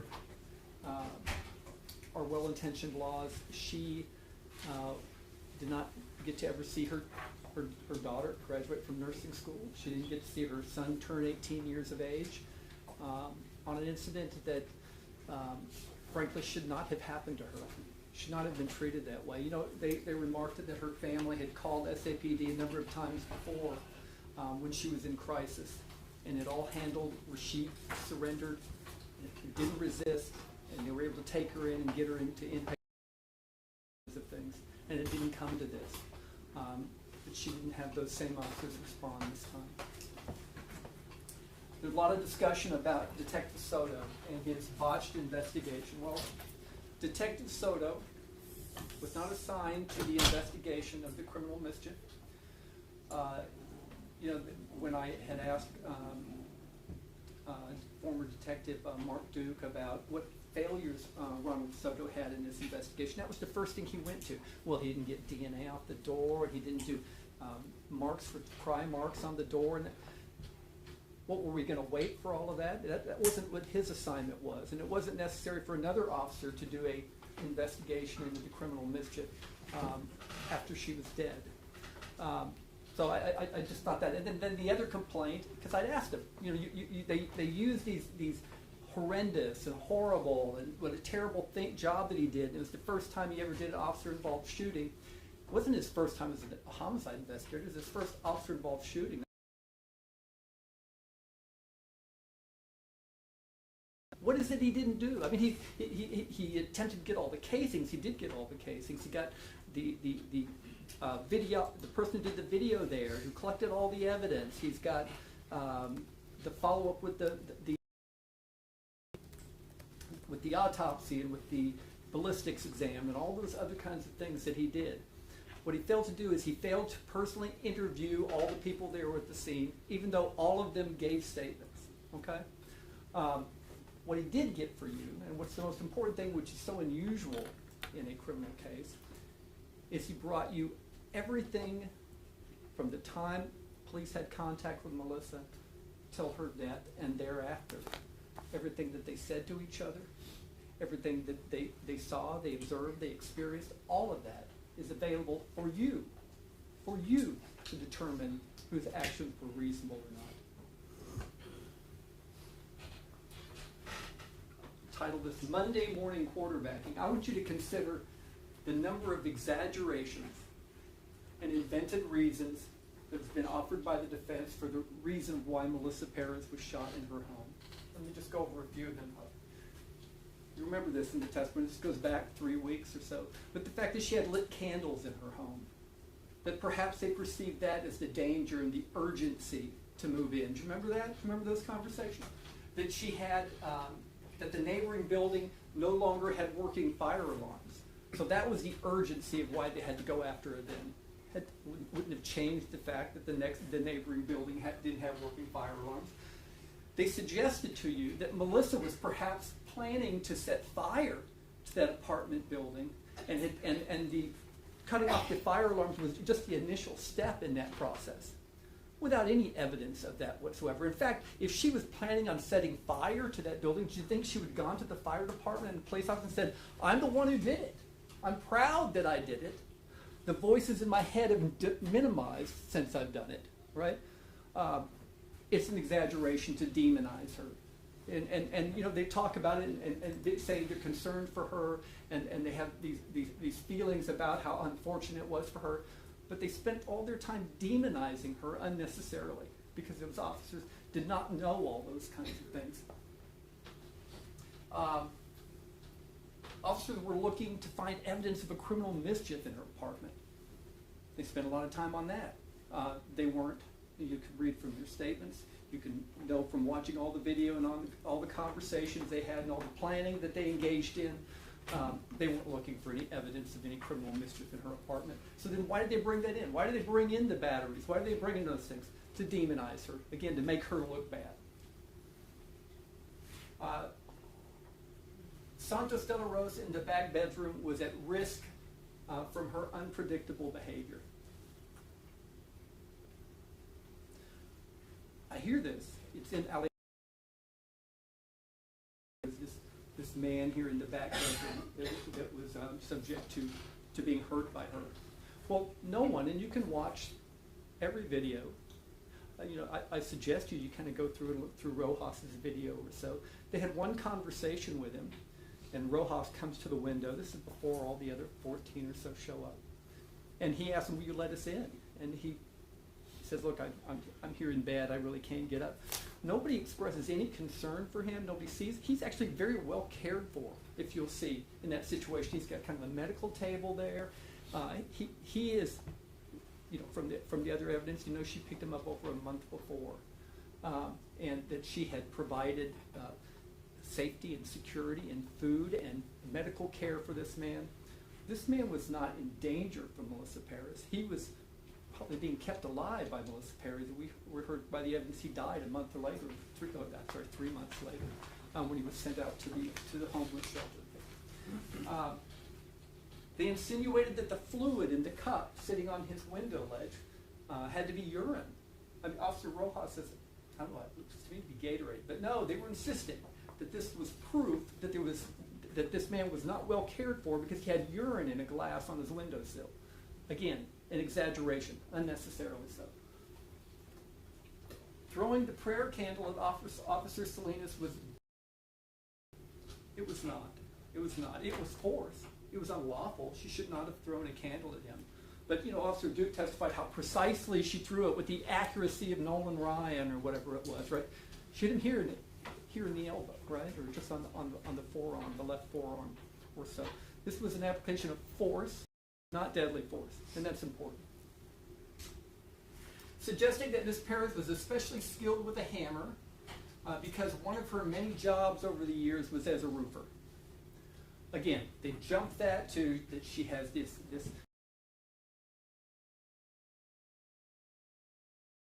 what they use, and they do a lot of other things besides taking a hammer on roofs or so. And it was just one of the side jobs. This suggestion we heard from the very beginning that Melissa Perez attempted capital murder of 5 officers. I didn't see it in there. Maybe you guys can go back and find out where she attempted to kill 5 officers. I didn't see it. What I saw is a woman who is trying to keep officers out of her home and away from her. That's what I saw. I did see her throw a candle at Officer Salinas, and you saw that. And that's not attempting to kill someone. That's an attempt to hurt somebody, to push them away, to get them away from her apartment. That they had to make a split-second decision. These officers didn't make a split-second decision. Melissa Perez is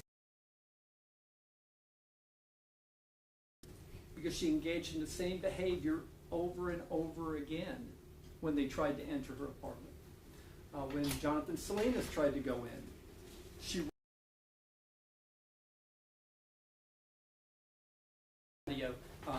would leave, pulled his gun on her, and she threw the candle at him. When Officer Villalobos tried to enter in, she rushed toward the window, and he backed out. And then she stopped, and you can see Officer Villalobos standing there, unafraid, kind of going, "What's up? Why are you guys wanting me to get out of the window? I know she's got a hammer. We've talked about it before I went in. I'm in a safe place here with my foot on the door, behind this wall, behind this door of windows." And then he gets out of there, and you can hear him say, "I'm not afraid of that hammer." Well, he doesn't say hammer. "I'm not afraid of that," right? "I'm not worried about it," right? Because he wasn't.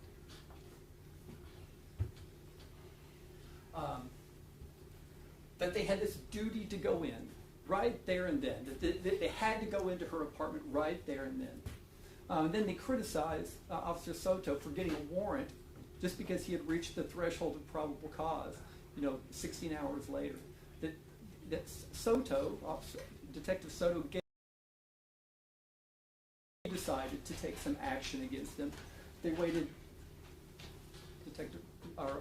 Sergeant Flores waited 15 minutes before he decided this needed to happen. Arresting someone is a far cry from engaging someone in a deadly game of chicken, which is what ultimately this plan was. Well, I'll come back to it. You know why that they actually entered her apartment, and Alfred Flores told you that right from the beginning when he confronted Melissa at her patio window, and he tells her, "You assaulted one of my officers. We're going in. We don't need a warrant. We're going in." That's the only reason they went in. It's not any of the other reasons, the lit candles, the concern for fire safety, the old man in the back. That's the reason they went in. And it's kind of a bravado thing. You did this to one of my people, we're going in. There's no getting away with this to be true.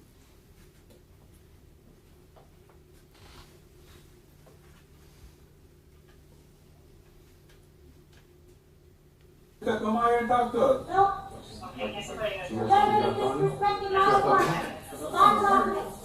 She's committed. I know. She's right there, isn't she? No, we tried to kick out the door. I'll try from the window. We tried that. She started throwing her. She tried that, and then she grabbed the hammer. You first come to me. You put that damn shield in the guy.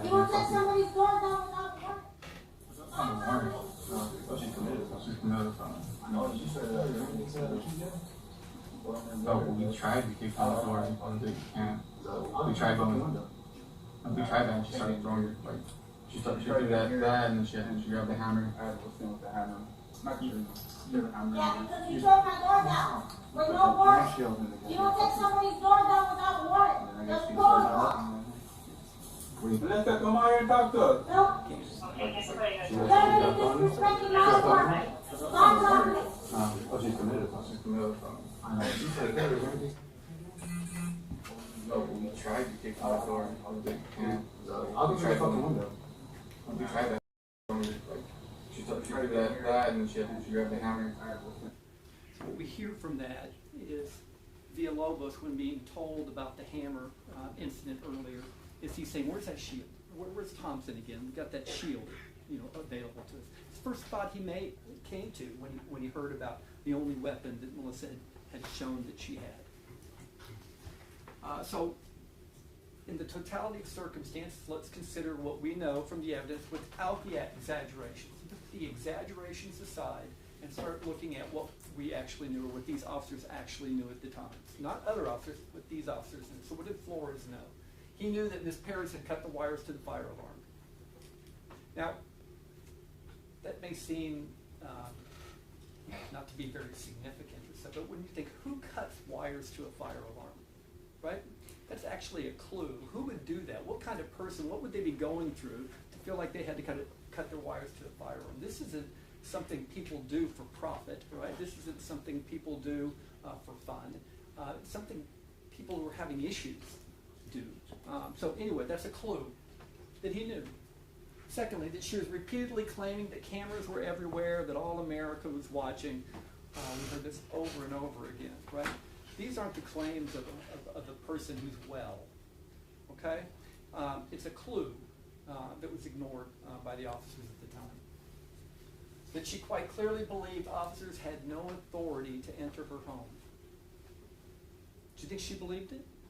Absolutely, she believed it. She said it, I don't know, 50 times perhaps during that encounter, right? She believed it. They had no authority to go in. And when you're confronted with somebody and considering the potential for mental illness and the complete defiance of that, you have to approach this in a sensitive manner, and they did not. That although her front door was locked, all of her windows were open, screens could be taken off. They were completely unobscured into every room, and there was a lot of space, right? We saw the room next to the patio. We saw the room next to that with the bunk bed. We had other windows to that same room around the corner, and we had her bedroom thereafter. All the windows are open.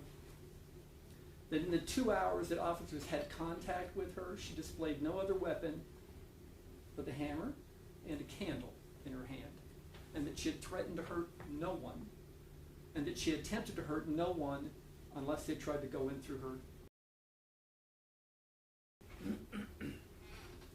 They could see how her size, her diminutive size. They could see that there was an old man in an adjoining room. They knew that they had multiple tasers.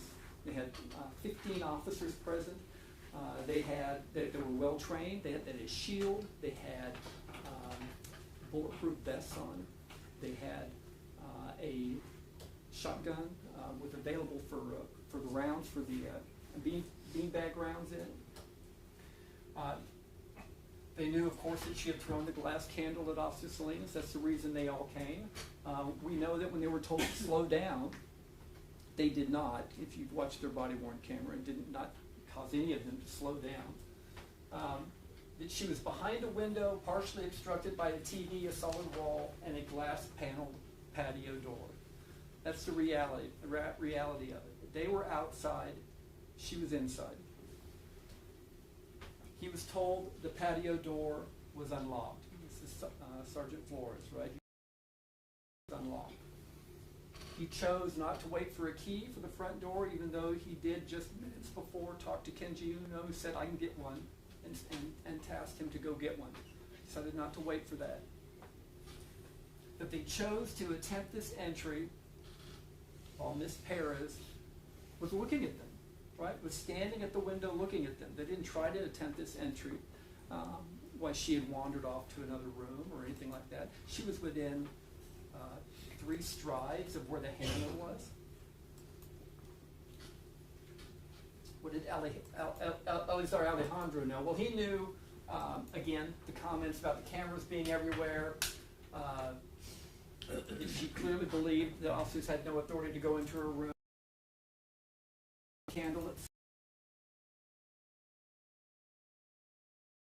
saying that Nathaniel Villalobos, she charged Villalobos with a hammer in the window. He knows, because he was present there, to hear Villalobos say that he wasn't afraid of that hammer. He could see from his positioning that Villalobos could stand there and he knows that the only weapon she displayed was the hammer and the candle. He could see her size. He knew there was an old man in the back bedroom. This expression about saying, chick's crazy, chick's crazy. And I welcome you to look at his body-worn camera and the other body-worn cameras to feel comfortable in your mind about who actually makes that comment. It's Alejandro who says that the chick is crazy. But you can listen to it. You don't have to hear it from the statements of lawyers. You can make that determination yourself. But I think it's important for you as a community in judging the officers' conduct and their reasonableness in deciding what would an ordinary and prudent person standing in that position have thought. Is the fact that this is a mental illness issue important? Does it require us to take does it require us to give certain other considerations than they gave Melissa Perez in those 15 minutes. She's behind the window, obstructed by a TV. She's told, he is also told the patio door has been unlocked, that she is to attempt entry while she's watching them. Villalobos knew many of those same things. He personally felt like he had unlocked the window or the door to the patio. He had told others that he was not afraid of the hammer. And all those other things that they knew, he also knew.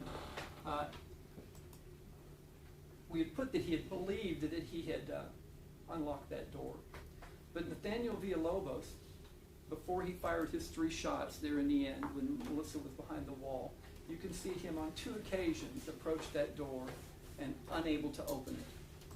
He knew at that time that he fired those 3 shots that door was locked and it could not be opened. He had attempted twice to open it and could not before firing those 3 shots at her unseen. He admits as much in his statement. If you look at his written statement, he'll say that he checked that door and it was locked.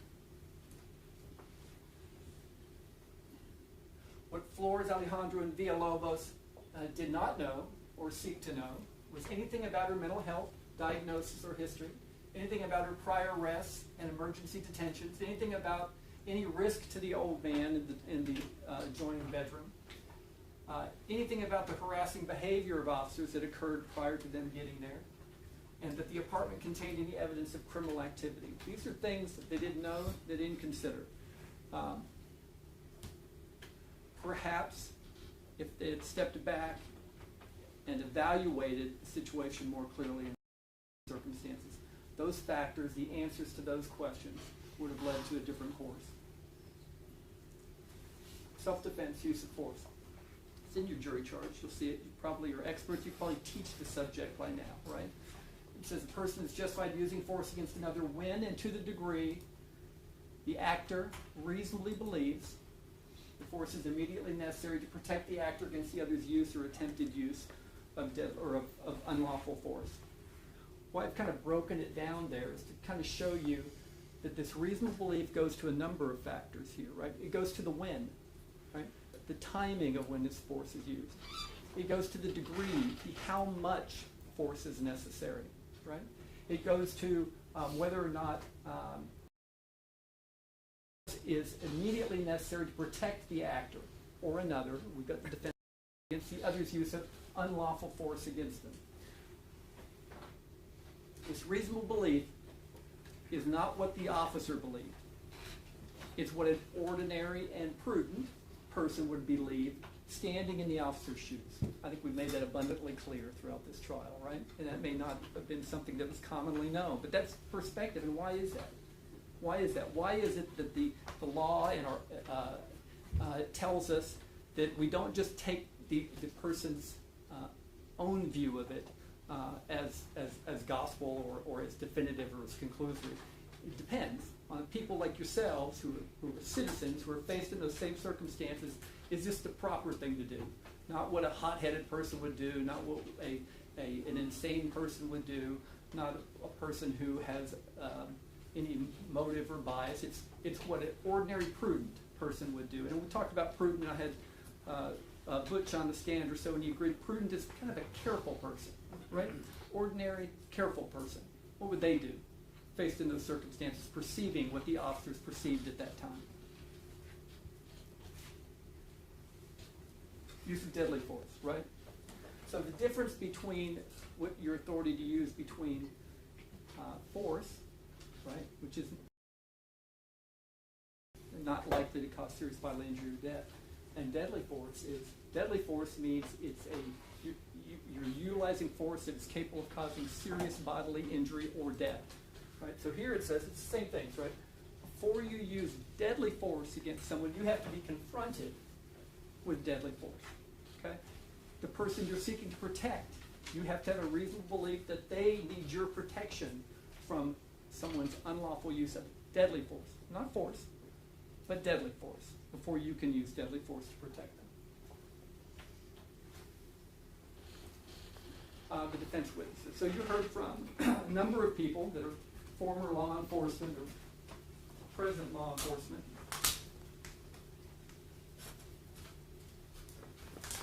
And what do we know about all these people? They are heavily incentivized in perpetuating a system where officers are not second guessed. Okay, I get that. If you remember from their testimony that they're were paid for their testimony by an organization called CLEAT, Combined Law Enforcement Association something, CLEAT, right? All of them were paid quite well, right? This organization or this union amasses money to help defend officers and pay for experts and those kinds of things so that officers as an institution are protected against being second guessed. It's kind of like having people, calling people as witnesses who are on the same team as their. The people that they had come testify to the reasonableness of their actions are people that are on their same team, people who are incentivized to protect the institution, being a police officer. What their perhaps bias or implicit bias is in giving the opinions that they gave. This is a picture, kind of one slide from that entire program. And that third volley of shots that Melissa Perez had already succumbed to her injuries, not passed away, but collapsed behind the wall there, and there were still 4 shots fired at her in that position. 1 by Alejandro, 3 by Villalobos. Dr. Martinelli's testimony. I talked to him about this threat assessment training that he does. And he talked about his 5 rules, right? And his first rule he talked about was not becoming emotional. And so when an officer is preparing to be in a stressful situation, they have to guard against this dynamic of becoming emotionally captured where the endorphins and stimulants from your body and the adrenaline comes in and leads you to engage in bad judgment, right? And he talked about this is a real thing that officers are taught about, and they have to prepare themselves not to have that happen to them, not to be captured emotionally, so that they continue to keep a clear head when they're engaging in a situation that could be life or death. He talks about rule two when approaching a threat like this, and remember he was talking about this in the sense of these high-risk entries that he was involved in, is you consider how can you manipulate your environment, right? Ultimately, in making it a high-risk entry, is that nobody's hurt, right? The witnesses told you that. That's the goal. Officers not hurt, the subject not hurt, right? So what can you do in approaching these situations to prevent that from happening? Well, the thing he suggested was manipulating the environment, right? What can you do in assessing your environment? Take steps to make it so that you don't have to be put in a situation where you got to shoot somebody, right? Can you push a TV over and open up an area where you can tase somebody? Can you try taking a screen off a window, right? Can you, in situations, take a shield and put it up against the glass? Things that you can do in that environment so that things can be done more safely. He talks about rule 3, being able to safely accomplish the 5 components of an arrest. Before you go in, see to it and visualize and know that you're going to be able to enter, get your hands on the person, cuff them, place them in under arrest safely when you take that action. He talked about avoiding time compression. That's probably not an expression you guys used before this trial at all, right? But you understand time compression now, right? Avoid putting yourself in a situation where you have been forced by moving towards the person that a split-second decision will have to be made. If you can avoid doing that, then avoid doing that, right? And distance and cover are your friends. In this circumstance, they had time, they had distance, they had cover to make this so that it didn't have to turn out in the unfortunate way that it did. And they didn't choose to do it in the 15 minutes that they formed. Dr. Martinelli called it. I would think when conducting does not want to come out, that you'd want more than a rudimentary plan. You'd want a carefully laid out plan that sought to establish the goals that you had. Nobody gets hurt in this instant, rather than let's throw this all together and jump on in quickly. He talked about, I think he spoke on it for 5 or 10 minutes when I asked him about lethal or non-lethal or less than lethal options available to officers making a high-risk entry. You know, he talked about all the different things, all the different gadgets, the electronic, the chemical, the shields, the beanbag chair, the beanbag rounds, and all those other kinds of things that officers are trained to use, that are available for them to use, so that when they go into a situation where they need to apprehend someone safely, that they use the full panoply of all those devices, so that the mission is accomplished successfully, like this one was not. A big part of his argument in his conclusion that he admitted to was that Melissa Perez, he said, was a goal-oriented assailant, and that he assessed her goal as killing a police officer. Killing a police officer. And the reason why we showed you so much of the video from earlier in the opening of our close is to show you that Melissa Perez's goal was not killing a police officer. Her goal was keeping people out of her apartment.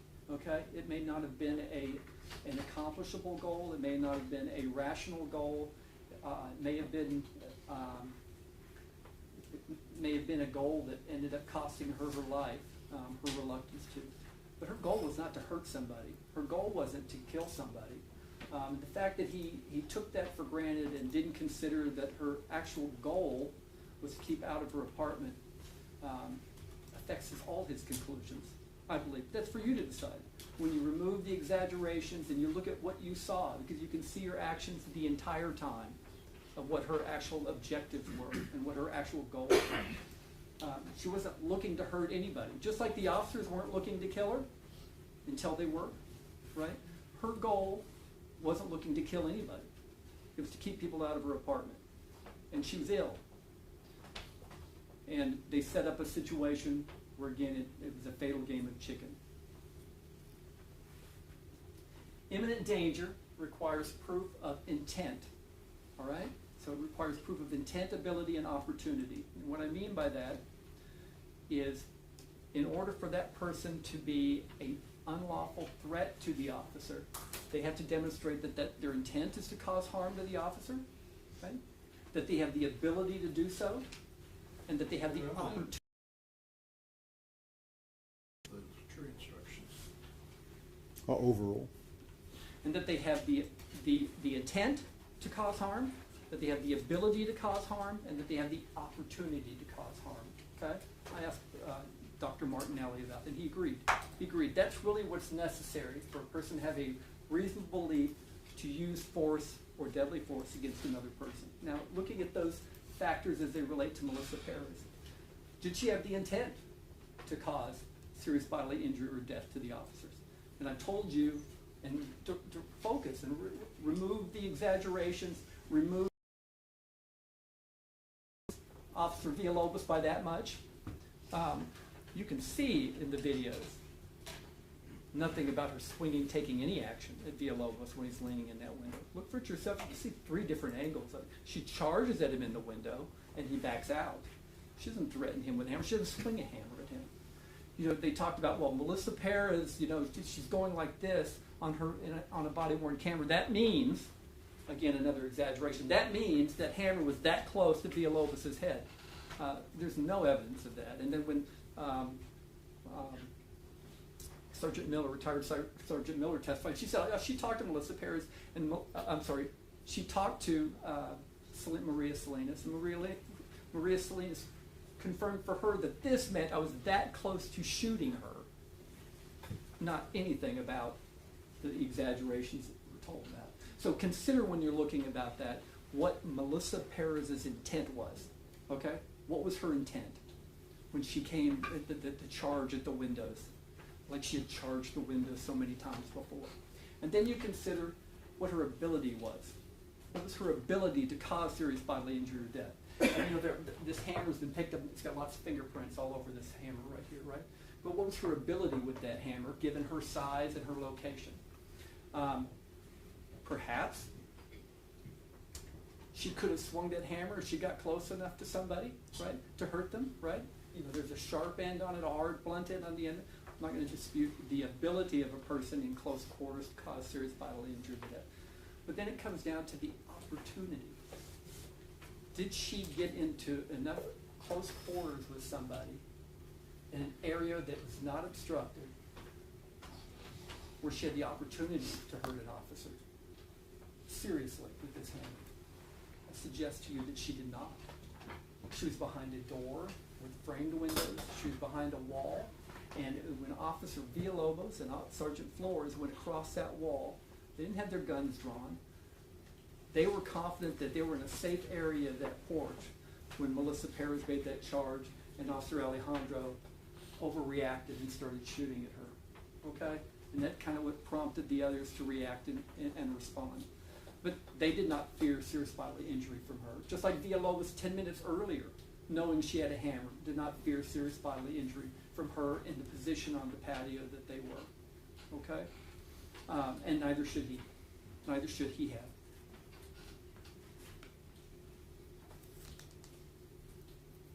Who was emotionally captured in this event? Well, I suggest to you that's what we see here. We see that Sergeant Flores became emotionally captured by the stress of this event. Actually, he's the one that got this whole thing started by saying you can go in. He's the one that ended up feeling responsible that Salinas got hit with the candle. And he's the one that formed this rudimentary plan that put him in this position. But even from that position he was in, she did not have the opportunity to cause him serious bodily injury or death when he fired 3 shots at her. So when the justification fails, when there is no justification, then you look at the elements of the crime itself, right? And I've tried to do this with any of the people that they called as witnesses or any of the officers who testified about. What about the elements of the crime themselves?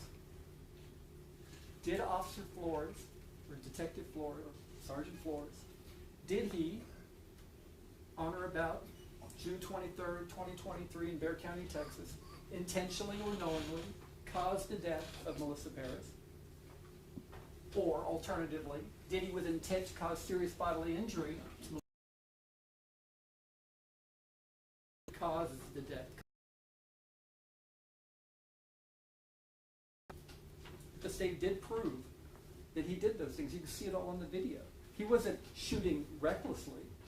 He was shooting purposefully at her midsection, knowing that's not clearly dangerous to human life, to stop her from charging, okay? He admitted to that. I think I even heard the lawyer say, we own that, right? She did. Sergeant Flores did commit the offense of murder absent the justification. Then the intent then is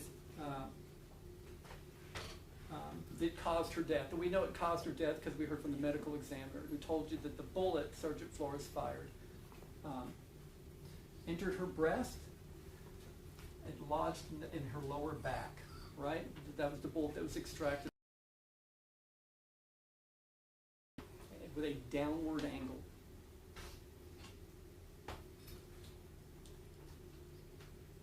Alejandro, Officer Elizar Alejandro, what evidence do we have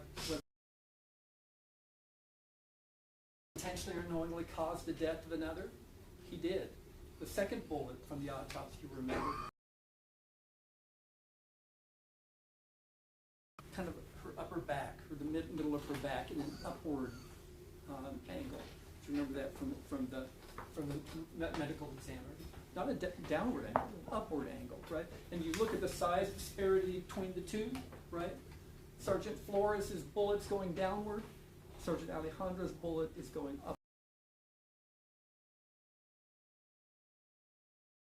On camera, you can look at Thompson's or whatever at that precise moment where you can see the bullet blast from Officer Alejandro's gun at the time her arm was raised in precisely the same way that it had to have been for her to have been shot there. Was that an act clearly dangerous to human life of him shooting her? It was. And did it cause her death? It did. Aggravated assault by public servant. You know, these crimes, aggravated assault, there's aggravated assault by causing bodily injury with a deadly weapon, and there's aggravated assault by threat using a deadly weapon, right? So any shot that's fired that missed, right, it's still a threat to that person. And again, there's testimony of that, right? So any shot, and Alejandro fired 10 times, Flores fired 3 times, Villalobos fired 3 times, right? So any shot that they fired that missed is an aggravated assault by threat by a public servant. Any shot that struck her, in the cases of the 2 bullets that struck her, both of those bullets caused her death or murder, and that's the difference between those 2 kinds of crimes, right?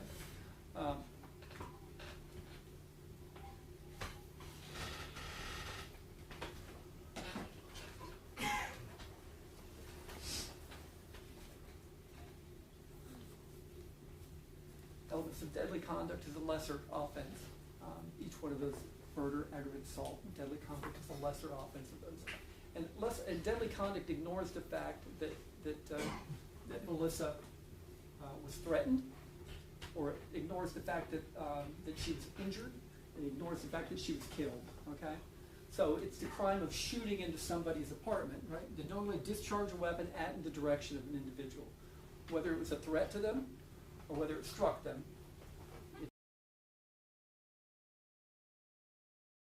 Each of them discharge a weapon knowingly at Melissa Perez. Their statements admit as much. The videos tell you as much that they did.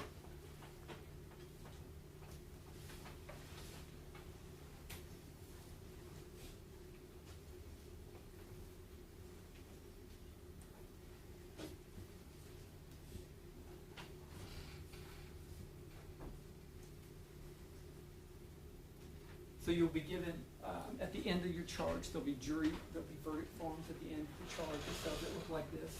And what we believe that the evidence shows in this case here is that they committed each of those acts that either caused her death or threatened her or was deadly conduct.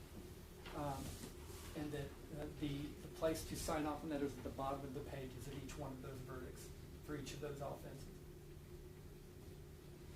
No person is above the law. And there's a lot of talk about whether officers should be treated differently. We value our police officers, we value what they do, but any person who is accused of causing the death, murdering someone, it's not unusual for a warrant to issue to them that same day. Just because a person is a police officer that engages in the conduct does not mean that they have to be treated differently, that somehow they have to be put off, that the charging decision or the arrest decision has to be put off longer. Any one of us who engaged in a non-justified shooting would be arrested that day, and these officers were after 16 hours.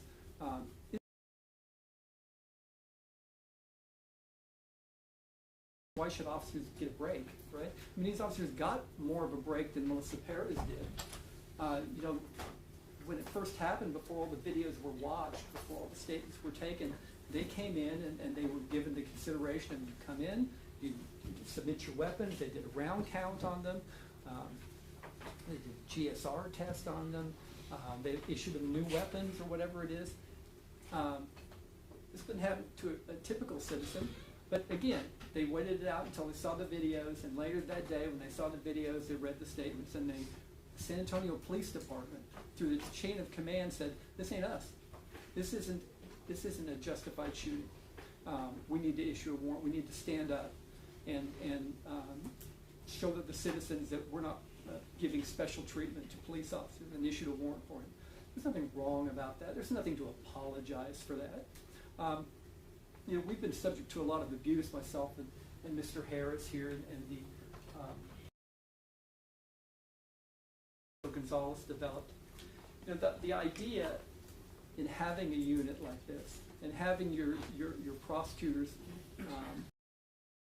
cases more carefully and approach these cases is to show sunlight or put sunlight on these cases, because the public and the community needs to know on these officer-involved shootings whether or not these are being pushed under the rug, or if they are being investigated properly and filed properly, and the community has some kind of buy-in to it's fair. That just because San Antonio Police Department is investigating their own, is there a problem with that? Well, let's shine some sunlight on the facts so that a jury like yourselves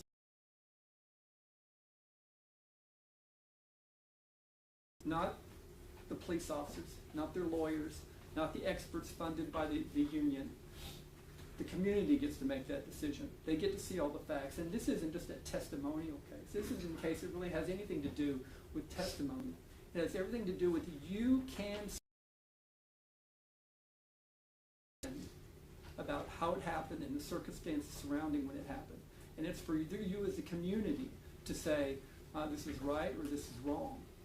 And if you believe, and if you reflect back on when you first watched the video, when you first came in here that first, I think it was the second day, right? When you kind of saw that first video, how you felt when you saw that shooting happen. So that you can kind of see how you felt about how wrong that was, that woman had to die in that way, okay? That's your call, right? There's been a lot of people telling you, well, we were in a situation where there was nothing else we could do. There was a lot else they could have done. It didn't need to end this way. And you know, and your own moral compass has been called upon to decide this case. This isn't for the DA's office to decide we're going to look after and protect our police department. This isn't for the chief of police to say, I'm going to look at this, I'm just going to... This is wrong. Wrong for this woman to have been killed. It's wrong for those who have shot her under these circumstances in her locked room. So that's why it's here. We make no apologies for it. I've worked in public.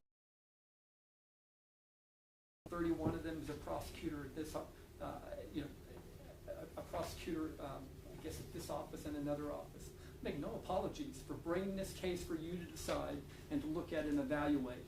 And although you can say that Officer Soto could have done more, he did all that you need to see.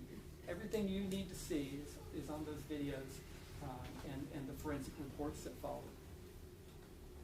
The rush to judgment, I've kind of talked about that a lot. There's a lot of talk about that, right? Whether getting them arrested. Again, any citizen who isn't a police officer, given the facts that we have, would have been arrested just as quickly, and they don't deserve necessarily to be treated special in those kind of circumstances. With great power comes great responsibility. We've all heard that, and it's very true. Everyone who testified for the defense agreed that the goal in a high risk entry is that no one gets hurt. That important goal is not prioritized in this plan, this rudimentary plan that they came up with, that Sergeant Flores was responsible for and came up with. Her safety was not a consideration. It was their safety, that is one of the considerations. Her safety was not considered in this plan. Given the resource and training of these officers, it is not reasonable for Ms. Perez to be shot in this high school. It's almost as if they're in a person on a motorcycle in the direct path of them and said, let's go at it, right?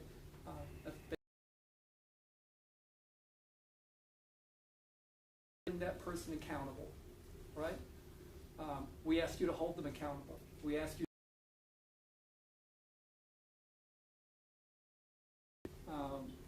their officers need to adhere to their training, that the officers themselves need to pay attention to their training. That the policy that was going in there that they've all been trained on, so that human life is important and it's to be protected and not to be ignored when confronting a situation like that. The answer is not to release a verdict that basically says, congratulations guys, pat on the back, go back to service. It can't be that. Or there's going to be many other instances, as there have been, of police officers shooting citizens unnecessarily. So Godspeed. Please return a true verdict on this case. Thank you. All right, members of the jury, you now have all the evidence before you. You have the law through the charge of the court, and you have the closing argument of counsel. Once each of you is assembled in the jury room, you can begin your deliberations. We will be in recess until you've advised us if you've reached a verdict. I'm going to ask alternate juror 107 to stay behind. The rest of you, go ahead and instructing you to begin your deliberations. All rise for the jury.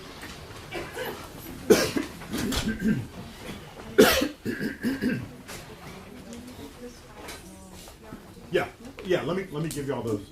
So remember the notes. You're welcome to use them for your own purposes. You're not allowed to share them with each other, just for your own purposes.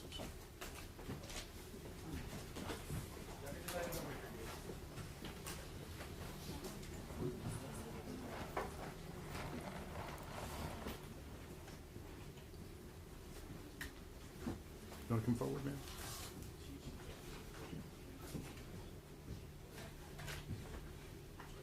You come up here. On the record. We're on the record. All right. Currently, because we still may need you, we don't know. So you're not allowed to leave. Be in the jury room either. You may be seated. So if there's a verdict of guilty, then we would bring you back. So you got to stay around the courthouse. Where do I go? You can go anywhere in the courthouse if you want. Did we get her something? Yeah, they did. I believe so too. Yeah, we got you a sandwich. Okay. So we'll get that for you. You probably should not be here just because you don't.